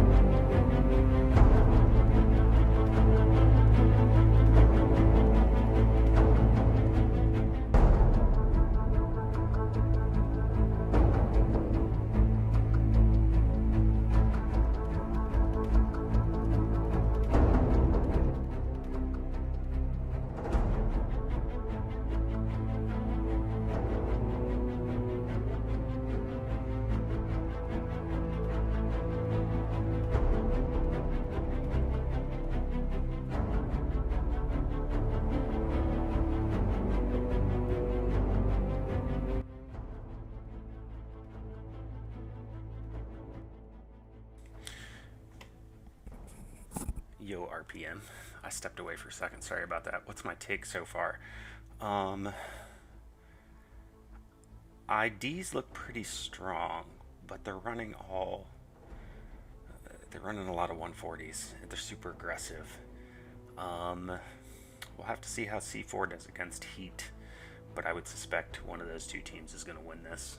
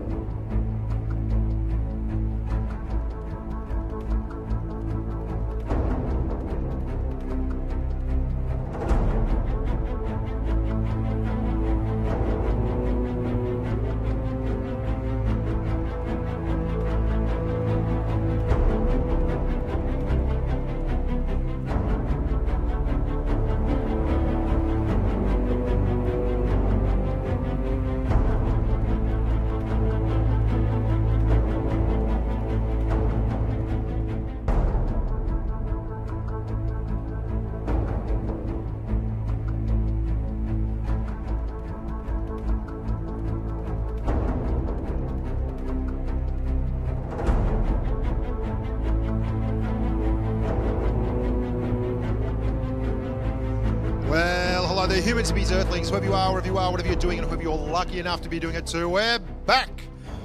Big, loud, larger than life for another little bit of Blitz love and affection. We've got C4 versus Premo, the boys from Russia versus the pride of the NA server. Both teams have been fantastic thus far, 1 win, 1 loss. In fact, all round, the team play has been outstanding, and it's been very, very close, neck and neck throughout. We've started to see some really key elements come out strategy-wise, and things have been changing and adapting every step of the way. People are getting more aggressive as the gameplay goes on, and teams become more confident or just more accustomed to the style of this final, this esports. All the guys had to fight pretty hard to get through to this final round, and it's a true representation of what Blitz is and how good the players out there are. We just had a fantastic match between ID and Legion, and we're about to have a look now at the schedule. Here we go. So I've knocked the first 5 on the head, and this is the final seeding match before we proceed to the semi-finals. C4 versus Premo. Both red hot favourites coming into the competition, but if anything has shown up over time, everyone in this comp is just about level pegging. We've had some wonderful, wonderful gameplay, and hopefully this match will not disappoint. I'm expecting big things from the boys from Russia and equally big things from the guys from NA. I just want to recap for those of you that are just joining the telecast. It's the best of 5. So the first of 3 wins the chocolate rations. We're going to have a look now at the first team sheet. And there we go. The Russian lads: Yevgeny, Herman, Alexander, Vladimir, Mikhail, Alexei, and Alan. And I know Snake Eyes, my good mate from St. Petersburg, is probably cringing back in Australia at my pronunciation of the glorious Cyrillic. But what can I do? I'm just one big, ugly Aussie bloke doing my best in a world gone mad. And we're going to move on now and have a look very soon at the team sheet from Premo, the NA Tilt. And that's chock full of luminaries such as Mike 8, who is the team captain. You can see him front and center there in the eyewear. The real tanker, Nutella, but it's Vadim, Pio, Andrew, Can, Eric, Nicholas, and Kazuya. Really good tankers, very famous across all their servers. All these guys absolutely pillage in public games, and it's incredible to see them going up against one another here. The team play, the chemistry, it's all happening in real time in front of your eyes. And it's a wonderful thing to be allowed to be involved in it and bring it here to you live, large and loud, instead of just tootling around on my YouTube channel, the Bushka on Blitz Tilt, every day of the week. So we're going to be kicking off very, very soon with the Premo boys. We're going to have a look at the lineups now and see who's got what in the tanking game. Straight away, something stands out to you. C4 all day long have been very, very divergent in their tank choice. You can see there's an STB1 there. They are the only guys that have been running 62As, and they've run them pretty successfully. I shot in the STB1. STB1 has been an absolute pulverizer, and no doubt because of the gun depression, the strong turret, and the view range, it does very well. Premo are sticking with the Master Tanker in the 215B. He did very, very well for them in their last match out, sliding in an IS-7 for Mike 8 with them, and the rest of it, as you'd expect, is being filled out by Object 140s and STB1. Minecraft is going to be driving that one. Josky in the STB1 for the C4 Tilt, and iShot is also in STB1. So again, they're doubling up. 2 140s, 2 STBs, 2 62As, and a sole solitary IS-7. They could be making a lie out of me now, though, because the Double J is looking like he's resetting again. And so the guys from Premo tilting around and jiggling it. We can't be 100% certain until they all get locked in. There we go. We've locked in on the left-hand side. We're just about ready to start racing. We're under starters orders as soon as we get the nod from the Master Tanker in the 215B and the Object 140, and we will be rolling. Now, the first map is going to be Desert Sands. Desert Sands has been a pretty happy hunting ground for everyone. It's been a fair and equitable margin. ID have loved it most of all. They've managed to get the only 2-0 win on Desert Sands in the last round against the boys from Legion, although it was by no means an easy feat. It was tooth and nail every step of the way. Here we go. We're looking at the IS-7 and the 215B of the Master Tanker, and out they go. Well, straight away you'll see something very, very different from the ID boys. No one seems to be running down that rail line. Everyone is looking to be a fair and equitable meet in the party meet in the middle, belt each other up partnership. Straight away, you can see the guys from Premo, as they did versus ID, are pulling back and rolling right around that back spawn area, around the 2. They're using the 215B of the Master Tanker. They're going to try and utilise that gun. It does have superb gun handling. In fact, it's probably got the best gun handling in the game here. And the Object 140 there, you can see Salient pushing forward. No one wants to make the mistake of getting isolated. And the Master Tanker got one from the, you can see right up the back. Ping managed to get him one straight across the railway tracks in the Object 140. I'm not sure if he's spotted yet because he doesn't have the gun depression, but he's sitting back on the tracks and he's got just enough camo to not take any shots. And he hasn't taken any shots at all. And he's still managed to put 2 in there. You can see 2 shots to the good. We've all stalled out. This has been by far the most conservative approach on this map. We've got a very, very widespread C4. They've got a front line consisting of 1 IS-7 and then the 140 and the 62A on the left. Premo is taking a very, very pedestrian approach. They are not pushing up into it all. Super widespread here. Lots of converging fields of fire from the STB-1. Eye shot at the back. And he can really utilise that turret and that gun depression to get a little bit of love going on, if you know what I mean. Eye shot, there he is, trying to get something happening on the edge of that dune. Lot of very, very conservative tanking here. Ping is right up the back. Pingva is right up the back on the top of the railway track as people get spotted. Oh, and he had well done there, Fui moving back there. I would have suggested he'd be copying one from the 140 ASAP. Someone's getting hammered there on the left just before the ramp of the railway track. There you can see it's eye shot. The STB-1 is not faring very well here. Neither, for that matter, is our good mate here from Premo, Indy Penguin. He's taking a bit of a hiding there on the left. The Master Tanker is still just holding up there in the 215B. He's not really had an opportunity to utilise that gun. He's got a strong... Oh, here comes a big move. Ping V. Ping V's moving down through the traditional heavy route. Desert Sands, this is where the big boys like to play. Lots of thump, lots of bump, but there's no one there, and he fires one off just to let the world know he's alive. There is Salient and 3 140s all sitting on the edge. Ping V is moving up into a position. They're going to give him this shot. They're going to have 2 guys on the rail tracks, behind and in front. If Ping V's not spotted here, he's going to get free shots. Pick your target. It's going to be the Master Tanker, I think. Yep, he's going to cop one right between the eyeballs, and they're turning now, but he's got one in... Oh, lots of bounces, lots of dust getting thrown up, and the Natellinator has called the target straight away. But what we've got now is a very tough situation.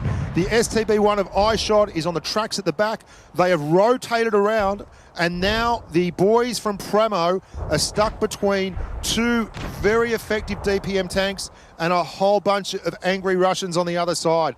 This is probably not the ideal setup. They've got good cover from both sides for some of their tanks, but you can see Indy Penguin is in real strife down there near the railway lines.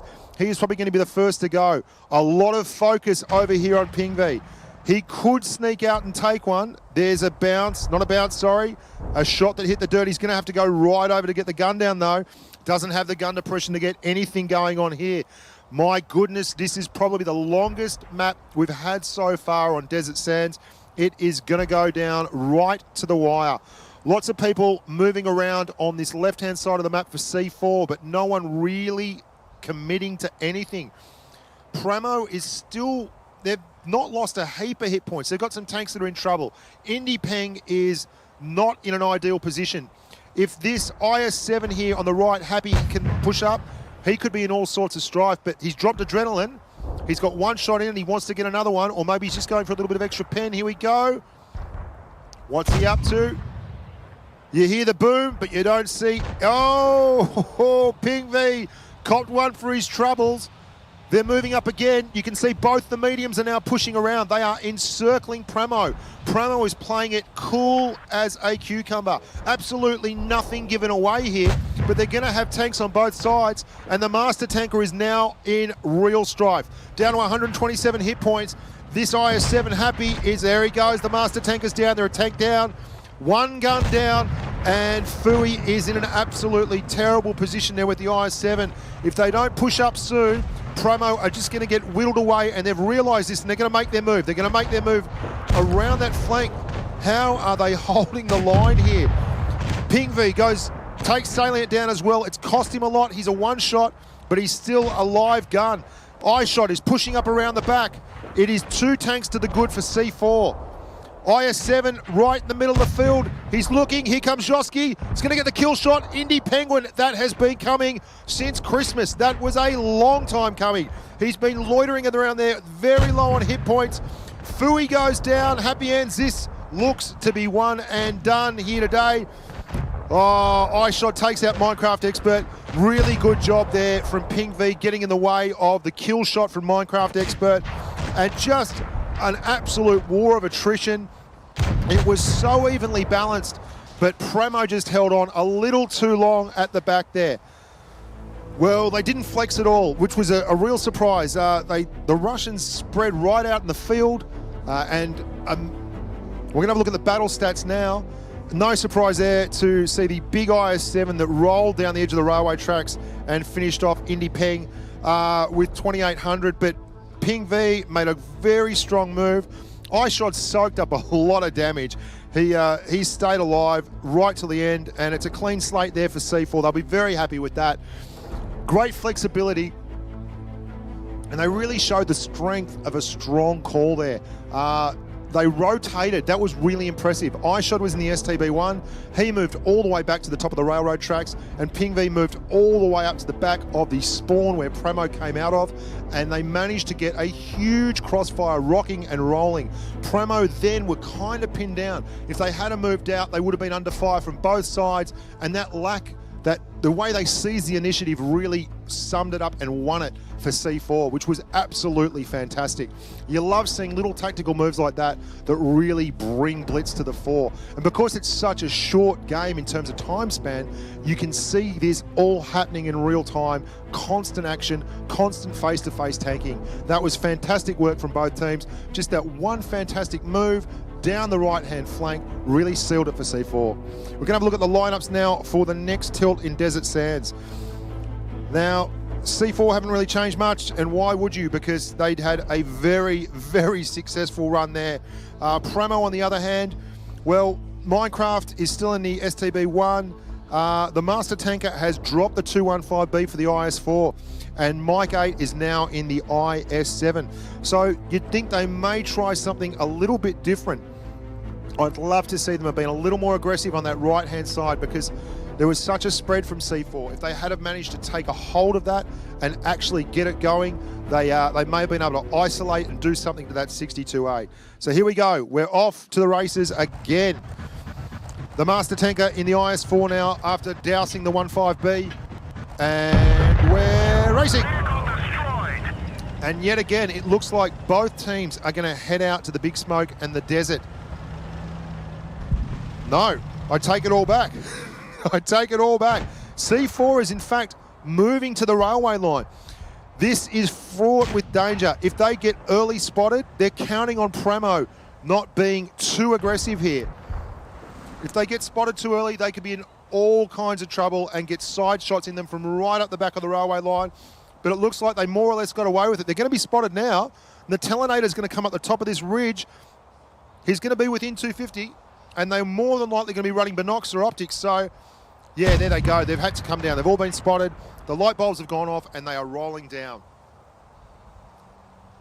The fly in the ointment here is, you can see underneath the bridge, iShot is... Oh, no, he's joined the ranks of his compatriots. So now we have an absolutely classical front here. We have 6 from C4 all across the front with an Object 140 right at the back. That's Joski. And then we have Premo all spread across, predominantly around the high ground of this airplane. The wreck of the carcass, I don't know if it's a Heinkel or whatever it is, but it's doing grand business work for Premo at the moment, because they're hiding behind it and they're trying to leverage it into solid shots down here into Joski. Oh, this is going to be another long, drawn-out, slug-em-out affair. The boys are really pushing hard here, trying to just nibble away at the edges, and there's a massive move coming down the right-hand side from iShot. He's pulled back, though. Not sure exactly what he's up to. He might be moving back up to the top of the railway line and looking to get shots across into the Premo guys as they camp the top of that airplane. Here we go. Eyeshot's about to pop. He'll be going as far to the back as he can. No, he's coming straight across. Well, they've definitely planned something here because he's had to drive half the map to get back there and support Joski. They could be afraid that Premo is going to push down here. Mike he's the tip of the spear. There's an Object 140 there. He must be sorely tempted. He would be permanently spotted there. You can see the T-62A within proximity. Fui is looking down. He's just bounced one. Big bump on the front of the Object 140's turret. There was a 2-on-1, but the 62A is drawn back around. CB has gone up in support of the IS-7. Mike is really keen to get stuck in. They need to be a little bit aggressive here, but I like the position they're in now compared to where they were before. Got to watch out, though. They are getting flanked again. Again, they're in the pocket. They're in the pocket. You can see just there at the back of the train line, on the edge of the middle of that, there is a C4 medium pushing down hard. We're going back to the overview here, and you can see this little battle within a battle. It's been going on for quite some time. They've shown tremendous patience. No one is going to give them an easy break. The Object 140 is dead keen to get involved, but Mike's just about hull down there in the IS-7. He's got a very good angle on his armour. The IS-4, the master tanker, has pushed up, and he's trying to keep that 140, I think it is, from... No, it's a 62A. No, it's a 140. The 140 from C4 from getting those flank shots, and it's been pretty much an even trade-off there, but Mike's been left on his lonesome. They've isolated him. This is a tiny little wrinkle in the battle. Mike has been left on his own, and they've now managed to get 2 guns on him, and they look like they're going to have a crack at it. Mike's down to 1,000 hit points, but here he comes. The Telinator, he's moved back. Oh, this is fine tanking. What fantastic chemistry. Here comes Happy in the IS-7. It's all starting to focus around this little section here at the bottom of the wreck of the plane. It's going off like a frog in a sock. They have heaps of hit points, the C4 boys. Oh, engine fire, but he saves it. Whoa, Ping V, very lucky. Indy Penguin 500 takes him out after all anyway. There goes Independent. It's 10-10, head-to-head. Eyeshot down. They've got a 1-tank advantage. The master tanker goes down. The Telinator goes down. It's 4-on-4. CB is down. After 5 minutes. Oh, it's all happening. Absolutely electric here. That little area, the IS-70 has to go down. Surely. CB, happy ends. He's done. Joski takes out Minecraft 2-on-2. Plenty of hit points left. They need to get another shot in ASAP, and they do. This is going to go down the wire. It's a 4 hit point. They have to get him. They have to get him really quick. Oh, no. Fui's in trouble. Fui gets him. He's down. He's on a reload. He gets the kill. Who has the adrenaline? Dropping adrenaline now would be a big king. Salient needs a bounce. He's behind in the DPM race. He gets one back in. If he can get around this corner, he can get even on DPM terms. He has to bounce or low roll. Yes, he low rolls. He gets, tracks him, but he repairs. Oh, what a game. Fantastic work. Absolutely fantastic one-on-one stuff. Joski and Salient playing their absolute guts out at the end on mines. It was a one-on-one. He got the bounce. Wow. What an absolute ripper of a game. Incredible effort there for the boys from Premo. Oh, 4K from Salient. He's had some big damage games all tournament. Foggy actually got the 3K there for C4, but they shared the damage right across the spectrum. Let's be honest, it came down to about 500 hit points after 7 tanks belted each other for 5 minutes. That is a hell of a game. Well done, Joski. Fantastic stuff at the end. He had the DPM race. Salient did everything he could to get back across. He didn't roll high enough. It was an absolute nail biter. I feel terrible for him, but someone's got to win him, and Joski did the right thing there at the end. They did absolutely everything perfectly. We're going to have a look now. We've had a look at the standings. So that was a fantastic start to Desert Sands for C4. They, like ID, seem to have got their strat correct on that map, although you wouldn't know it. You can't really call that getting the strat to correct. That's literally one bounce. The next map will be Fort Despair, and C4 are up 2-0 right now after that. Tough times for Premo. They want to win that. Obviously, whatever happens, they will get seeded and they will go through to the semi-final, so that's fantastic. But what a really fantastic, incredible, stupendous bit of play there. That came down shot to shot, one tank after another tank. One down, one down, one down, one down. And that final run where they just managed to hang on and get rid, just the hit points, just the pure hit points. We're going to have a look now at the standings, or very shortly, we're going to have a look at the standings. See, not the standings, we're going to have a look at the actual map, the tanks, the lineups. We're going to have a look at the lineups. We're going to wait for just a short while they just make a few adjustments. A couple of technical things going on backstage. The Boffins are loving life, living large. Geez, they revel in this kind of situation. A little bit of Wi-Fi here, a little bit of computer there, a long cable, a short cable. That's what it's all about. What do you think? Object 140. If you don't have an Object 140 in your garage, surely you'd be going out tomorrow and buying one. Why wouldn't you have one? You saw how well they performed there. Absolutely tremendous vehicles. You can't get enough of a Russian medium as far as I'm concerned. If I had my way, 140 would be 140 day every day of the week. Now, the standings as they are at the moment are quite simply neck and neck. Premo would love to win this one because it would give them a 6-point advantage. At the moment, we have two teams running around looking for the 6-point win. Either of these guys could climb up the leaderboard. There has to be one winner, one loser, but the seeding is going to be tremendously affected by the outcome of this game. ID are already through with 2 wins. They've done very, very well. But I've got to say, there hasn't been a walkover yet. The competition has been fierce and it's been absolutely brutal, and it's come down to multiple occasions where it's neck and neck, final tank, final shell. Unfortunately for Premo, they've been involved in 2 of them. There was a fantastic game on Canal, originally against Legion, where Minecraft Expert was up against Pixel, and it came down to the final shot for both those tanks in a Grill 15 and an Object 140. And as you saw just then, Salient came off second best when he had to try and kill Josky. He had a lot fewer hit points, and he nearly got the job done. So they've been the unfortunate recipient of a couple of very, very poor RNG moments throughout the tournament. Whatever happens though, the gameplay from Premo and from C4 today has been absolutely stupendous. I really admired the way C4 were flexible on that Desert Sands map. The first one was probably a lot easier than it should have been when they managed to get down that flank and get a tank on either end of the railway line, but the second match was every bit a nail biter. If we can have nothing but that from here on in, I'll be a happy, happy human. So we're still doing a few little bits and pieces in the background, a couple of technical things. We want to make sure that it is absolutely tickety-boo before we roll onwards and upwards. Hello to all you humans out there. I hope you're having a great time. I hope you're enjoying the live telecast. We have lots and lots still to come. We've got the semi-finals and the finals. Just for those of you who are joining us now, it is a best-of-5 situation. So you will be seeing the first to 3 gets the win, and C4 at the moment are absolutely in the box seat. They are running rampant, 2-0 up on Premo, despite the fact that it could have quite easily been 1-1 right now.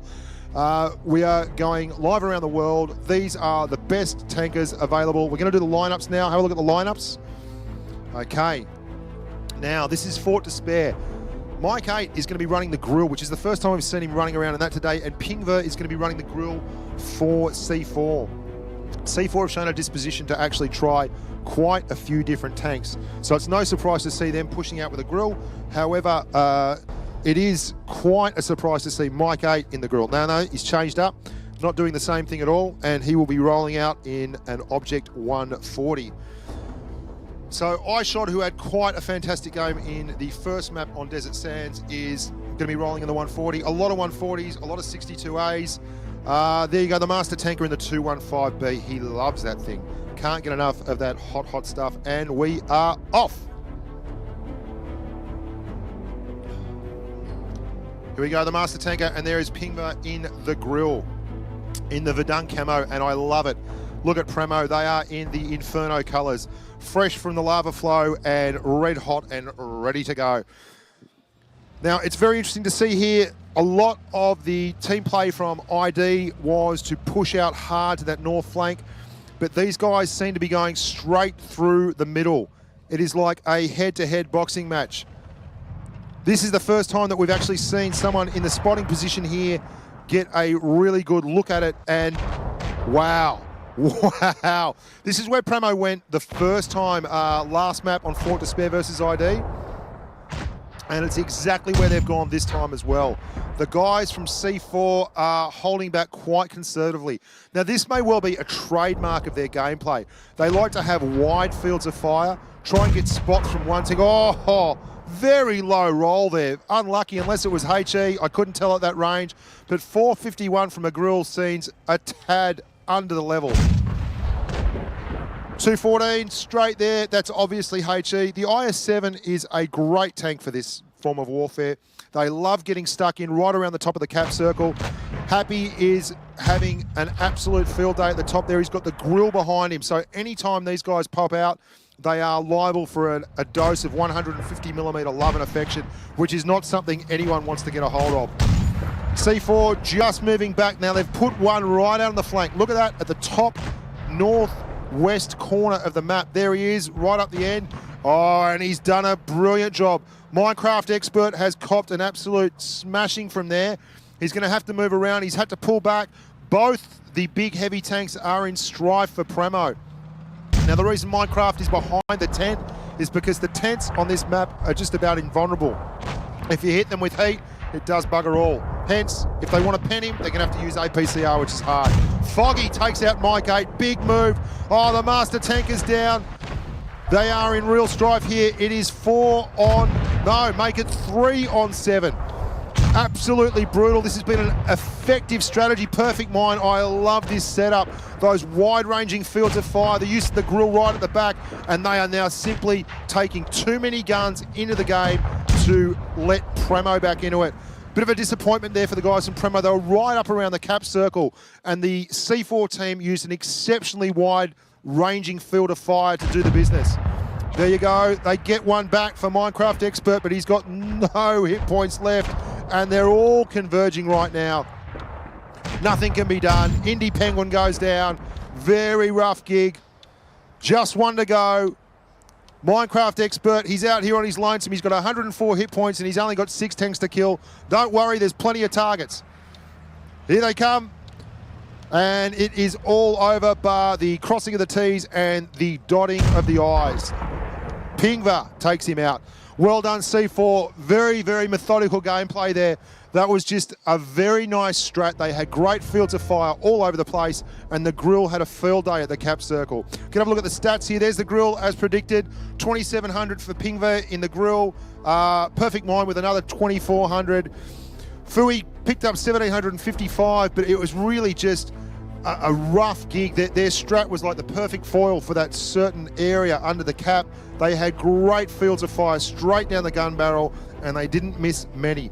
As you can see, pretty much half the team, more than half the team getting over 2,000 damage, and one of the team members just a shade under. The only unlucky man to go down was CB, and he certainly won't be unhappy about that as long as they pick up the chocolates. And don't we all love a little bit of chocolates? So a fantastic result there for C4. 3-zip up in that one. It was a lot closer than you'd think, though. The second game on Desert Sands was an absolute nail-biter, rip-snorter, rip and tear. Love it, can't get enough of it. Now, we're going to have a look at the standings now after that latest update, and you can see there C4 and Team ID have won 2 and lost 1. So they're 2 from 3 in both their rounds. Premo and Legion have won 1 and lost 2. So we have more or less a clear division between the first tier and the second tier there. It's going to be very, very interesting to see how they progress this and how they sort those out of who's going to go where, why, and when. But one thing can certainly be said is that it has been absolutely neck and neck throughout the course of the whole competition. Fantastic gameplay so far. Fantastic tanking. That was just some really interesting strats to watch there. C4 were the first guys to really spread the field and look to offer mutual lines of support rather than try and hammer through or hold and be conservative, and it paid dividends for them. So until next time, boys and girls, bye for now.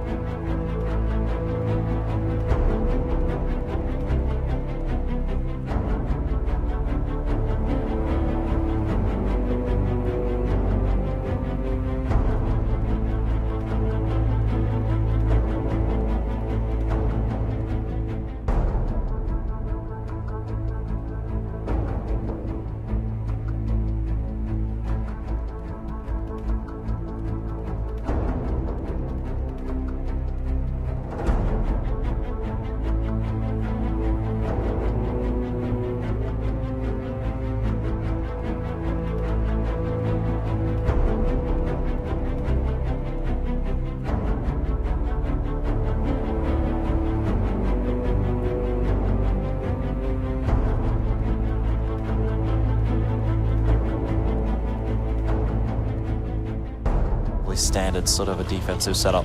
We can see how aggressive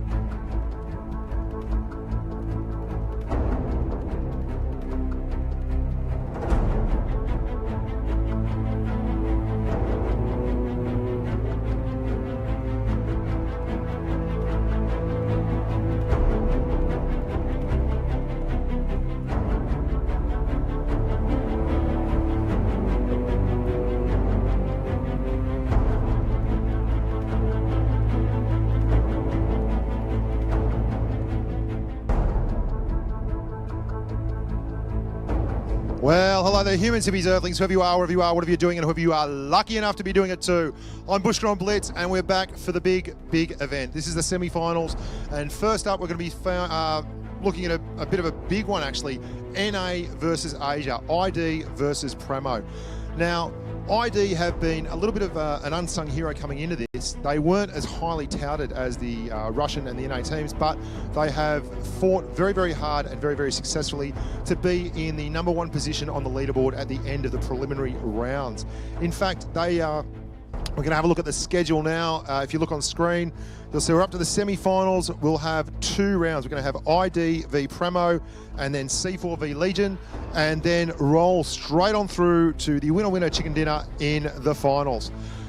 The way it turned out after tiebreakers and such, we had C4 and ID in a draw on 6 points at the top of the table, and with ID being the winner in their match, that was an easy fix, and they went to the top for the first seed, and they fight Premo, who lost the tiebreaker with Legion for the 4th seed, 3rd seed bite. So we're going to have a hell of a fight on our hands here. We've got a couple of new maps coming into the rotation. We're going to see Dead Rail for the first time. Now, the teams have had somewhat of a say in the picking of the maps, and ID were pretty hell-bent on including Dead Rail. We're going to show the bracket now, and you'll see right here, Team ID v Premo and C4 v Legion. So we're going to be rolling here with the boys from ID and Premo in what will be the most important Blitz games of their life to date. I don't need to remind you that this is our very first inaugural Blitz tournament. So whoever comes away here has the bragging rights as champions of the world. And not only that, they also get a little bit in the skyrocket. So they'll be looking forward to that. They train very hard. They compete very hard. The team sheet's going to be popping up here. We have a look in a sec. There are the boys from ID. We've got Gramixan, we have Aaron, we have ID 7Bong, we have the Larcenist, or the Terminator, Larcenist. AMX 30B is in there as well. It's a hell of a team from Asia. I won't ruin their names. Apparently I've been butchering the pronunciation of the Russian boys all afternoon, but they're very forgiving humans, so we'll be moving on with that one. ID have been one of the most, if not the most, aggressive team in the competition. There's hardly been time for the match to start before they are ploughing the field and absolutely belting in at 100 miles an hour. We're going to have a look at the team sheet now for Premo. You've got Vadim, Pio, Andrew, Can, Eric, Nicholas, and Kazuya.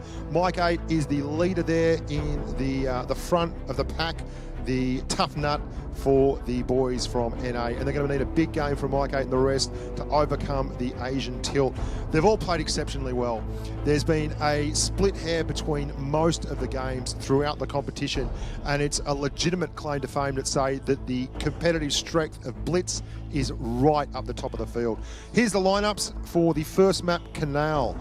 Now, no surprises, Minecraft is in the Grill 15 again. He's had a couple of superb games in the Grill 15 on Canal, and a lot of IS-7 and Object 140s for Team ID.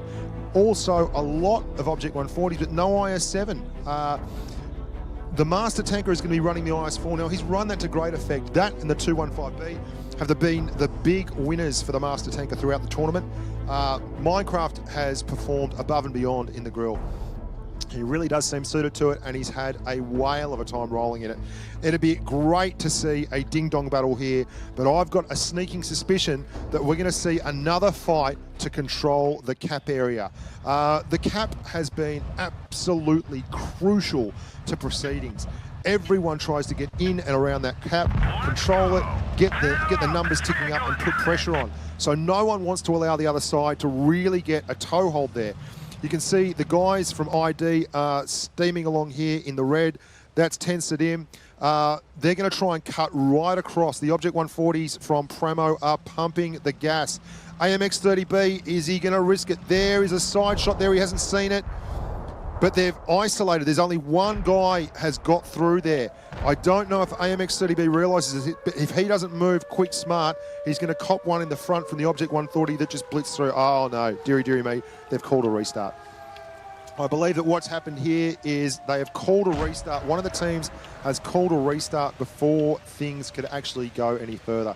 Now, that is well within the competition rules. Just so you know, guys, it's happened a couple of times today where they have called a restart for one reason or another. Generally, it's because one of the teams has either experienced a ping or a lag spike, and they've had to restart everything up because they've got a determined strategy that relies on a tank getting to a spot first, and they will notify the referee.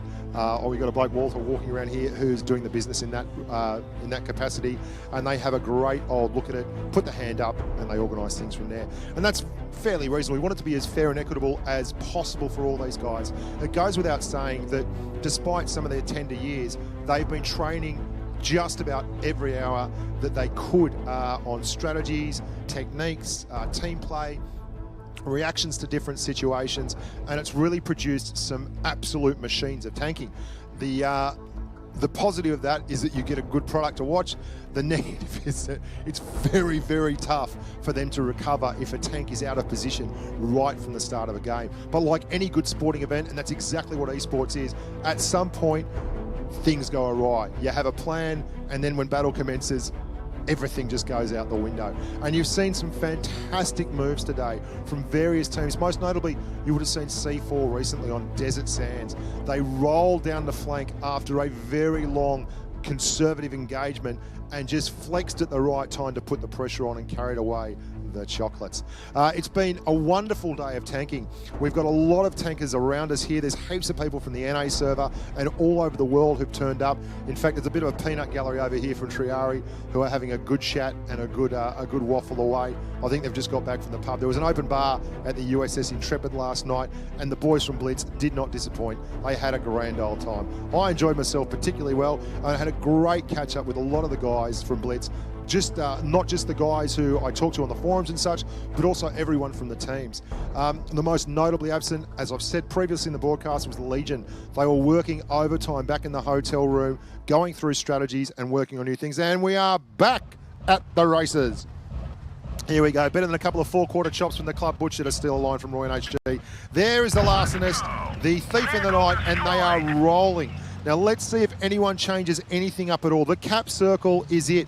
ID have commanded it, and much to their credit, used it to leverage a string of victories on Canal. And straight to it. They have to know this is coming though, and there's the first bounce of the game. Look at the heat fly in there. A couple of laser beams from the Stormtroopers. Now this is where it gets very, very interesting. ID are going to attempt to put a heap of... Oh, the Master Tanker is down already. I don't know what happened there. Never got a look at it. He just went down straight away, must have got himself stuck in a terrible position. And ID have isolated two on the far flank, right up in the north corner.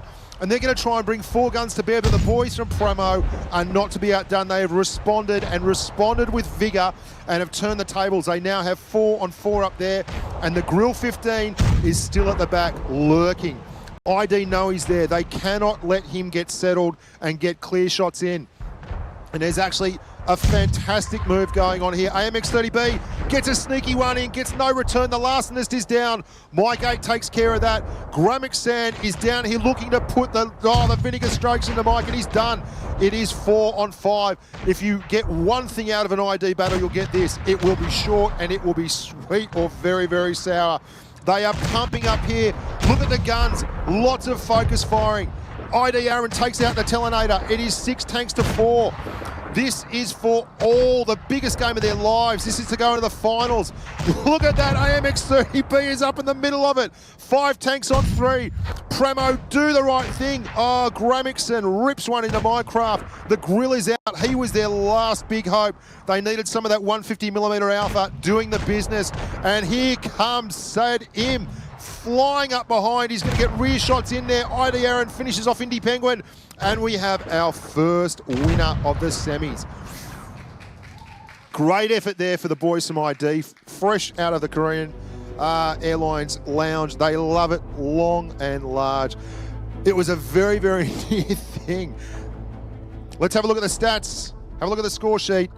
2.5k for Aaron, 2.5k for ID7 Bong, and Gramixan with all but 2.5k as well. They led the team. 3k for Minecraft. He has been blitzing Canal. He's not gone under 3k in that Grill 15 yet. Absolutely destroying. Despite that though, the speed and ferocity of those Object 140s, they just trade the hit points, share the hit point pool around, and keep guns on deck, and that's what you need to do. There's some very conservative tactics and there's some very aggressive tactics, and when they work, the aggressive ones look fantastic. But ID hasn't had all their own way. It's been a up and down seesaw affair. They've won one, lost one, won one, and we're only one round into a best of 5 series here in the semi-finals. So there's certainly no cause for panic here. The guys from Premo have pulled it out before and fought some very, very strong battles against everyone in the competition. They've gone down to one-on-one tanks twice now, once on Canal and once on Desert Sands. So they can absolutely punch on here and have more than a fighter's chance of getting it done. I wonder if they'll adjust. I wonder if they'll change tactics. I don't know if they should. The grill has been working wonders. There was just that very, very poor moment where they got isolated and ID managed to get 4 on. As soon as they responded, they ducked back around the other side of the map and they put 2 on 2 in a crossfire, had an IS-7 go straight up next to the grill, and it was all over bar the shouting. Really, really strong performance there for the boys from Korea. We're going to have a look very, very soon at the lineups. Here we go. Tickety-boo. Okay, so Premo have gone back to 4 140s, 2 IS-7s, and I cannot see Minecraft's in a 140, so no grill there. ID7 Bong is in the IS, no, he's in the Object 140 as well. So we've got 5 140s and IS-7. I don't know what their last tank is, but I'm going to go out on the limb and say that the last tank for ID is either an IS-7 or an Object 140. Call me crazy, but I've got a firm belief that they're going to be running Russian and running Russian long into the evening. Here we go. Object 140s on the right for Premo. They're still vacillating between IS-7s, Object 140s, grills.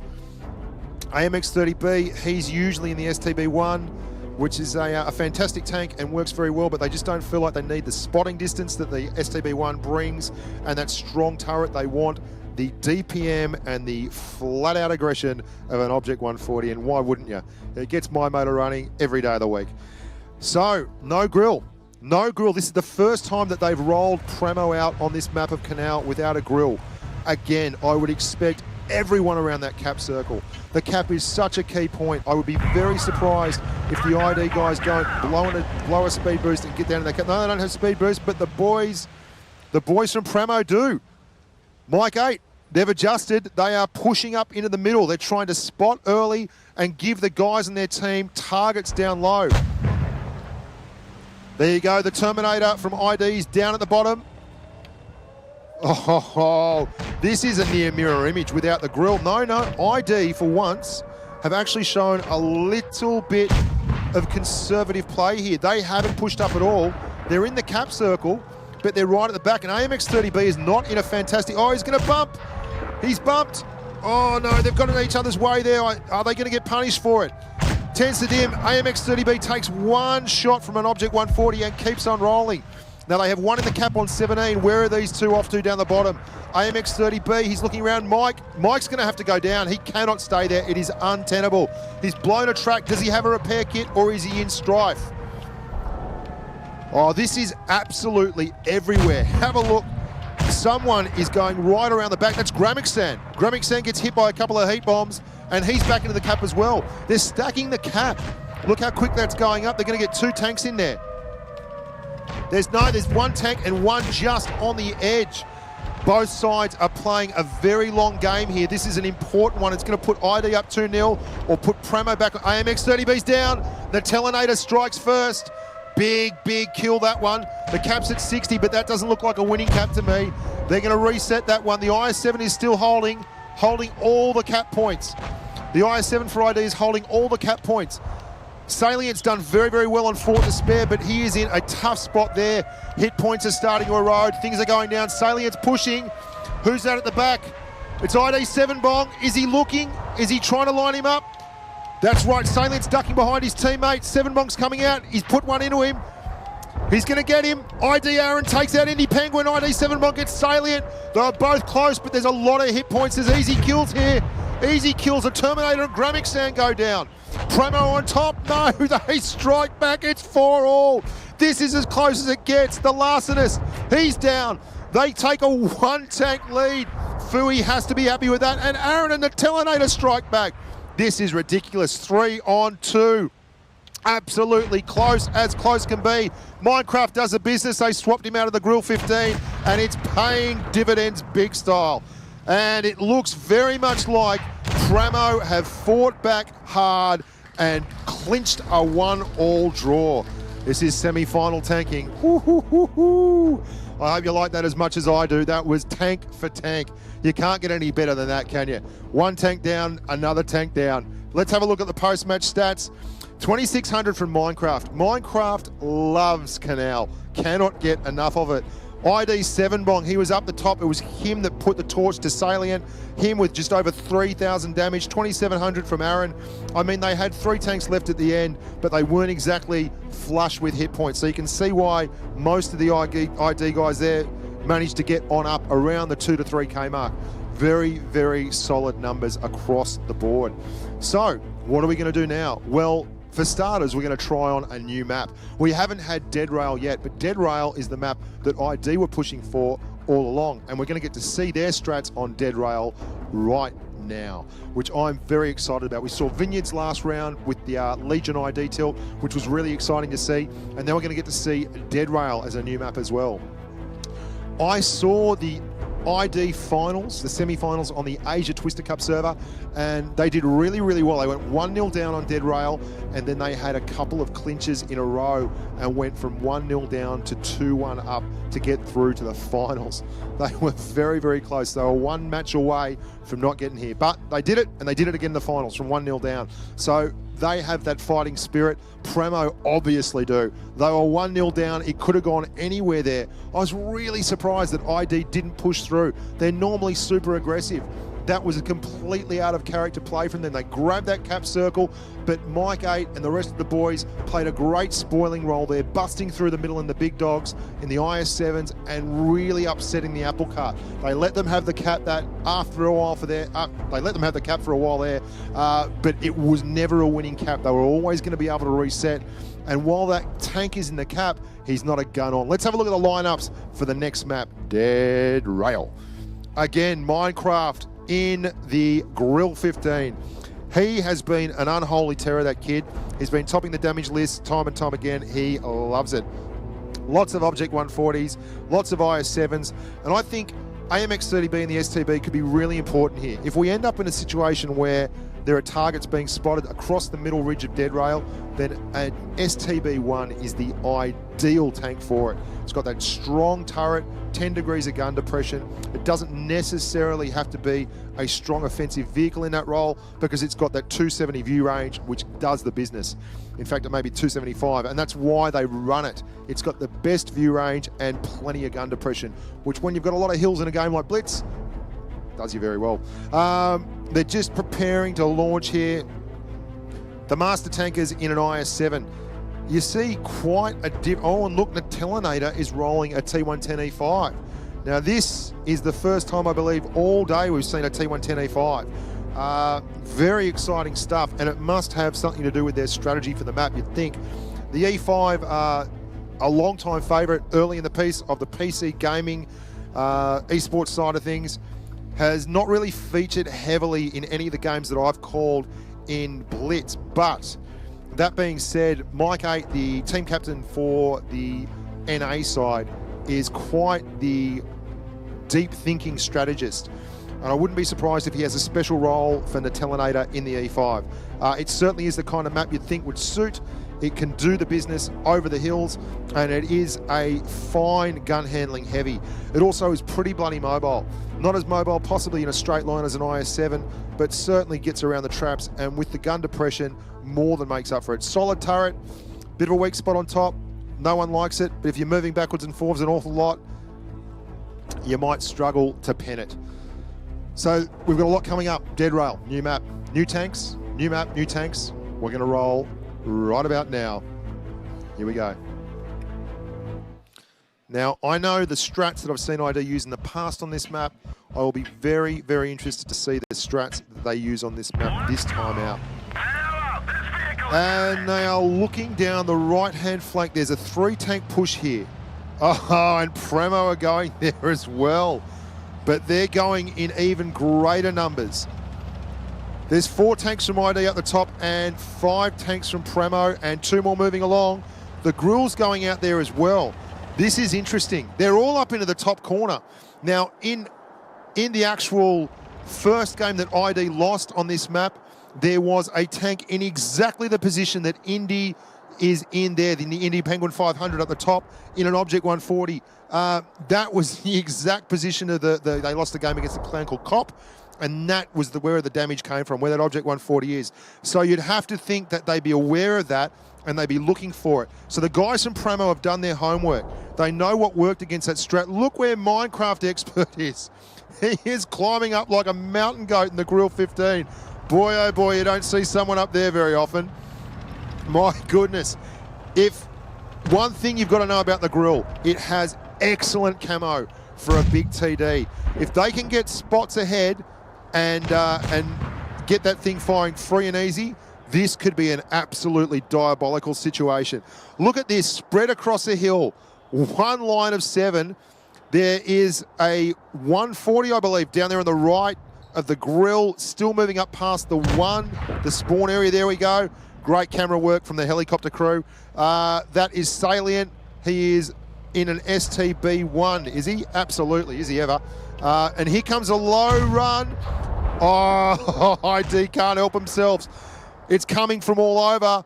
Minecraft is in a fantastic spot there in the Grill. There's going to be some big damage coming in. They've isolated, but I'll tell you what, they're in a pocket. They better protect Larcenist or he is going to get wrecked.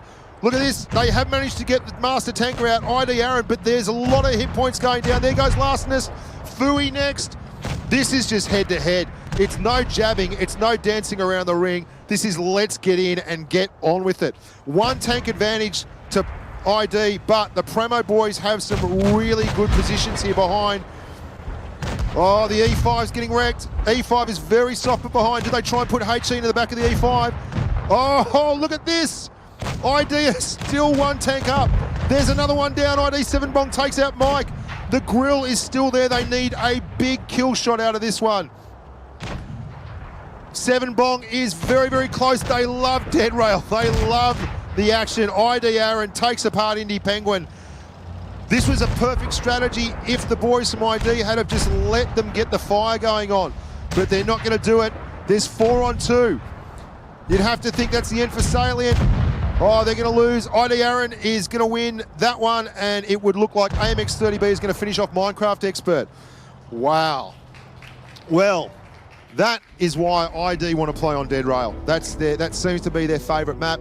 It's certainly one of their favourite strategies. It's a great... Let's have a look at the stats now. Aaron, AMX30B, ID 10 Sadim, ID 7 Bong, Gramixan, the Terminator. They're all right around 2K.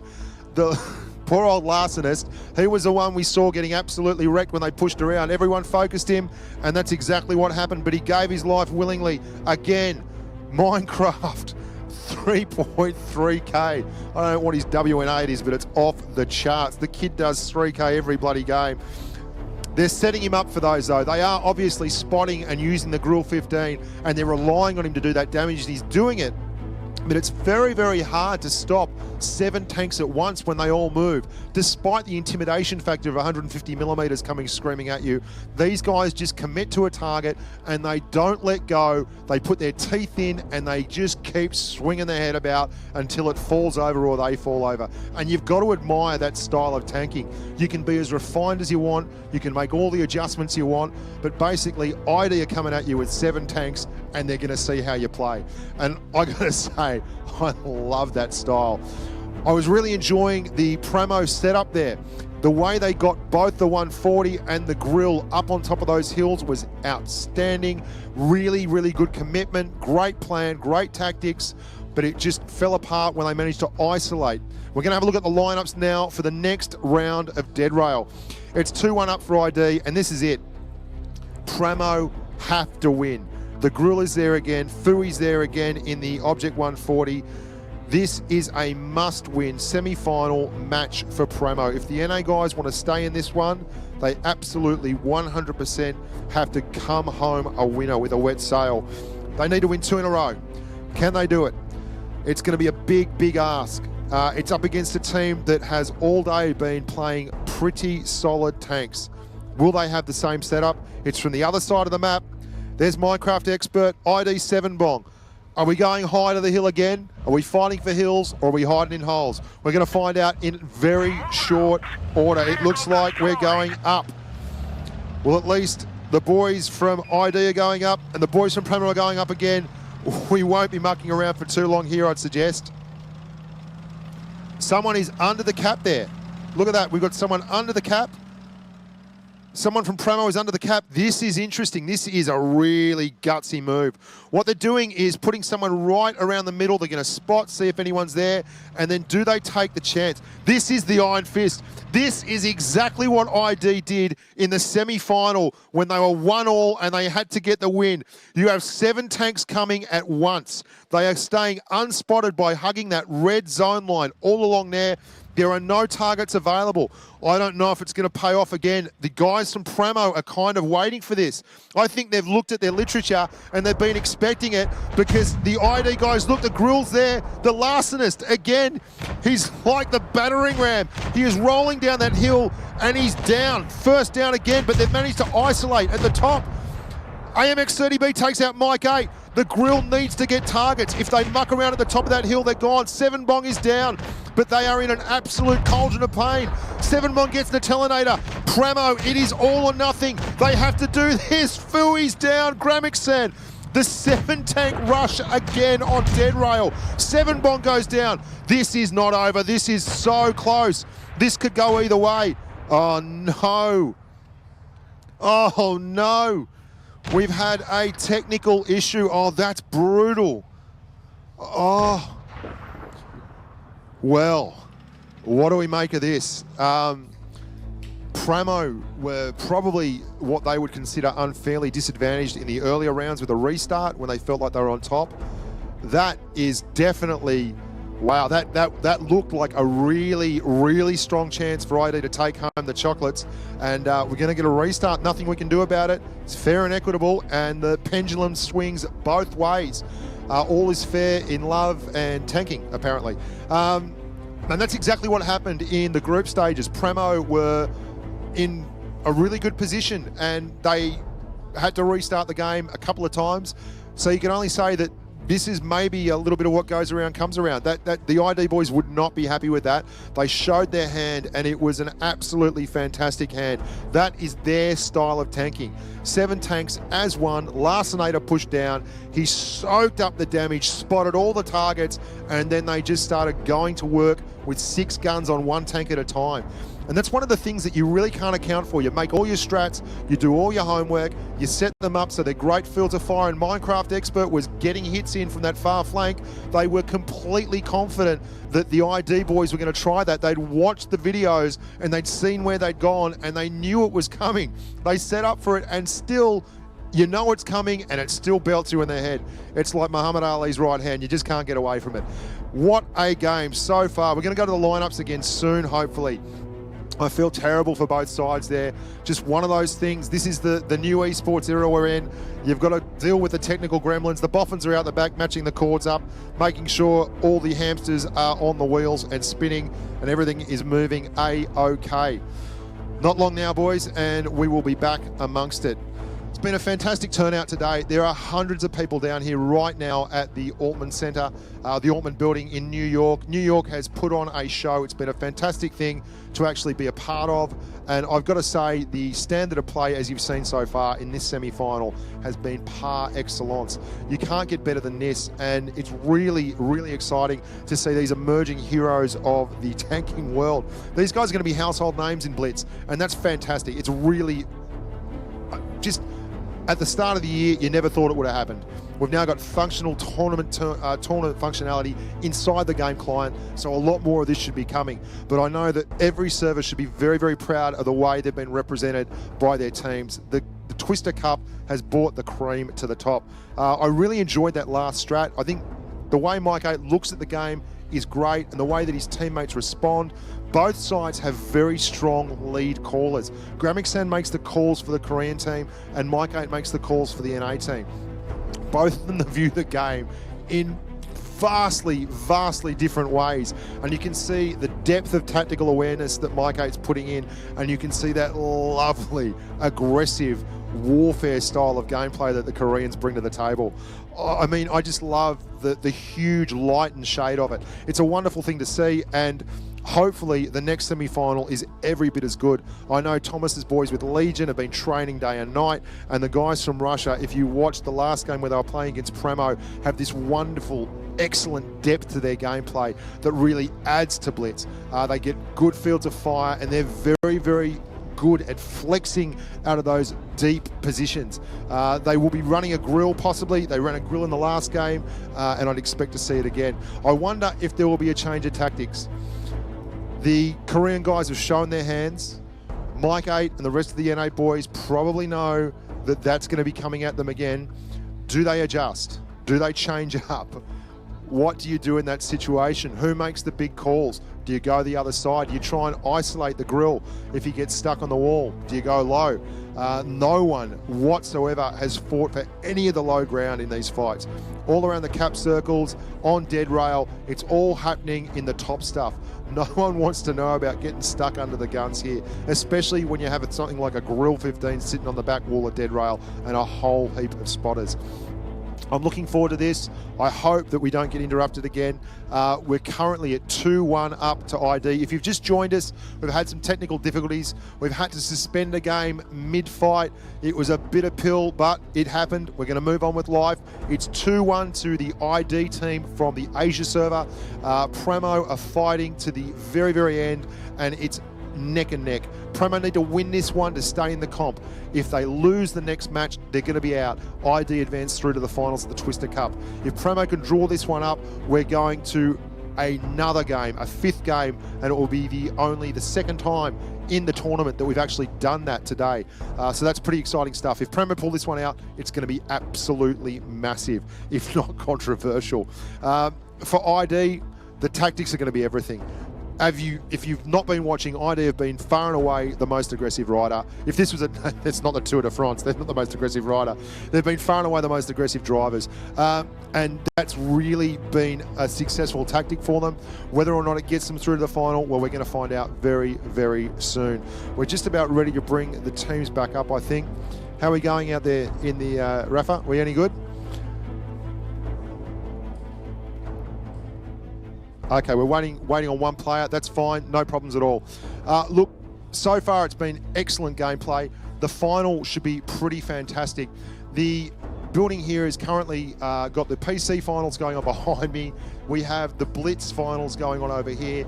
It's cock-a-hoop. Everyone's having a great time. Those of you just joining the telecast, we're 2-1 in the finals to the Korean team ID from the Asia server. It's a best-of-5 series, which is absolutely fantastic, and it's promoting some fantastic gameplay as well. I can't wait to see them go hammer and tong again on the slopes of Dead Rail. The ID guys actually found a little chink in the armor in the last game, and that was a very well thought out, very deep setup for Premo and Mike 8 and the boys. And the ID boys just ground them asunder down the slopes using Larcenist as a battering ram, basically. And they've used him that way twice now.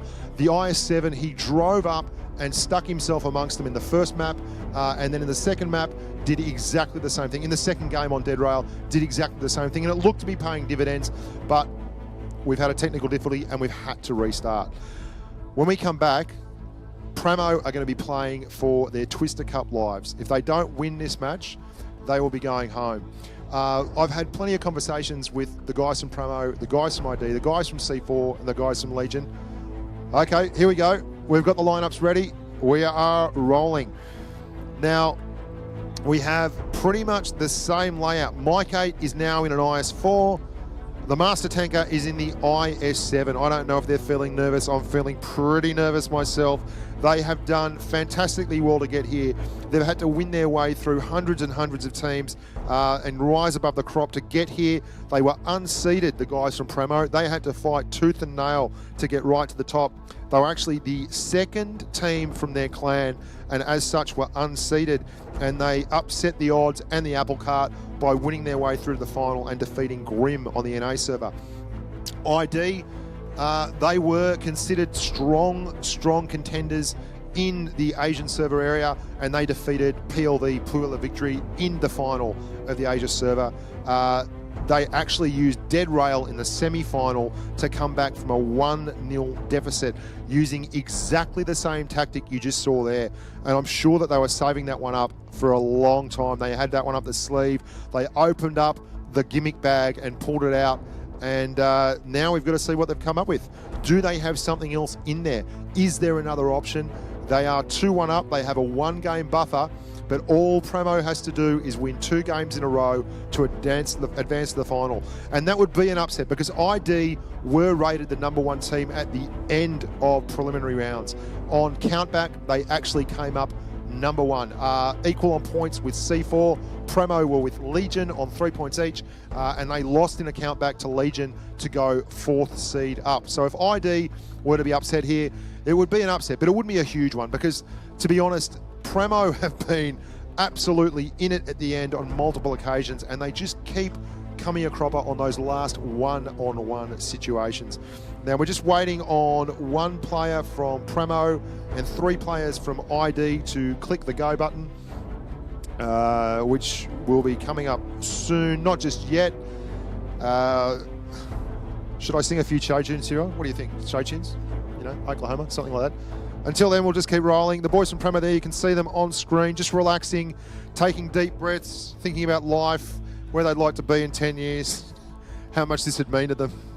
The guys from ID are popping along. They're just sorting a few things out now. Hopefully, we will have you up, rolling, and ready to rumble in no short order. They're talking through things at the back. I'm not certain. We're going to have a technical break here, boys and girls, unfortunately. So stick around. Don't turn off the sets. Just wait a couple of minutes and we'll be right back with more tanking action. Ugh.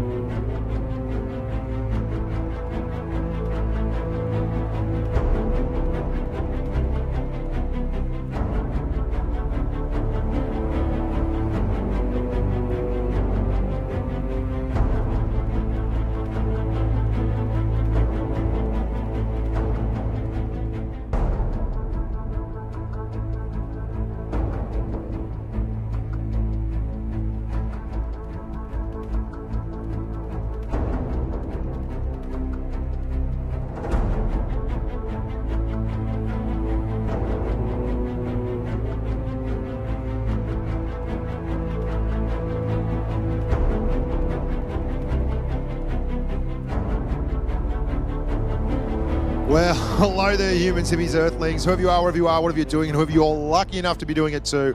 Gee, I've said that a few times today. Welcome back. We're here. I've got a couple of corrections to make. Now, I might have jumped the gun just a touch because I am an excitable human being.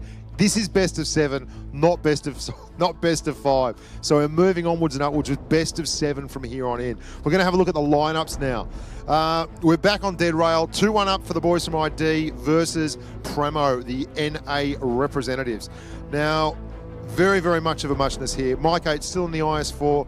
I cannot see a grill there, which is quite interesting. Unless we have a big change of heart, it doesn't look like they're going to be driving a grill in. Here we go. We're moving onwards and upwards, and they're about to rock and roll. And we're on Castilla. Okay, we're on Castilla. We've skipped the second game on dead rail, and we've jumped straight ahead to Castilla, which I was unprepared for, but that doesn't matter. That's because I'm a silly bugger. 3 IS7s turning in unison. You can see the boys from Premo there setting up. Absolutely setting up deluxe. The Object 140s are pushing back down. In fact, they are all going towards the high ground. What a surprise. Everyone's fighting for this high ground now. Look at this, the Master Tanker. I don't know if you've ever seen any of the videos on my channel, but the Master Tanker is absolutely in one of my favorite spots in the world. You get up the back there and farm the damage. If you want to do damage, that is a great spot to be in. I don't know if anyone's really, well, they are. The boys from ID, they're going to take the high ground. This is dangerous. It is a two-edged sword. You get up nice and high here, that's wonderful. But if you get up nice and high, you're just as liable to cop a flogging as you are to dish out damage. And the guys from Premo are absolutely waiting there for them. They're anticipating this. This could go either way. This could be great for them, but I don't know. They're letting ID control the map here, and they are all still penned in that corner.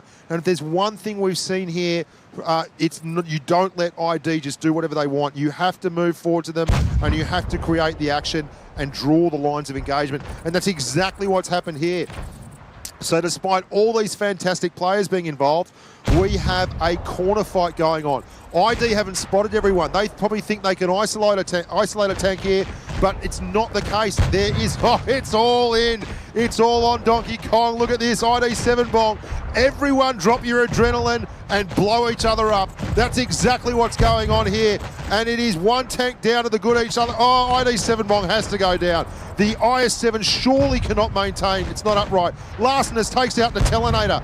Look at this, the guys from ID who have been able to get on top of that hill there are taking full advantage, and they go another tank down. They're only one, dead set even. Indy Penguin comes back, ID Aaron knocks another.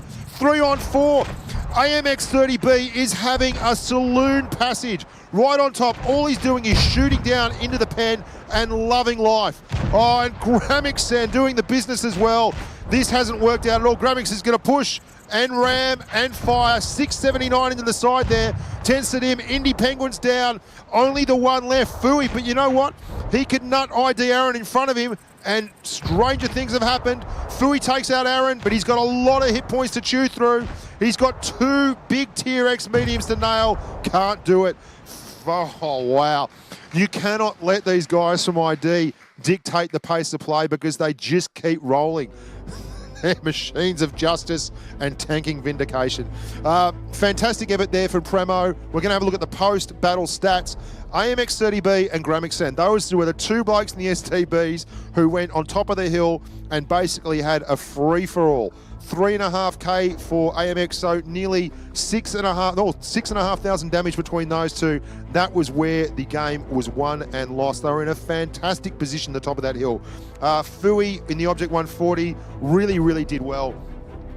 Look, that was a great strategy and it nearly worked. It was just as soon as they got on top of that hill, as soon as they were allowed to take their advantage, they did. We're going to have a look straight at the lineups here now. We're going to Castilla. I'm going to take a wild guess that we have skipped the second game of Dead Rail simply because everyone's strats had been revealed. It would have been a little bit unfair to both teams to roll with another map, another game on the Dead Rail map. So we are 3-1 to ID on Castilla. This is best of 7. So if ID win this game, they are through to the grand final. If Premo do not win, they are done and dusted. And it's really sad at this point if the whole affair that one of these teams has to go home, because I've lived up close and personal for the past couple of days with these guys, and they put mountains of work in. They are absolutely dedicated to the cause, and they really do deserve everything they get. So fingers crossed for both teams. Let's go and see how it works out. The Grill 15 is back. Minecraft Expert is an absolute grill specialist. If you see him load up in a grill on a public server, just exit and load up another tank. You'll be better off. Save your time. Oh, are we going to go to the same spot? The IS-7s are rolling and coming around. They're starting from the other spawn. This time ID are in the southern spawn. No one going to the Bushka spot. Hopeless. We're going down the right flank. You can see they are actually look like they're going to take a conservative approach here, Premo. They've got a strat for this. They're setting up. ID won't spot that 140. They are going to go nowhere near him. They're going the top of the hill again. 4 Premo mediums are pushing down, and 1 Premo heavy you can see there is going straight down the guts, and that is Mike 8, the team captain. He's going to be going under the cap circle. They have 2 people meeting at the top. Oh, this is a great plan. If this works, they will come up trumps. What they're basically doing here, the 2 boys on the hill, is spotting everyone proximity-wise and with view, and then allowing everyone behind them to pour shots in. The ID guys are going to be exposed if they come around this corner to fire both from the grill and everyone in front of them. But can they marshal their hit points? Oh, look at this. Where do you stop? You stop when you run into a red tank, apparently. The Terminator has gone straight across, but it's not helping Aaron. He's trying to go around and nut that 140. For once, their aggressive behaviour may well be playing against them, because Premo has them in an absolutely horrifying crossfire. And unless they can drop a tank from Premo very, very quickly, this one could be in the bag. The Tank Master takes out the Terminator. They're pushed down hard. They need to clear. They got a fire, but he's repaired. He's done 1 repair kit. He's down to 43 hit points. Gramic Sense down. Indy Penguin's down 4 on 6. And there are not many hit points down the bottom. AMX30B is off. He was the last one on top of the mountain, and he is gone as well. Fire is repaired and extinguished there. Minecraft Expert doing the business. They absolutely had to win this one, Premo, and it looks very much the case like they've reeled in and are back alive and kicking in this one. Tends to dim down, and this will just be all over. The Larcenist, they're going to go home. They're going to rethink their strat. They tried to stick with the aggressive tact. Premo doing the business. Stand up, NA. They got it on. So we're now back to 3-2. Told you to get exciting. These guys are absolutely fantastic, glorious tankers. Did you see the way the ID guys just didn't stop? They just kept rolling across. They saw a target. They tried to isolate it. They tried to get it. But a really lovely strat there. The 2 mediums both pushed up the hill. They spotted everyone on top. Proximity spotted them. They got them close enough that they lit them up for all the guns behind them. And then it was just simply a matter of too many guns on tanks at once, and they couldn't come back from it. Fantastic idea there from the boys from Premo. Really well played, really well executed, and hats off to them. They brought it right back in. 3-2 now. Next map is Desert Sands. Wow. Well, ID have done very well on Desert Sands, and Premo have not fared so well at all. So you'd have to think that this is going to be a nail-biter. Unfortunately, we've seen strats from both teams, so I don't know if there's a whole lot left that both teams don't know here. It's going to be about performing their strategy well, absolutely sticking to the plan and supporting each other. Let's have a look at the lineups and see if there's any changes. Looks at nearly exactly the same as the last time these 2 guys met. A whole lot of Russian. There's an STB1 in there from Minecraft, who does very, very well in the grill. But the STB1, I thought we might have seen the grill on Desert Sands again, because it can move about fairly quickly. It's very, very flexible. And then, as expected, AMX30B in the STB1, that is his tank de jour. There you go. For those of you who had $10 on me saying that in the semi-final, again, you're a winner, chicken dinner. Let's see where they go. Do ID go straight under the bridge? Do they try that sneaky little strat that worked so well the first time out here? Or do they all move out and about to the field and get right out in the desert? They're going to do it. They're going to do it again. Here we go. Oh, goodness gracious me. This is actually a little bit different. They're not all going under the bridge. So we've got 5 out in the desert.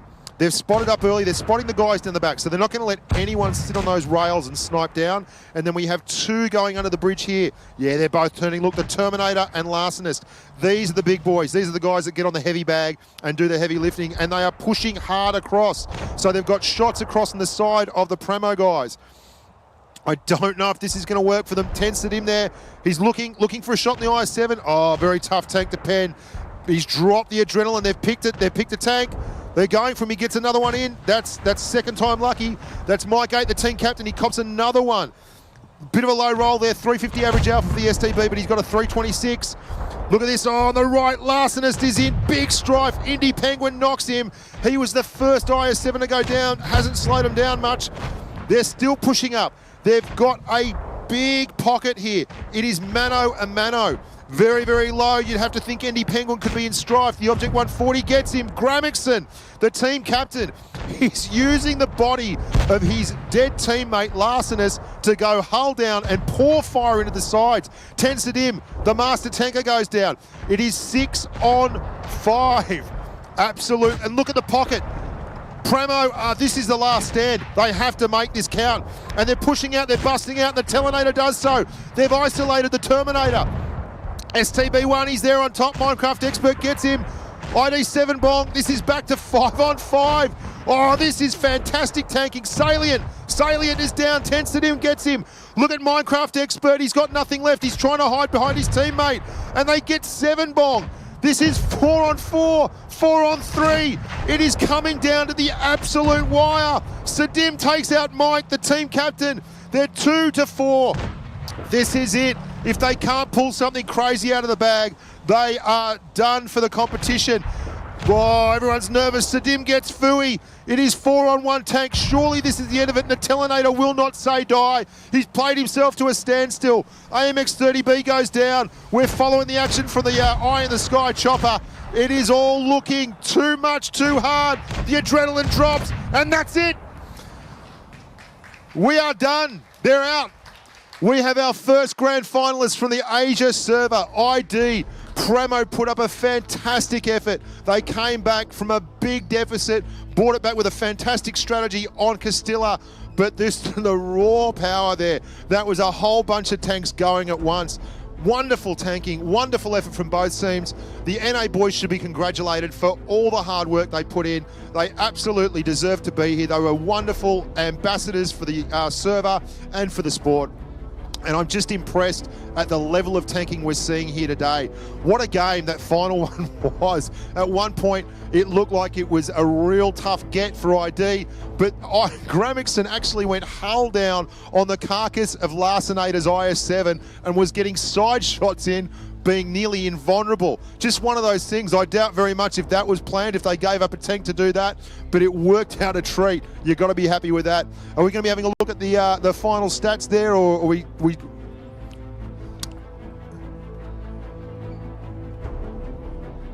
No worries.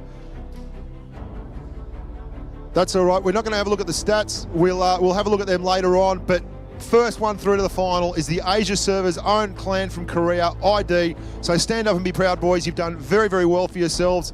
Big plane flight, but it didn't hurt them. They must have flapped their wings very hard. I'm very impressed so far with the ID boys.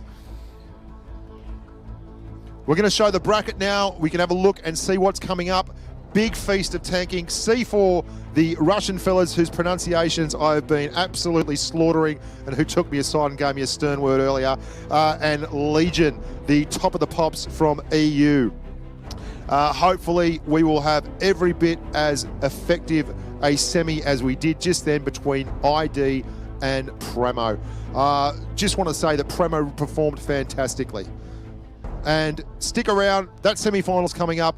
Bye for now.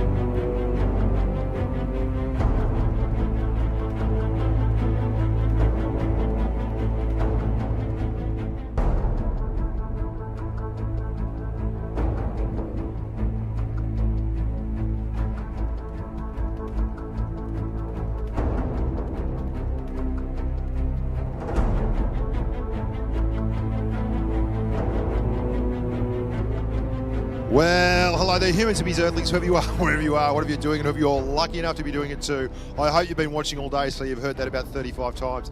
I'm certainly happy enough doing it, and we've got a crackerjack semi-final number 2 coming up for you. Hopefully it will be every bit as entertaining as the first. Now, we're going to have a look at the bracket before we kick off anything here. You can see ID defeating Heat there, Premo Heat, going through to the final. They're the first one through, and they will meet the winner of semi-final number 2 between C4 from the Russian server and Legion from EU. Both of these very highly touted teams, both teams who have trained the house down and are ready to rumble. It's been a long day, it's been an exciting day, and we're going to have a look at the teams now. The first team is coming up here, and that is C4. That's Yevgeny, Herman, Alexander, Vladimir, Mikhail, Alexei, and Alan. I love Alan. That's fantastic. I've been slaughtering the pronunciation of their names all day, but I've been priming up in between breaks, and hopefully I'll get this one right this time out. The boys from C4 Russia, they performed fantastically. They were the second top-seeded team, and the fellas from the Legion clan were the third-seeded team. And here we have Edward, Thomas, Luca, Jan, Ali, Demetrio, and Benjamin. Led at the front there by Thomas and Eddie Bang Bang, my favourite name in the comp. And we're going to look at the lineups now. We're going away to the lineups. We're expecting a lot of Object 140s and a bunch of IS-7s, and we're not disappointed. Of course, the fellas from C4 have probably been the most adventurous today in terms of tank selection, but they've gone very, very traditional in this one. A whole lot of Russian. They are, in fact, the only team here running 62As, which is pretty exciting. And we're kicking off with a good old bout of Desert Sands. Can't get enough of the desert Lawrence of Arabia. C4, we're going to be looking from the happy end is here going. Now, this will be great. Watch out for the pronunciations. I'm going to do my very, very best. Josky turning out to the far western flank. You can see Perfect Mind is there with him. They're running the mediums out here. And there is a medium pushing down from Legion. Now, the reason he's doing that is more than likely to spot the guys that are loitering at the back on the rail and not allowing them to snipe down freely. And that's exactly what's happened. He's pushed them off, and they now have to fight for that. Now, there's a bit of a one-on-one there. The boys from C4 have not done that, however, and that's let Legion do whatever they want at the back of the map. You can see there's 3 mediums just moving around on the rail line. The big problem here is that they're giving up a lot of ground, and what could happen is that the 62A you can see there on the right flank, who is Sharovsky, and I finally got that right, is about to be in a position where he could move around and possibly spot them up. Not happened yet, and so far, semi-final number 2 is looking a lot more conservative than the ID Premo tilt. Demo is right at the back here, doing his level best. Happy End, moving up in the IS-7. They're all just tipping over the edge, trying to spot tanks, go back, reset camo, looking for an advantage. You can see the Object 140 at the back there, Gangdarf. He hasn't moved forward too much. He's in a very good position if he gets shots, but look just under the cap circle. In town, you can see there that they're starting to think about getting something going, and here comes C4, here comes the move. C4 are pushing down that channel below the abandoned plane, the old wreck, and they're bucketing right down. They're pushing Legion back into the corner. I don't like this a whole lot for Legion. There's a medium in town that is absolutely ineffective right now. If he can get back to that rail line, he could very well prove the difference. Here they go, they're stacking up on the corner. 3 Russian mediums stacking up in the corner, looking to isolate. Oh, Eddie Bang Bang's in a very strong spot at the back there. He derps that shot, unfortunately, into the ground. They're pushing. They have 5 tanks here. Oh, it's all coming up trumps. Oh, Sharovsky goes down. Gangdarf nuts it. Object 140, Demo's down as well. They're calling Fogic. Fogic is a target, and Fogic goes down. Eddie Bang Bang does the business. Who's up next? Oh, Pixel's down. Josky takes him. Perfect Mind is the next call, and that is the go. Eddie Bang Bang assists perfectly. There's 4 seconds. Oh, Ishod gets Gangdarf, and Ishod is the next call. Let's see how well they focus fire this one. Will he go down? Will he what? Ishod's down, but Eddie Bang Bang's done. Happy End gets him 3 on 3. This is brutal. absolute, oh, look at the ram there. And Legion, Thomas gets Shosky. 2-on-3 guns, but they've got a lot of hit points. They're trying to focus fire here. Blast calls for help, Blast 44, and he gets Pingver. Pingver down. It's 3-on-1. This has to be the day for Legion. The eye in the sky helicopter rolling around. Surely he's trying to get Blast 44. He's on fire extinguishers, but he just does not have the hit points to get it done. What a game. All conservative, all hanging back. Boom. Everyone get angry. And that's exactly what happened. You saw how good the focus firing there was from Legion. A target was called, everyone hammered, and they were the next one to fall every time. And the guys from C4 were every bit as good. Unluckily, they made the push, and the guys from Legion managed to come over the top of the hill and get them broadside. I didn't expect that. I thought they were going to isolate Eddie Bang Bang at the back, but he was hull down and in a fantastic position. And he put wonderful covering fire in as they turned to cover. So we're going to look at the lineups now for game number 2. First map, Desert Sands. Here we go. Shosky in the STB1. 2 STB1s. Ishod is going to be running the STB1 as well. Happy End in the IS7. Shosky in the T62A and Fogic in the 62A, so only one Object 140. I think that's a record for Object 140s, whereas on the other side of the coin, the boys from Legion are trying to set a record in Object 140s played. They have a whole lot of Object 140s. 5, in fact, with one STB1 to make up the gun depression medium that everyone loves to have in the stable. Let's see how they set out here. They're moving towards the left. Oh, everyone looks to be going desert again. We've got one spotter pushing down from Legion, just like last game, and there is still a heavy coming across the railway in town. What they're hoping for, Legion, is to get that guy spotted. I'd suggest that'll be the STB1, and then they can get shots in as the IS7 crosses that railway line. Doesn't quite come out in the wash exactly as they would have liked, but you can see Ishod's already taken a little bit of damage there. He got double tapped, 600 worth. Probably 2 140s just doing the business. It wouldn't be a surprise considering there's 140s absolutely everywhere on the Legion side of the coin. Now look at this. You can see Blast 44 has pushed up right past the cap circle. He hasn't gone in it. He doesn't want to let them know where he is. He's probably unspotted even as we speak. And he now has a very, very important decision to make.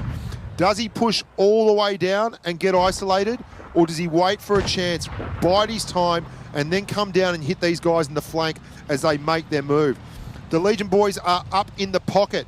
There's Blast. No, he's pulling back. Discretion being the better part of Valor. He is pulling right back up to the top. Him and Eddie Bang Bang are in dual 140s, and they are on the other side of the railway line. Getting back across could prove problematic. No, absolutely fine. Bushka, you don't have a clue. Eddie Bang Bang is still at the back. He would be unspotted, I would suggest, and he's going to get across as well. And we now have everyone on the field of play, apart from a couple of boys at the back who are tinkering with the idea of staying on the rail lines for C4. This is much like what they did in the final preliminary round. Very well spread out. A lot of options, a lot of flexibility. You can see the difference between the two teams. Legion is all clustered together in that pocket with the IS7 of Unreal Engine, who's been driving that thing like a demon all day, holding the far flank. And 2 140s, Eddie Bang Bang is at the back right there. You can see the boys from C4 are spread out. Now, this worked very well for them. They sent someone down the railway tracks originally. That's exactly what they're going to do again. Here he goes. I think it was Pingver last time, but they're sending Ishod down there, and Pingver's still at the top. If the guys from Legion have been doing their homework, they would know that this is exactly what happened versus Premo. There was no second chances. Once these guys got around, they got side shots in. Legion are in a very tight spot. They may not realise it right now, but if Pingver gets around and starts putting shots in the back, oh, look at that. They've covered it. They've absolutely covered it. They've got someone going back over the other side of the rail lines. In fact, they've got 3 tanks pushing up towards the back there. They may not know it's coming, but they certainly suspect it. And they're moving back. They may have spotted him, and that's changed the game completely. Great move there by the boys from Legion. The IS-7 is just holding in, happy end there. No one's really making any mistakes yet. They've covered and counter-covered everything that's been thrown at them. We've got no one down yet. If this was a game in the previous semi-final, we'd probably have played 2 by now. These guys are playing like this is a really important match, and it absolutely 100% is. This is it. Legion have seen that there's a tank isolated at the back, and they're using the opportunity to push forward and try and press their suit. They're looking for a tank to isolate, but they've kind of gone in 2 minds, and Demo looks like he's wrecked. He is. Foggett gets him. Oh, this looked very, very promising. Hang on, one sec. Foggett now goes down. Pixel, that's him. We're moving around. They're rolling right to the back. Now, they've chosen the tank in the far southwest corner. Was that a good move or not? Because Shirovsky just nutted the Unreal Engine, and they've got multiple guns here on the STB-1 of Zhosky. Oh, it's a 5-on-6 tank. All the C4 boys are now back in the fight. Blast 44 is on the reload. Zhosky gets him. They get Zhosky. Oh, Pixel's gone. This is very low. Ishod's gone. Thomas is gone. 4-on-3. Legion need to take this next tank down, or they are very much in big strife. Pingva doesn't let him. Blast is down. 4-on-2. Oh, this very much looks to be swinging away at the boys from C4 Russia. They're going over the top now. They can afford to blow some hit points to get rid of Gangduff, and that's exactly what they're doing. There's no way out of this one now. Pingva finishes Gangduff off. Very brave move from Legion. It was quite obviously the right play, but unfortunately, even though Eddie Bang Bang now gets into the IS-7 there at the finish, unfortunately they just got separated. They just got separated making that move underneath, and they had 2 on one side, 4 on the other. It was all a little bit up and down. Let's have a look at the stats now. No, we're not going to have a look at the stats. We're going to go straight to the team lineups for the next match. Really, really crucial moment there. They saw that they were 6 tanks in the field. They took 7 out. They tried to make it count, but as they went past that plane, they got held up on both sides, and it became very much a sporadic multi-target environment. They couldn't focus like they had in that first fight. You saw in the first fight how they would call a target, it would fall. They would call a target, it would fall. The next map, though, I've just been told, is Winter Malinovka, which will be very exciting. Just like in the last semi-final where we had a new map, we get to see Castilla. This time out, we're going to get to see Winter Malinovka, and I'll bet you these guys have some interesting strats on this map. I wouldn't be surprised to see tanks in places they normally wouldn't be able to get to at all. And we're going to have a look very, very shortly at the team lineups. It's 1-1, so great work. Desert Sands all day has been a very, very even-handed match. Lots of people picking up a win and a loss on that thing. ID, one of the few teams who've been able to capitalise on Desert Sands and really bring home the bacon. We're going to have a look at the lineups right now. Thank you very much, Rafa. Here we go. Winter Malinovka. Oh, look at that. 140, 62A, STBs, IS. Oh, my goodness. This is a huge turn of events. Legion are going to run 2 E100s. We have not seen an E100 the entire day, and for the first time, we're going to see not 1, but 2 of them. You'd have to think they're looking at doing a wee bit of side scraping up the top of the hill here. I'd be very surprised if we don't see those boys up there somewhere. They're going to be ridden by Gangdarf. He's in the first E100. There's Happy End in the IS-7, and despite... Well, I wonder if they're adjusting on the fly here. C4 are spreading out all over the bottom end of the map. They're not interested at all whatsoever in that top end. And it's all well and good having an E100, but if no one turns up to have a look at you, it's not going to make an ounce of difference. Ishod is there at the back. You can see he's down on the right flank, actually, in the southern end of the map in the glassy, icy swamp area. And then they're all clustered around that second channel there, just below the cap circle. Absolutely a crazy Thomas from Legion in the 140, right in the middle, next to the cap. The 2 E100s, in fact, are taking up the traditional sniper position above the cap circle on the far eastern flank. Well, this is an absolute turn-up for the books. Look at the hit points. There's 2,300 hit points in an E100, 20,050 on an IS7. That's an extra shot versus some of these mediums. So that's absolutely vital. Very, very important stuff. Perfect Mind is waiting at the top. Now, you've got to bear in mind, not all these tanks are spotted by the enemy. Oh, wow. Ishod, who was down on the low flank, has been lucky to escape with his skin intact. He's got sub an average roll for every tank on the battlefield. In fact, you'd be very, very surprised if he could take a shell from any of them and walk away. So he is going to be right up the back for the moment. He's backing up the 140 at the top. You can see Pingva there from C4. The E100s are still rolling around at the back here. I gotta tell you, I can't believe this is a crazy strat from Legion. It seems to be working. There's a big bunch of alpha. We haven't seen this much alpha on the battlefield yet. We've seen the occasional 150mm gun, but this is two 640 damage alpha tanks with a whole lot of hit points. It's a surprising strat, but this is the kind of map where there is a lot of broken cover and they won't actually be that exposed like you would on Desert Sands or one of those maps. It's not a Fort Despair tank, but it certainly seems to be working so far for the boys from Legion. Now, they're all holding on either side. It's like mirror images. You can see Pingva, he's pushing the top. Perfect Mind also hanging around the top in the corresponding TD spot to the E100s. It's like a line drawn across the map. They are just above each other's spawn. 3 gathered in the channel just below the cap circle, which is ominous from C4. Someone could get isolated down in the south. Now, we saw Ishod get absolutely wrecked pushing down the south end of the map. And at the moment, there is a 140 in the south end of the map. There you go. It's Demo.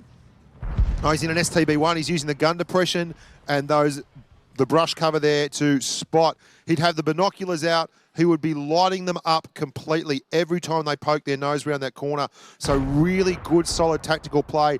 You won't see Demo moving around too much here at the moment. He's covering that like a pro. He would have spotted this move down here. I'll be very interested to see if Legion don't try and cover this and isolate. There is a tank there that could get done. Look at this. C4 aren't going to give him a chance. They are being very bolshy here, pushing across the top of the map. They're just feeling it out. I think they've realised that there is no one on the top end, despite the fact that they've got 2 E100s, and they're lining the heat up there, trying to get shots. Yeah, exactly. Shirosky has been spotted there. That would have given up the spot from Demo. They would have seen him as soon as he fired, but he got good, effective fire into Shirosky, and Shirosky is backed right off. Look at that. That's the value of good spotting range, binoculars, and a little bit of brush. You can do a lot with it. This has been a real hard grind them out affair. No one is giving away anything. Thomas from Legion has been loitering under that cap circle the entire time. Where Demo is, he gets shots up the center of the map to a degree. If someone comes across that cap circle, he will do very, very well. There's Pixel. He's waiting. I wonder if he realizes there's a shot on there from Pingva if he comes around that corner. Happy End is calling for help. Happy End is calling from help. They're going to make a move by the look of it. They're gathering forces right under that cap circle. You can see on the mini-map, they're all starting to gather together, and here comes the snake. It's pushing along underneath. They're going to try and nut. They've realised Thomas from Legion is there. Are they going to try and isolate him? They are. That's exactly what's going... No!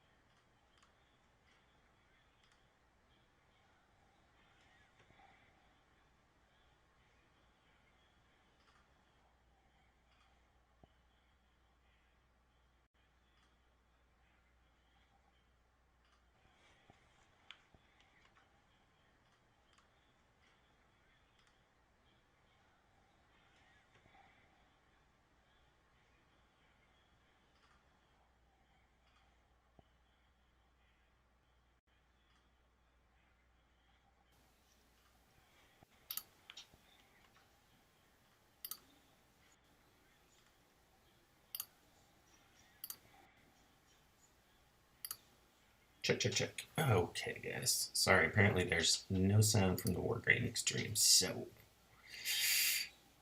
C4 won that one. Looks like it is tied 2-2. I have no idea what Bushka is saying. Check, check, check. Okay, guys. Sorry, apparently there's no sound from the Wargrain Extreme. Something about a frog in a sock. C4 won that one. Looks like it is tied 2-2. I have no idea what Charlie is saying. It is. I thought it was on my end, but no. Check, check, check. Okay, guys. Sorry, apparently there's no sound from the Wargrain Extreme. Something about a frog in a sock. C4 won that one. Humans, hippies, and earthlings. Looks like it is tied 2-2. I got you, Charlie. It is. I thought it was on my end, but no. Check, check, check. Okay. Where's sorry, Gabby, there's no sound of the Australian accent. Something about a frog in a sock. C4 won that one. Humans, hippies, and earthlings. Looks like it is tied 2-2. I got you, Charlie. It is. I thought it was on my end, so no. Check, check, check. Okay. Where's sorry, Gabby, there's no sound of the Australian accent. Something about a frog in a sock. C4 won that one. Humans, stop the accent. Looks like we're going to now see what I can do for. I got you, Charlie. It is. I thought it was on my end, so if I recall, ID puts count pressures. Sorry, Gabby, there's no sound of the Australian accent. Something about a frog in a sock. Heads that way. I can't remember what C4 the accent. Looks like we're going to now see what I can do for. You're making. I got you, Charlie. It is. I thought it was on my end, so if I recall, ID puts count pressures. Sorry, Gabby, there's no sound of the Australian accent. Something about a frog in a sock. Oh, hold on. That way. I can't remember what C4 the accent. Better? Check, check, check. Yeah, okay. Sorry. I didn't realize it was going two places there.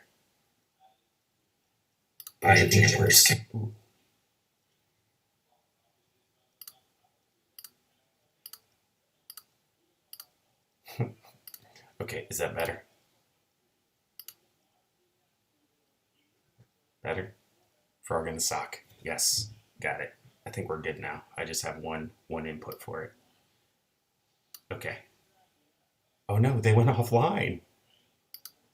Oh, it's echoing on YouTube. Oh yeah. Both of those come from the same audio sources. Sorry, guys. Got it. It's fixed. Sorry.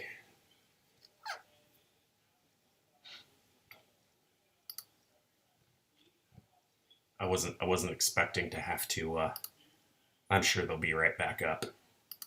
I wasn't expecting to have to talk there, so I had to do it on the fly.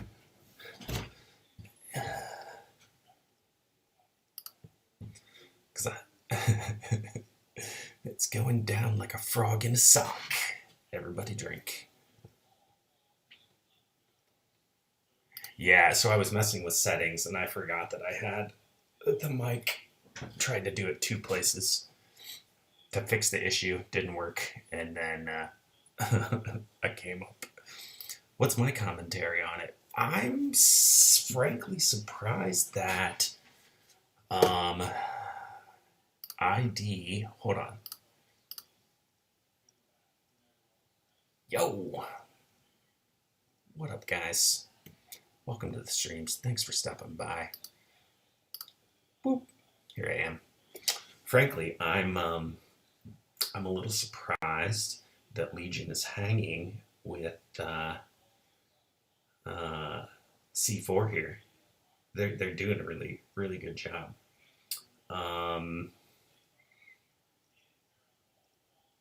Premo had a little bit of a rough day. They played some good games. Two of their games came down to one-on-one one-shots that could have gone the other way. ID has been looking really good with their Wolfpack strat everywhere. C4 has been kind of shaky. They lost to ID their first game. They didn't look good. They won the next two. They looked great. And then this one, they're all tied up right now. Coffee with chaos. I just finished my coffee a little bit ago. Yeah, so, you know, I've been enjoying it quite a bit, other than the numerous technical difficulties that Wargaming appears to be having. Let me check real quick, see if they're back up yet.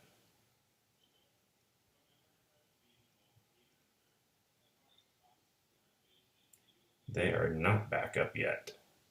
Let's read some comments from the Wargaming chat. World of Facepalm, Wargaming, we love your incapability. I see a lot of Russian that involves Psycha and Blyat. Putin has stepped in. C4 will be crowned winners when it comes back. Premo sabotaged the audio.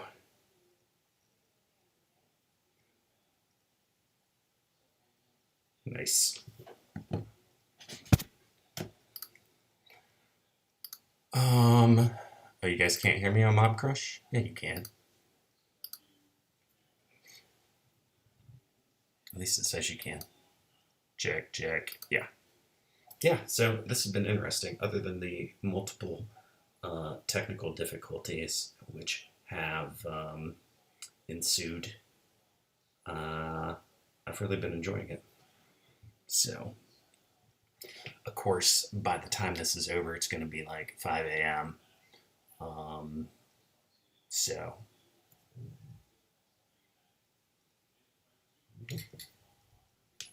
yo, I'm not even TTR Prosper Pete. What's up, dude? Thanks for stopping by Twitch. Yo, and for those of you guys who are new or don't know, I usually stream on Twitch and on Mob Crush. I usually stream pretty late, like 11:30 Eastern. But if you're so inclined, hit the follow button if you're not already a follower. Cash, you're on my 60-inch TV.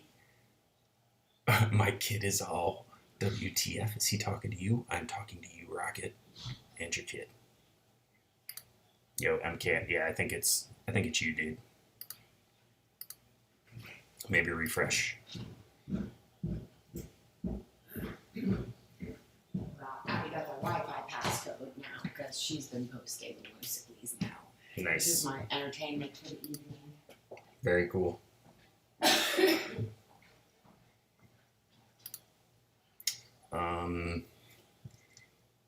Oh, Bank CW just went live. Alright, let's see where they're at here. Still not up.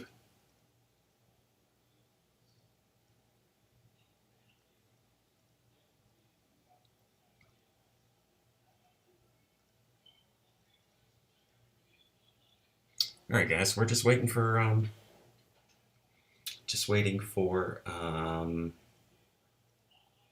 Wargaming stream to come back up. Yo, left turn. What's up, dude? I can't believe Wargaming. Yeah, they've been really having a rough day with their Blitz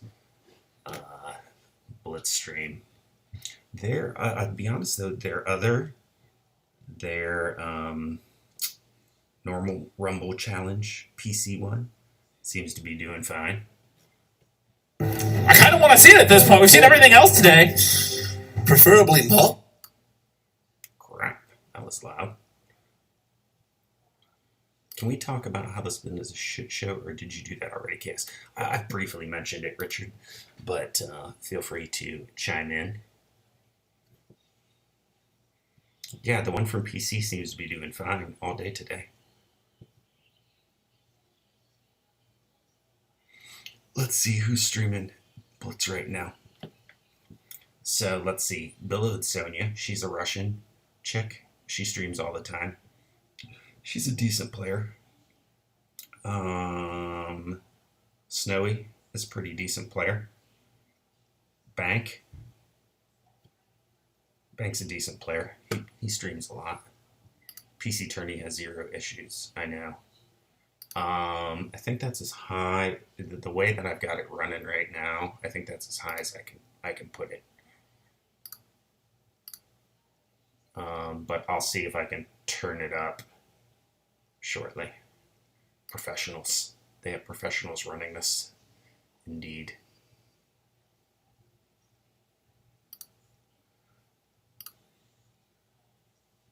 PC has more of a budget. Indeed.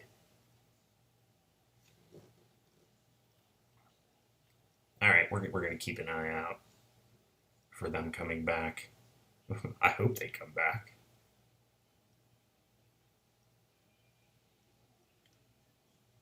Here's who else I watch, guys. Summit1G. He plays a lot of different stuff, but he plays CSGO and H1Z1. ESL CSGO, that's the pro CSGO. Josh OG. CSGO. Spoonerism Overwatch. I don't know why I have ESL StarCraft on here. Blue Stealth. World of Tanks. Mountain Man, he's an English World of Tanks guy. These are the games that I follow. Counter-Strike, H1Z1, World of Tanks, and Blitz. Let's see who's streaming. I think right now is still a big Russian EU stream time.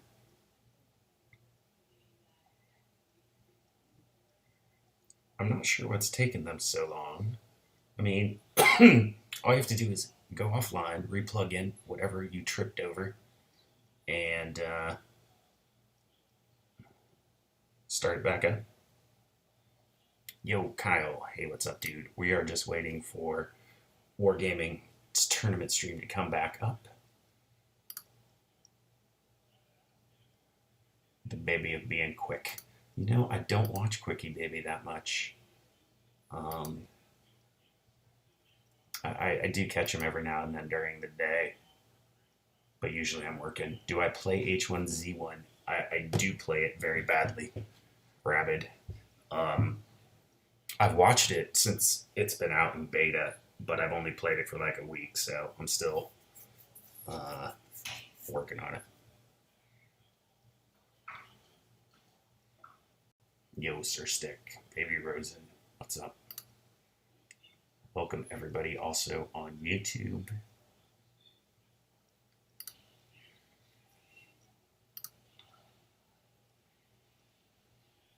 Duo.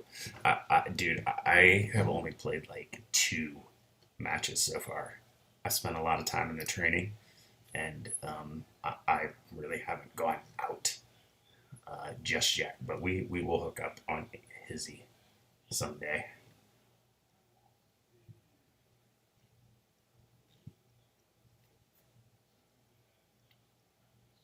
I hope this isn't another hour delay like before. That would be really bad.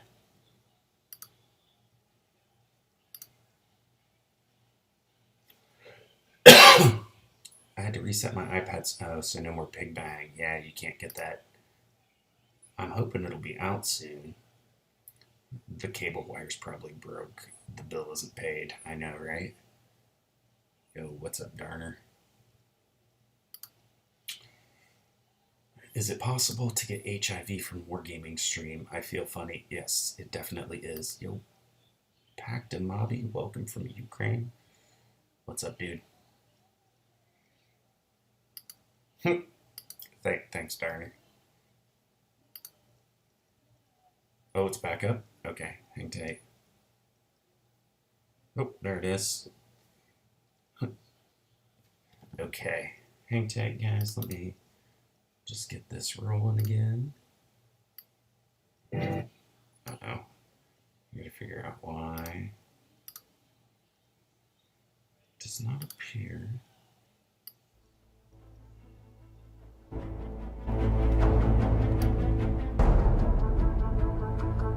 Okay.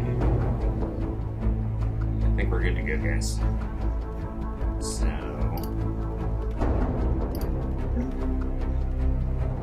hopefully we'll be back into the match very shortly here. Thanks for stopping by.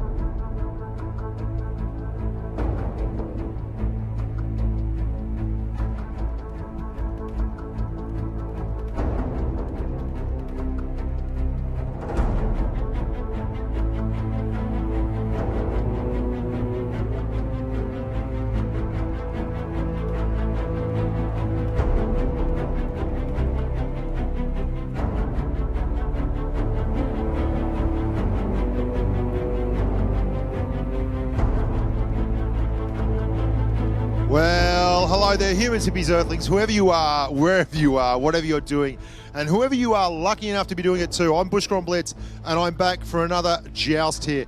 We have a fantastic semi-final match to bring you. The boys from C4, the Russian server, are 3-2 up. We're going to have a look at the lineups quickly here. We have map 4, game 6 actually happening on Canal. Well, a lot more of what we bought the first game. Actually, a whole heap of mediums. Unfortunately, the other team has changed up. Now, Legion have now got 2 IS-7s. We were thinking first time out that they may well actually go for a cap on the map with the IS-7. They had the only big tank on the map, and they didn't do it. I wonder this time if they're going to drop the hammer and go hard for the cap circle. It's worked for pretty much every team that's gone in the cap circle on Canal today, and I wouldn't be surprised if that's exactly what they do again. The reason being that Canal is one of the few maps where you can actually pressure through the cap pretty successfully and pretty safely. They've really got to expose themselves to get down there and either reset or take out the tank that is involved. Let's see what happens. Here is Legion, the double IS-7, the Iron Fist of Stalin. It's going to be interesting to see if they can pull this out. This is big time. Win hard or go home. And they are off. Now, C4 is moving around en masse to the other side of the map. Oh, okay. So this is an absolute turn-up. Wow, they're rolling double IS-7 and they have no care whatsoever for the cap area. They are going to do a traditional public-style match, biff, bash, and barge in the actual medium area of the map, the medium flank that so often is used and abused. The STB1 of Ishod is moving up there now. He's probably going to proximity spot regardless, but oh, look at this. Right at the top, Thomas is in a fantastic position. He's going to be spotted there for that shot by Ishod, but I'd suggest Ishod is going to take one from the STB1. Thomas should be able to get one into him. Ishod's dropped the adrenaline, so he's coming back over the top. He's keen to get involved. This is just absolutely frontal tank hell. They are all in this one pocket. They've got one guy right at the back, the boys from C4. You can see Happy End there. Everyone's in the pocket from Legion. Thomas is the only one in the spawn area there with a shot, and he is moving up as well. I think they're going to go for a push here, but this is going to be absolutely brutal if they try and take this out frontally. They've got 2 IS-7s. They could come around that corner or they could roll over the top and they could use that massive hit point pull to soak up some damage. And while they're doing that, look at that. Pingva's gone right down low. And then while the Pingva's gone, they're pushed. That's exactly what they're doing. They're rolling the IS-7s right at these boys. Unreal Engine goes, but he's spotted the lot. And as long as they can focus fire, they've got 3 tanks isolated here. Happy End is down. Oh, they've responded really well. Oh, this is brutal. Gangdarf takes out Joski. There is 4. Oh, wow. Demo is down. Shrosky takes him out. Gangdarf down. Ishod down. It's 4 on 3. This has devolved into the most brutal blood sport. 4 tanks on 3 tanks at the bottom. This is to stay alive. Legion need to win this, and they are down a tank. They've got to get the next one, and they don't. Pixel goes. Pingva does him. He's a one-shot. Eddie Bang Bang's down. This is it for Legion. This is the end of the tilt. C4 are going through to the final. It's all happening. Blast 44 fights back. He won't go down easy. He's swinging as he falls. He doesn't have anyone who's an easy shot. This is it, and he's done. Wow. Congratulations to C4 and commiserations to Legion. What a fantastic final match. They both went 100%, guns out. There was no prisoners asked for and no prisoners were taken. And the finals are going to be on our stage. So we're actually going to be doing the finals here on the Blitz stage. We won't be moving them for speed and efficiency. We're just going to get them done here. And we're going to show the bracket right now and look at the path to glory. Well, ID defeated Heat, Premo, and moved through to the semis. C4 defeated Legion and moved through. So we're going to have a final now between Asia and Russia. What a boil over. What an amazing couple of games. Legion Wow, they gave themselves every opportunity there. I can't believe that they didn't push that cap. That's what ID has been doing on Canal all day and making an absolute killing with it. But if that's your strat and you've been practicing it for months, why would you change it on the final day of a competition? And it just about worked for them. C4 reacted absolutely brilliantly. They threw every tank into the breach, and still it was never a done thing right up until the final moment.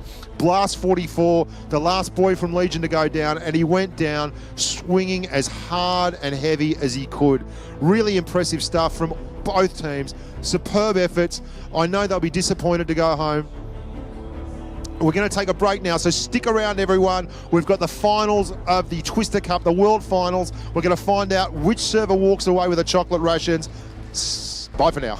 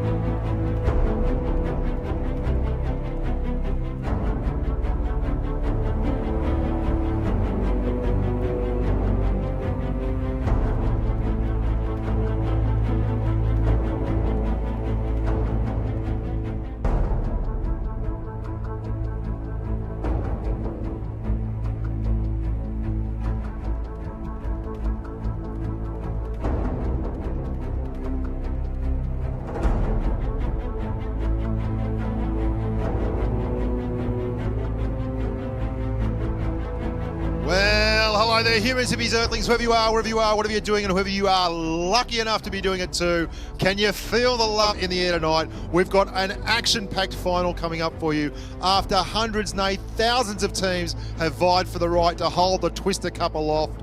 We're going to find out very, very soon who the lucky 7 will be.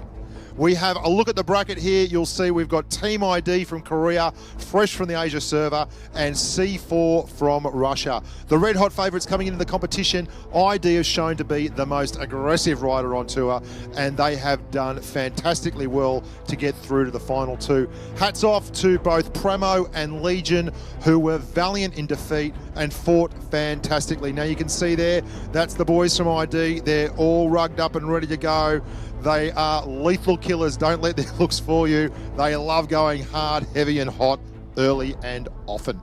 The guys from C4 from Russia are fantastic players in their own right, and they should be commended. They had it right up against it. They lost their first round matchup in a big upset and came back with a wet sail to go to the top of the leaderboard.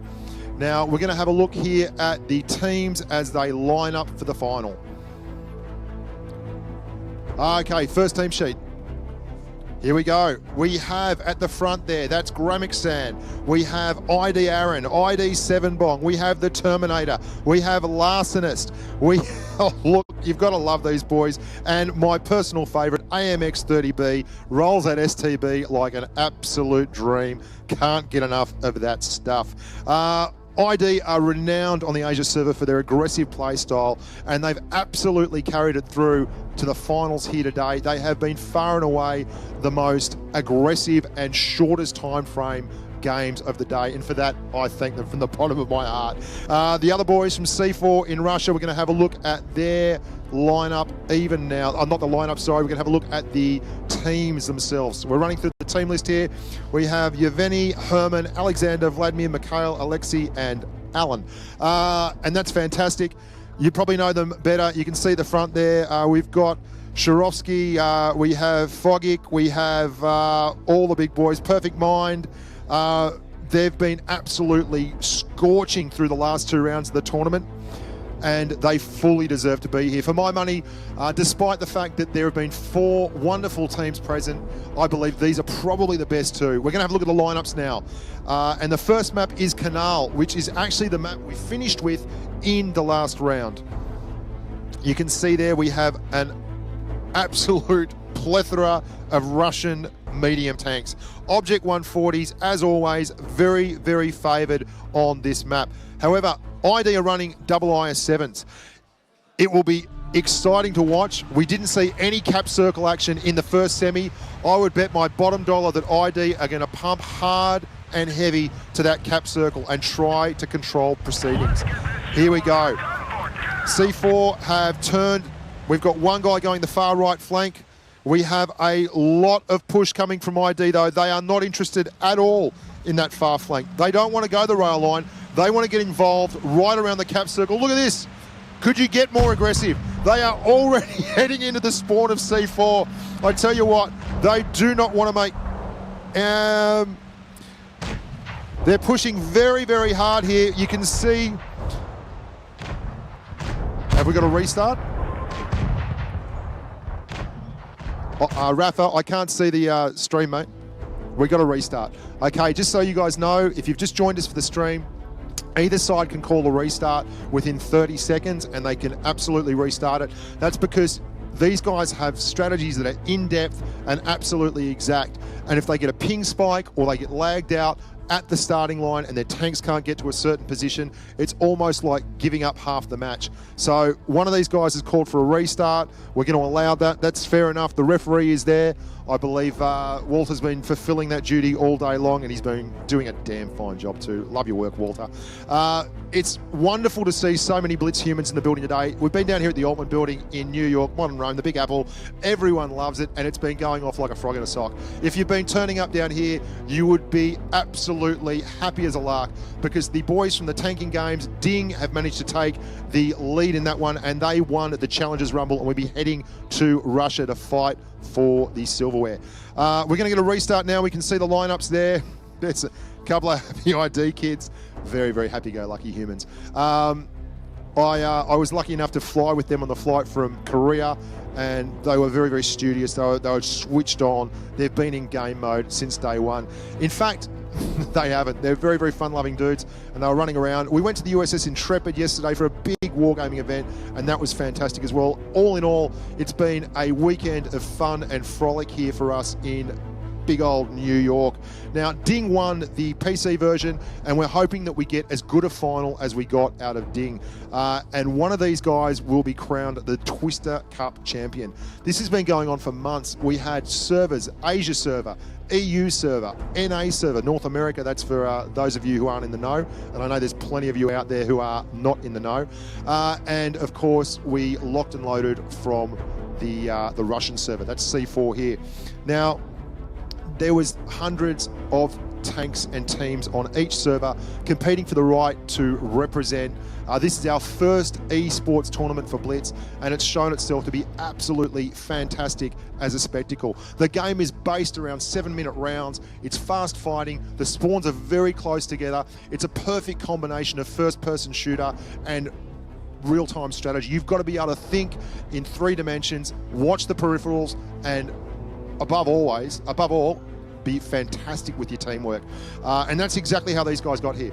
All these guys are excellent at the skills that you need to take down tanks. Focus firing, charging targets, not giving anyone shots on them while putting out massive amounts of damage. However, when you get to this level, it's lost and won on the smallest of increments. And that's what we've seen today. We've seen so many games go right down to the wire. Premo were very unlucky. I think it was 3 of their games in the end went down to a 1 tank, and they didn't manage to pull out any of them. Possibly they could have been sitting here on the stage behind me if that had been the case. As it is, we will have to wait just a little longer. The guys are choosing their teams. Once they're all ready to go, we'll get the nod and we'll kick off. We'll have a look at the lineups, and we'll be back on Canal kicking. Well, hang on. Are they ready? No? Are we up, Rafa? It looks like we're just waiting a touch longer for the guys from ID. Once they sort that out, we'll be rolling. Players are ready? Fantastic. Okay, we're kicking off. Everyone ready? On your marks, get set, go. Here we are back on Canal. If we could just have that. There we are. Now, we saw ID go barnstormers before. We have not seen anyone in the competition just drive straight out from spawn and across the bridge. And they had 2 IS-7s pumping on their stereo in no uncertain terms. You can see right here that they are pushing down now into that cap circle, which is exactly where we expected them to go. The Terminator, he has been driving the IS-7 all day, and Larcenist, the Thief in the Night, and here we go, they're doing it again. They are commanding the map through the cap circle. The guys from C4 must have been expecting this, and it's a big surprise that they didn't actually push right to the corner to get shots into the cap. You can see them all there talking. They don't actually use TeamSpeak, which is what they usually use in these situations. They are chatting amongst themselves, which is absolutely fantastic. There we go. They're pushing. They're making a big run around, straight through the bridge, down under the cap. ID are all set up. It looks like the guys from C4 are going to try and reset straight down that alleyway. You can see Larcenist, the Thief in the Night, he's hanging in there in the cap. The cap's at 41. Once that gets to 100, it's winner, winner, chicken dinner, and they walk away with the chocolate rations. Unfortunately, it's very unlikely that's going to happen. Pingva from C4 is pushing right around the edges. You can see ID is set up for this. This is their game plan on the map, and it's a game plan that's worked to perfection thus far. Look at them waiting. It's like a pack of sharks. As soon as Pingva is in position, I would suggest they are going to drop the hammer and do just as aggressive a move as ID did at the start of that first match. Now look at this. Pingva is trying to move over to there, reset the cap without exposing himself. Fire from the right, and he does it. What a great shot. Reset the cap. Now that's certainly not going to make sure that ID get out of it. They're just going to start doing it all over again. Until they clear a tank out of that cap circle, ID would be mad to give up the advantage. Both sides of the cap now have a blue tank on it, so they should be able to reset this pretty comfortably. The second IS-7, you can see the Terminator there. He's hanging just below the gun line. The Object 140s wouldn't have the depression to get down there and put a shot in. Wait a second.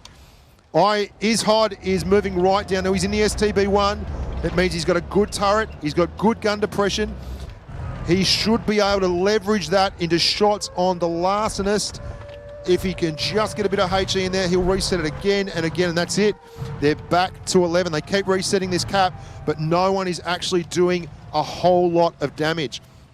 It's easy to reset a cap using HE, that's high explosive, but it doesn't particularly do a lot to the tanks. So what we've got at the moment is a bit of a stalemate. The boys from ID are holding and protecting that cap because despite all the attempts, the C4 guys are not able to get them out, and here we go. They are motoring right down the channel. It's like a couple of X-Wings going down towards the Death Star. They are going to try and isolate Larcenist and knock him out, and this has been Larcenist's job all day. Take the heat. RID going to be in a position to put guns on targets. There are 4 tanks on that one IS-7. Look at it. Gun down, gun down. ID have lost a tank, and Larcenist is looking in real trouble. The boys from C4 haven't actually paid much of a penalty to clear them. There's only one low tank in there. The ID guys need to get a gun right, and they do. Happy Ends takes out the Terminator. ID is in massive trouble. They get their Gramixan, the leader of ID, gets another one, and they trade again. It's 3 on 5. ID in a licorice all sorts. Here we go, the STB-1. The cap circles work to treat all day long, right up until the final, which is probably when you want it to work the best. AMX-30B. Oh, Zhosky takes him out. It's 4 on 2. This looks like a fait accompli for the boys from Russia. It is all on for young and old. We've got a 4-tank medium push coming around the edge. Oh, ID Aaron, he's holding up as hard as he can, but he simply doesn't have the hit points. He's not missing, he just doesn't have enough guns. 4 on 1, it is done. Really impressive stuff there from both sides. There's Gramixan, he's talking to his team. The boys from C4, they're very happy with that. Now it's a best-of-7 final, guys. The first one to reach 4 is the magic number. We'll be walking away a champion with the cup and the prize money. And they're all very, very keen. They've worked very, very hard to get it. We're going to have a look at the post-game stats now, see who did what, to whom, and when. So you see Happy End there with the 2662 in the 140. AMX-30B, again, 2.5K. Look, the guys from ID weren't far off. They just didn't have enough guys guarding the edges and the flanks. They got the cap reset a couple of times, and then when the big push came straight down the guts, they just weren't prepared. They didn't have guns on target. It was a very, very tough lesson to learn. We've got one more game to come on Canal. We're going to swap spawns, and we're going to find out exactly what these guys do differently. It's very important, not just that they stay strong with their strategies, but they're very good at adapting and overcoming. And so far today, in both the finals, the semi-finals, we saw teams go head-to-head, neck and neck, backwards and forwards, as they had a successful strategy and then their opposition pulled something out of the bag. I wonder if we're going to see a change of tact. ID have gone the cap and governed it and won with that all day long. C4, they went the flank on Canal both times in their semi-final against Legion. Are they going to change it up? Are they going to do something different? We're going to go to the lineups again for the second match of the final. Team ID down 1-0. Lots and lots of mediums, lots and lots of Object 140s. I mean, C4 have been very, very happy to change and chop, go to 62As, STB1s, do the business. But today, in the final, in the big smokes, when they're playing for all the marbles, it looks like they're going to stick to what works, and that's Russian stuff. We all love the Russian stuff. Low slung love, lots of damage, lots of camouflage, and plenty of speed and pace to burn. And it looks like it could be just about an all-Russian final with the odd STB1 thrown in with AMX-30B. That's his preferred method of operation. We've seen lots of tankers who run particular tanks today. Minecraft killed it in the Grill 15 for NA guys, Premo. We saw Unreal Engine dominating in his IS-7 all day long. Look, these guys are specialists in particular tanks. AMX-30B has been running this STB1 all through the Asian finals, and now he's doing exactly that in the Twister Cup finals here. And I like the idea of going back to something that works for ID. They're thoughtful. They're both, you can see the hand movements. They're very expressive humans. they've been practicing this for the past 24 hours. Everywhere I go around the hotel, in the lobby, on the stage here, these guys have been talking tactics, running things out, like just game planning every possible permutation that they see. And it's no surprise here that we've got 2 IS-7s again from ID. And let's see how they roll this. Now, they've been pretty happy to improvise and change C4, but it doesn't look like they're going to do much different here at all. ID are going hard and heavy to the corner, and they're going to get that top area and try and hold the high ground, go hull down and pump these guys as they come up. And here they go. We're going to get a real ding-dong battle on that corner. There are 3 boys from ID there already. There's 2 boys from C4 pushing up, and the guys from ID have got a gun advantage, but they don't exactly have a hell of a lot of gun depression. They've got to fire over the front drive wheel, and you can see that's happening exactly there. This is all on. They've got 5 guns up there. The guys from C4 are pulling back because they quite simply do not want to get isolated against this many guns. And we all know, if we've been watching ID today, they won't hesitate to pump down if they think they can isolate you. Look at this. There's the STB-1. He's pushing around. We now have 5 guns on top of that mountain. The ID guys have 2 guys at the back. Gramixan, sorry, no, I got it backwards. The C4 guys are pushing down. My mistake. Gramixan is the one coming around the back. Aaron is there. There's Sadim. Sad I am, he's in big trouble. Aaron goes down, Perfect Mind gets him.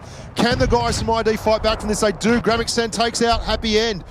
Look at this, 10 Sad I am. He gets away from it. Is he going to get around this corner? He's a one-shot. Oh, Pingva blocks him. They were going down to finish off Sad I am. He gets blocked. Now the ID guys are all around and they're in the pocket. This is absolutely massive, but Pingva finishes off Larcenist. He's not had a happy end, but there's a lot of one-shots here for C4. Ishod goes down. It's 5 tanks to 4. Oh, this is massive. Oh, the action's it's happening aplenty. It's all happening. It's now 4 tanks to 3. Can we bring that one back up on the screen? We've got 3 tanks to 2. Yeah, that's fantastic. And look at this. Gramixon goes down. 3 tanks on 1. C4 doing the business. It was a massive rush. Both sides played aggressively and with passion. And it came down to just the fact that the ID guys were possibly a half a second too late on that flank move. Gramixon pushed up boldly around. Wow, I really thought they were going to do it when 10. Oh, Pingva finishes him off. Oh, well done, C4. Excellent play there. They are being clinical here in the final. It's been a massive effort thus far. They gave it all to get here, and now in the final, they are showing exactly why they were probably the pre-game favourites. The Russian boys have a long history of dominating at these kind of events. They've won plenty of titles in the PC version. We're going to go to the after-game stats. Here we go. Ishod with 3.5k, Pingva with 3k. Shavosky with 2,100. Look at AMX 30B and the STB-1. Why would you get him to drive anything else? 3.5k again. Very, very gallant defeat. There was a lot of great efforts. It could have gone either way. It was tank for quite some time, and it was just right at the end when the guys from C4 gained the ascendancy and pushed on through to the other side, a la Jimmy Morrison. We're going to be going to the next map. Now, our next map, we've just finished off with Canal. Our next map will be, I'm just finding out here from my technical advisor, Desert Sands. Now, Desert Sands was actually good for both these teams. These are the only 2 teams that managed to roll both games in Desert Sands. ID did it. They were the first ones to do it, to win 2 in a row on the one map, and C4 likewise managed to do very well in Desert Sands across the tournament. So it's interesting to see these guys fight that map when they're probably both pretty comfortable on it. We saw ID have the most insane strategy on this map earlier on, and it will be great to see whether they pull that out again and actually run it. They did a little bit of bridge love, a little bit of train track love. It's not your normal thing. It's not exactly what you'd expect, but still in all, it worked a treat and it got them through to the final. I love the fact that ID stuck to their guns there. They remained aggressive. It was fantastic to see C4 match them for that. It was actually surprising to see C4 match for them for that. Against Legion and Premo, C4 played a very deep game. They were flexible. They gave very little away, but they didn't push as hard as the ID guys. We've got to the final and they're meeting fire with fire. They really have adapted better than any other team in this comp to the kind of gameplay that ID brings to the table. And that's exceptional, and that's a sign and the hallmark of a good team. They've managed to go up 2-0. It's certainly not written off here at all. ID have been playing well all day. All they've got to do is get a couple of wins under their belt here on Desert Sands, and they've shown they can do that in the past, and they will be level pegging. It's the best of 7, guys. The first one to 4. 4 is the magic number. If you've just tuned in, you are tuning into the top of the tree for Blitz. This is the absolute festival of the boot. We're rolling forward. The tank love is underway. 2-0 up. The boys from Russia are over the ID clan from Korea, the pride of the Asian server. They said that the Russians were going to be tough to beat, and they've certainly shown their mettle in the first game of the final. We're going to be moving forward in just a second to have a look at the lineups. We're going to see who's driving what tank, where, when, and why, which should be an absolute giggle. I'm expecting to see, and colour me unsurprised, a hell of a lot of medium Russian tanks, most namely probably an Object 140 or an Object 140 or maybe an Object 140, spiced up with a big dose of Russian heavies like an IS-7. I might be wrong, because the boys from C4 have actually shown an inclination to change out their loadout and use tanks that no one else is using.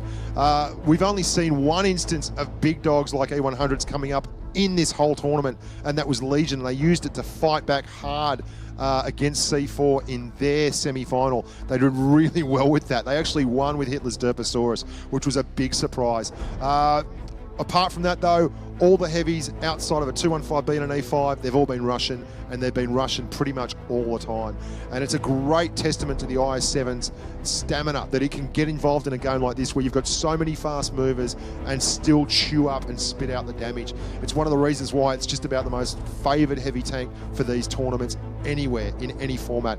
We're going to be moving back into the lineup phase soon. You can see the boys from ID there. Geez, they don't look very, they look pretty calm, cool, and collected to me. The guys from Russia as well, these guys have been doing this all day. I mean, you've got to take your hats off to them. They've got plenty of stamina. They really did train hard for this. They've got their strategies. You can see they're discussing slight changes and customizing those strategies. And I think the most adaptable teams are probably the 2 teams that you can see here right now. They were both pretty flexible. ID, in fact, you don't have to have a lot of flexibility when you just roll hard at them and smash. And that's been one of the best parts about watching these guys. They've been fantastic viewing and very entertaining, and I wouldn't be surprised if they're a bit of an underdog crowd favourite out there. Now, I know everyone loves their tanks and they're ready hot and getting stuck into it, but you should really take your hats off to the guys who've represented your server. Premo from the NA server, they did their level best. They pulled it out a lot. They had very unlucky RNG rolls against them. They lost all the one-on-ones that they were up against. I think there was 3 tank-to-tank encounters that decided games. And the other guys was Legion, Thomas's boys from the EU server. They fought very hard, practiced very hard to get here. They had some excellent game plans, and they really did do themselves proud. Everyone here who is in the semi-finals fully deserves it. I mean, they were flown in from all over the world. They're from thousands of teams, literally thousands of teams who vied for the position to get here. In fact, most of these guys were seeded. That means that they came in at a later round. Premo was the second team from the Heat, was the second team from the Premo clan, and they came through completely unseeded. They had to win their way all the way up to the round of seeds and then get through that and here to the Twister Cup finals in New York. And New York has certainly turned it on. It's been a fantastic place to stay. I've enjoyed it immensely. Wargaming has done tremendously well out here. They really have put on a show. They've looked after everyone. The hotels have been fantastic.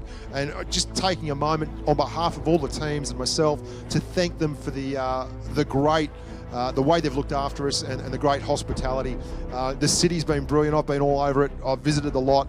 And I haven't played any Blitz at all, unfortunately, because obviously I'm a commentator and these guys are the good players. I'm rubbish. I spent a lot of my life doing videos on my YouTube channel, Bushgrind Blitz, and I talk to these guys a lot in-game, and it never fails to astound me when I meet them. It's horrible to get hammered by someone so young when you're an old man like me. And I think we're about to kick off with the lineups. Okay, no lineups yet. We're just waiting on these guys to finalise their decisions, and then we'll roll forward. We will be finishing the broadcast from here. After this, we'll do the presentation. I believe Victor, the head of Wargaming, will be coming over to present the Twister Cup trophy and possibly say a few words to the winners. A reminder to those of you who've just tuned in, it is a best of 4. And Oscar, if you're still up, you should probably go to bed, mate. This is Dad speaking.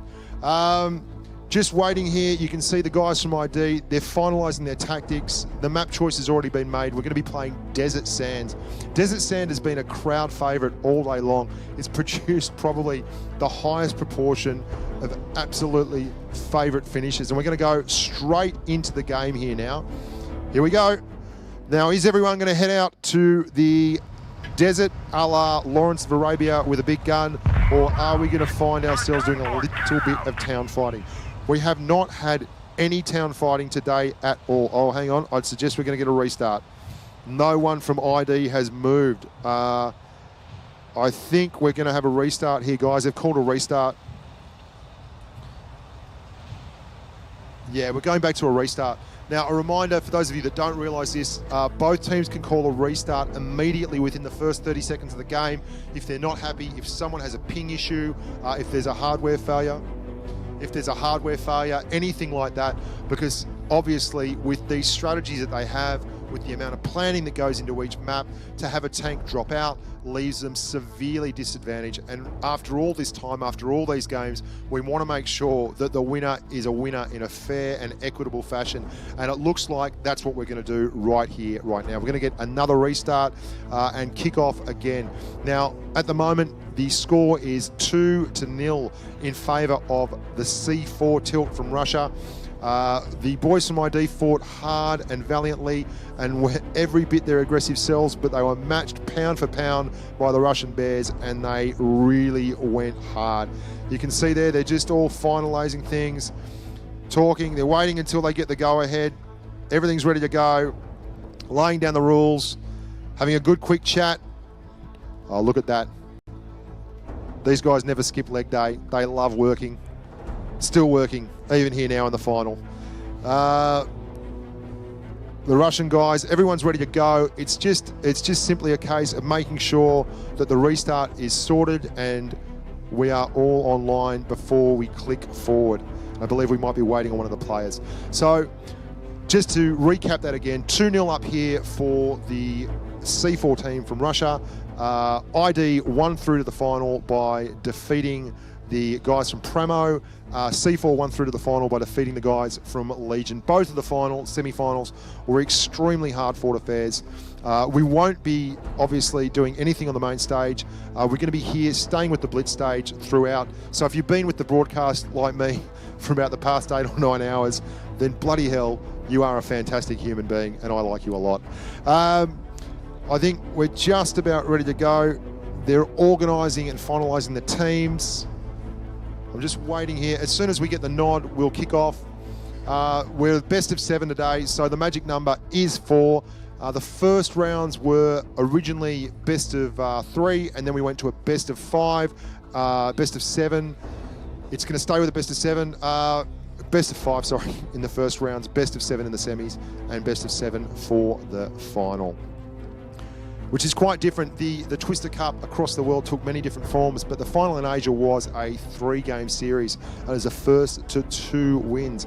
ID was actually 1-0 down in the semi-final and managed to claw their way back to take a 2-1 victory over COP, and they were 1-0 down in the final and managed to claw their way back to take a victory over PLV, one of the more storied clans on the Asia server, in an absolute nail-biter. And I'm sure that Selbrock and all the other PLV boys are wishing the ID guys good luck here today. C4 came into this pretty much the red-hot favourites, so you shouldn't be surprised that they're in the final. ID, they're a little bit of an upset. I'm not saying they were written off at all, because when you get to see these guys up close and personal, they're all absolute machines with this game. It's a pleasure to watch, and it's actually a bit of a privilege to see how well they play together as a team. And I can tell you from experience playing on the Asia server, this is exactly how ID plays every game on the Asia server.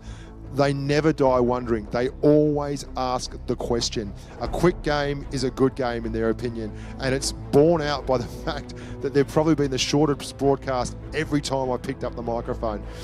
Now we're just finalising things at the back there, still waiting to roll forward. We'll probably be going straight into the game. Okay, we're going to take a quick technical break. Stick around, stay tuned. We've got lots more action for you coming right up.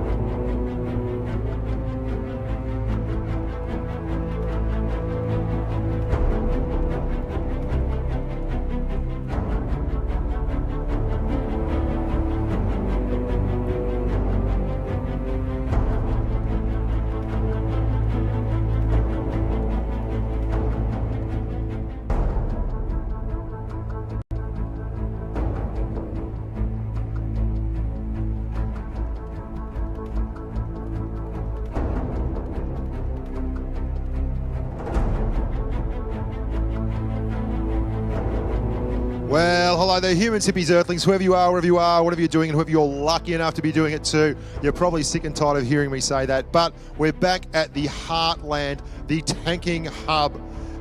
We are about to kick off.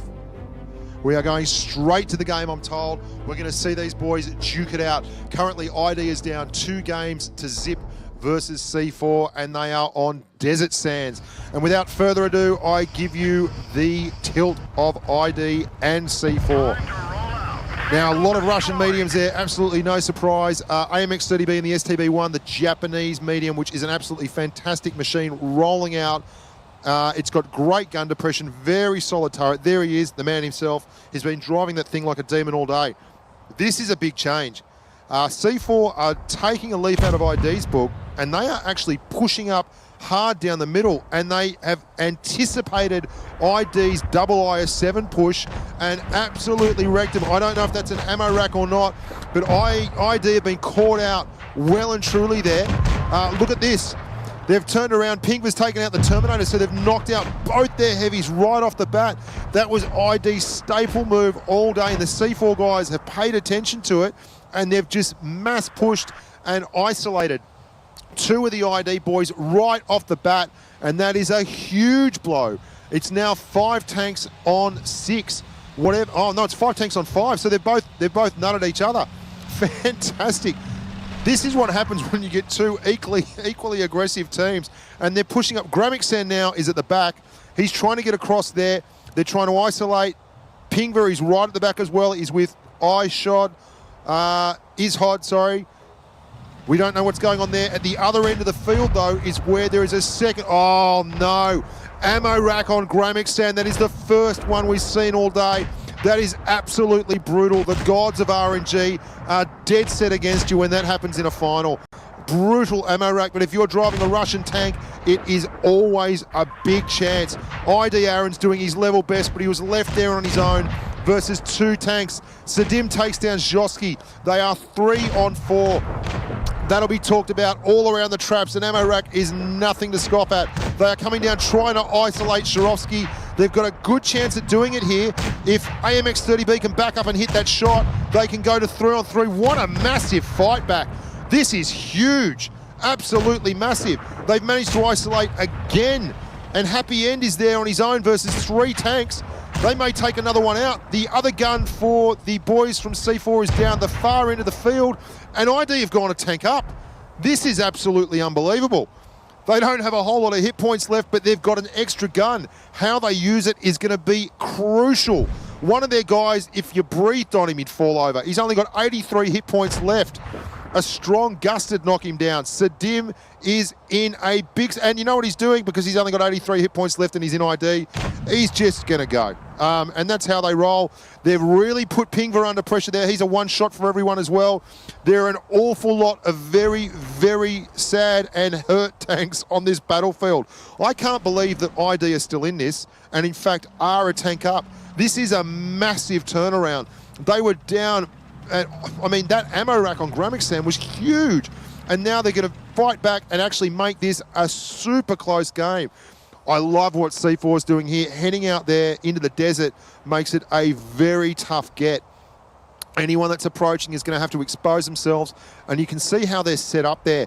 That's crucial.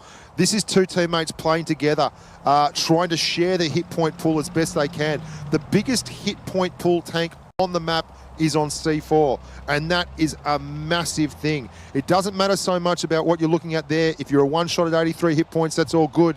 But if they can't get to you, if they've got to burn through hit points to get to you, then they're going to be able to actually take advantage of that and put damage in. Now, the guys from ID have been aggressive all day. It is not in their nature to sit back and let things unfold, but they don't have a lot of choice. Everyone here is just on the edge of their seats.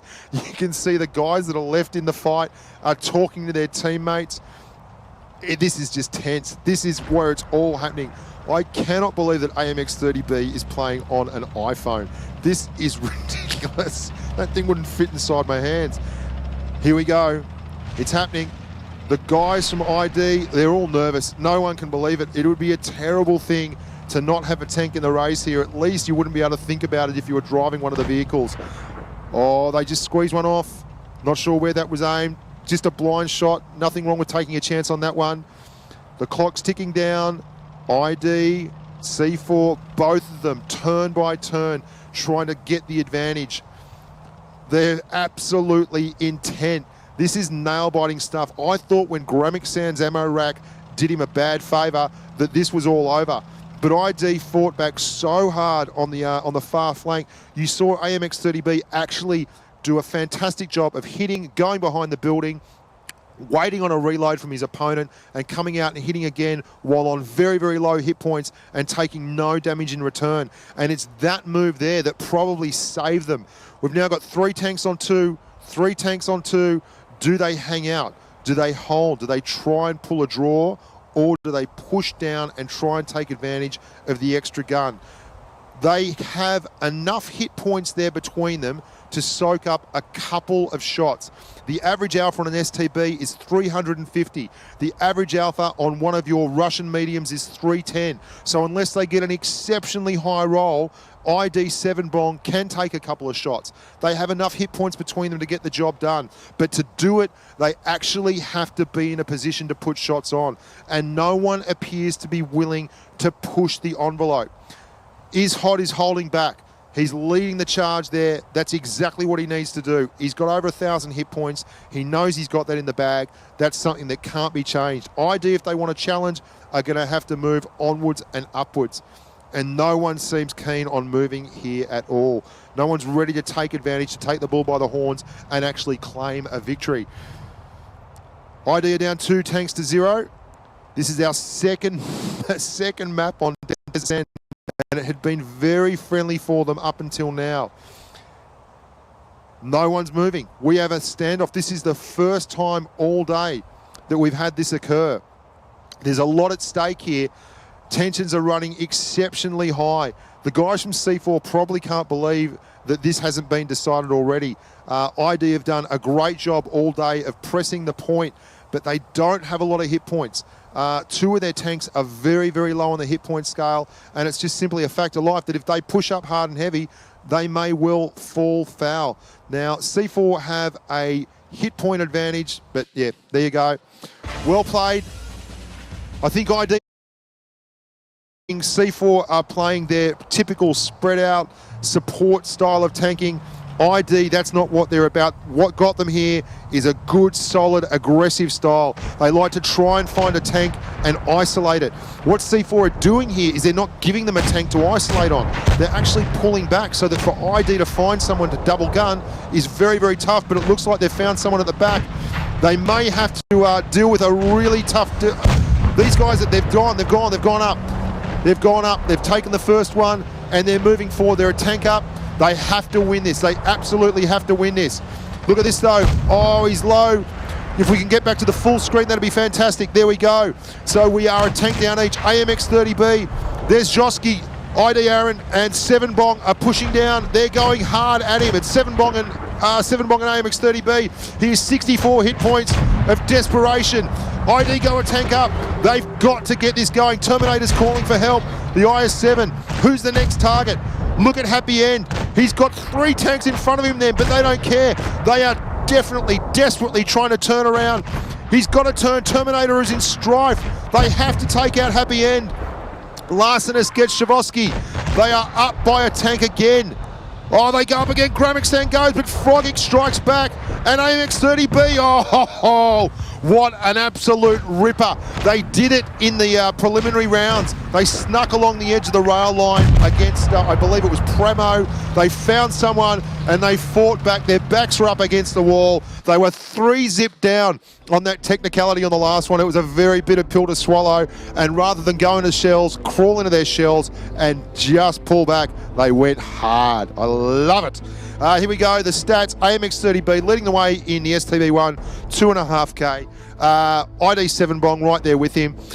The Perfect Mind doing very well in the Object 140. Look, they were all there. They were right there. I thought C4 had the right call there, pulling right back, letting them not isolate anyone. But ID would not take no for an answer. They just kept pushing and pushing and pushing until they found that weak link in the armor, and then they swarmed it. These guys absolutely love pushing and getting it done in that isolation style. It's something you can appeals to you whether you're in a public game or you're in an esports tournament, and they do it fantastically. They've hands down been the most aggressive rider on tour today for us, and it makes for very entertaining gameplay. But C4 have 2 games up their sleeve. They've got 2 games to win this thing. ID have to win another 2 just to tie and 3 to get it done. So here we go to the lineups. We're going to be going to Vineyards. Now, Vineyards was where ID did very well against the boys from Legion. Joski, you can see all the guys there, very much the same tanks as last time. Nothing changing really, both sides sticking with what got them here, and that's fair enough because they've been very, very successful all day long, both these boys. 6 Object 140s in the game is no surprise at all. And that's a desktop. If you don't have a desktop, that's what one looks like. Here we go. We're looking at Happy End, the C4 IS7 rep, and he is going to be pushing up there. Let's see how these guys distribute the force. Love it. Now, we haven't seen anyone go town in this game yet, and it's a fair indictment too, because the town is not exactly the best place to find lines of fire. Everyone wants to dominate this open ground here, put an STB along the ridge lines, and ID are pushing pretty hard and heavy. They're spotted. They're hoping that they can get across with minimal pain. Can we go back to there we are. The guys from ID, they're pushing up very hard and heavy into the western flank. There we go, we got the sound back. I lost the sound for a bit, thought we wanted to have a restart. C4, they've been super aggressive. Look at Izhod. He's pushed right up.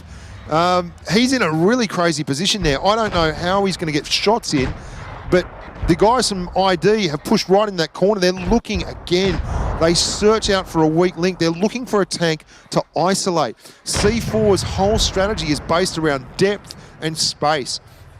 ID is the hammer. C4 is just the big, long web trying to absorb the pressure and flex back.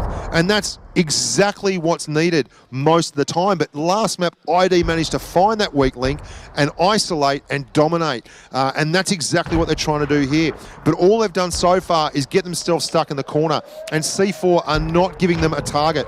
Larsenist is pushing up. He has been nothing if not the most determined member of ID all day long. They've used him as a battering ram.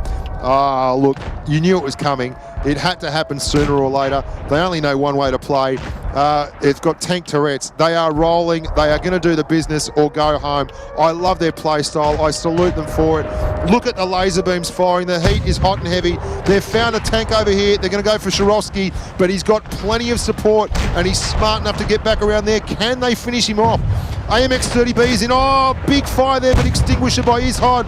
Tensadim gets Shirovsky. AMX-30B's going down. Gramiksan, Nuts, Pingva. It's all happening here. Look at Izhod. He's got about 5 hit points left. Happy End is in a wonderful position. Tensadim gets fogging. They are up by a number of tanks. Happy End might not be able to get the gun down there. It's going to be a really tight one. Here comes Seven Bong. They're pushing up. Joski, he's down. Sadim, they're fighting back the boys from the Asia server. Izhod gets Seven Bong. Look at him, he's got no hit points left. He's got absolutely nothing left in the tank. He's got 6 hit points. He couldn't give any more. Happy Ends gets Gramiksan. It's 3-all. This is for all the marbles. This is where the metal meets the road. If the boys from C4 can pull this out, they go onwards and upwards to Twister Cup glory. If ID can nut this last bloke, they can absolutely win this. Izhod's at the back. Tensadim is looking at him. Oh no, Gramik, the Terminator's down. Perfect Mind's down. This is going to go down to the wire. They're stuck. They're stuck. They're in a crossfire.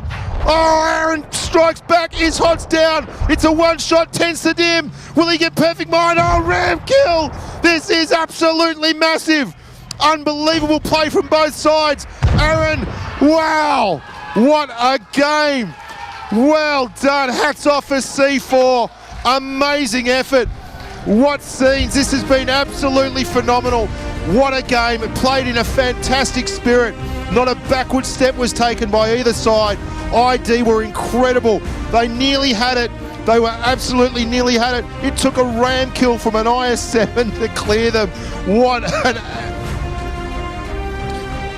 We're going to go down now to the trophy and have a chat to the boys and present. We've got Victor coming along from Wargaming, who's actually going to do that for us. Here we go. Well done, boys. If we could get Victor to step up here and say a few words, that would be fantastic. Here he comes. He's the man from Wargaming. I think we're going to get the guys up here to shake hands. They're pretty happy. That was a tense final. Absolutely fantastic. Really impressive stuff. Great stuff from C4. You can see Victor shaking hands with the guys from ID. They put on a hell of a show. What a final battle. That was probably the best fight of the day. It had swings, roundabouts, and everything in between. We're going to get Victor to say a few words, present the Twister Cup to the winners from C4, the Russian team, before we move onwards and upwards with life. Here you go, Victor. Well, okay. 1, 2, 3. 1, 2, 3. Does it work? Well, first of all, I have bad news for my family. I have lost $100 because I was betting for a Korean team.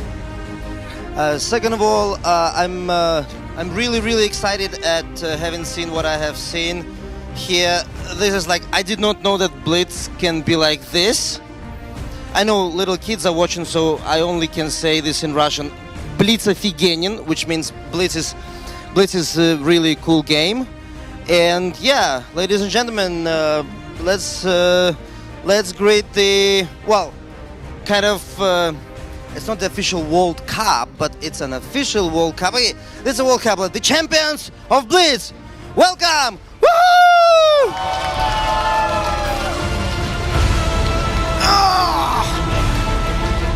Yeah, it's been...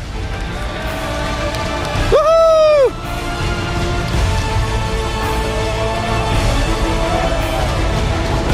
Thank you. Well, that's it, guys. Thanks very much for having us. It's been a wonderful day, chock full of action. Congratulations again to C4. Congratulations to Ding. They did very well in the PC version. And wonderful, what an absolutely sterling effort for the boys from ID. Came all the way from Korea and did their level best. We're very happy to have been here today. It's been a wonderful broadcast.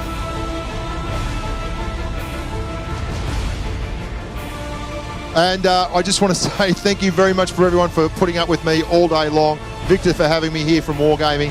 And congratulations again for the boys from C4, the Blitz Twister Cup champions for 2016. Hats off to them, and see you soon on the battlefield. We out? Is that it, Rafa?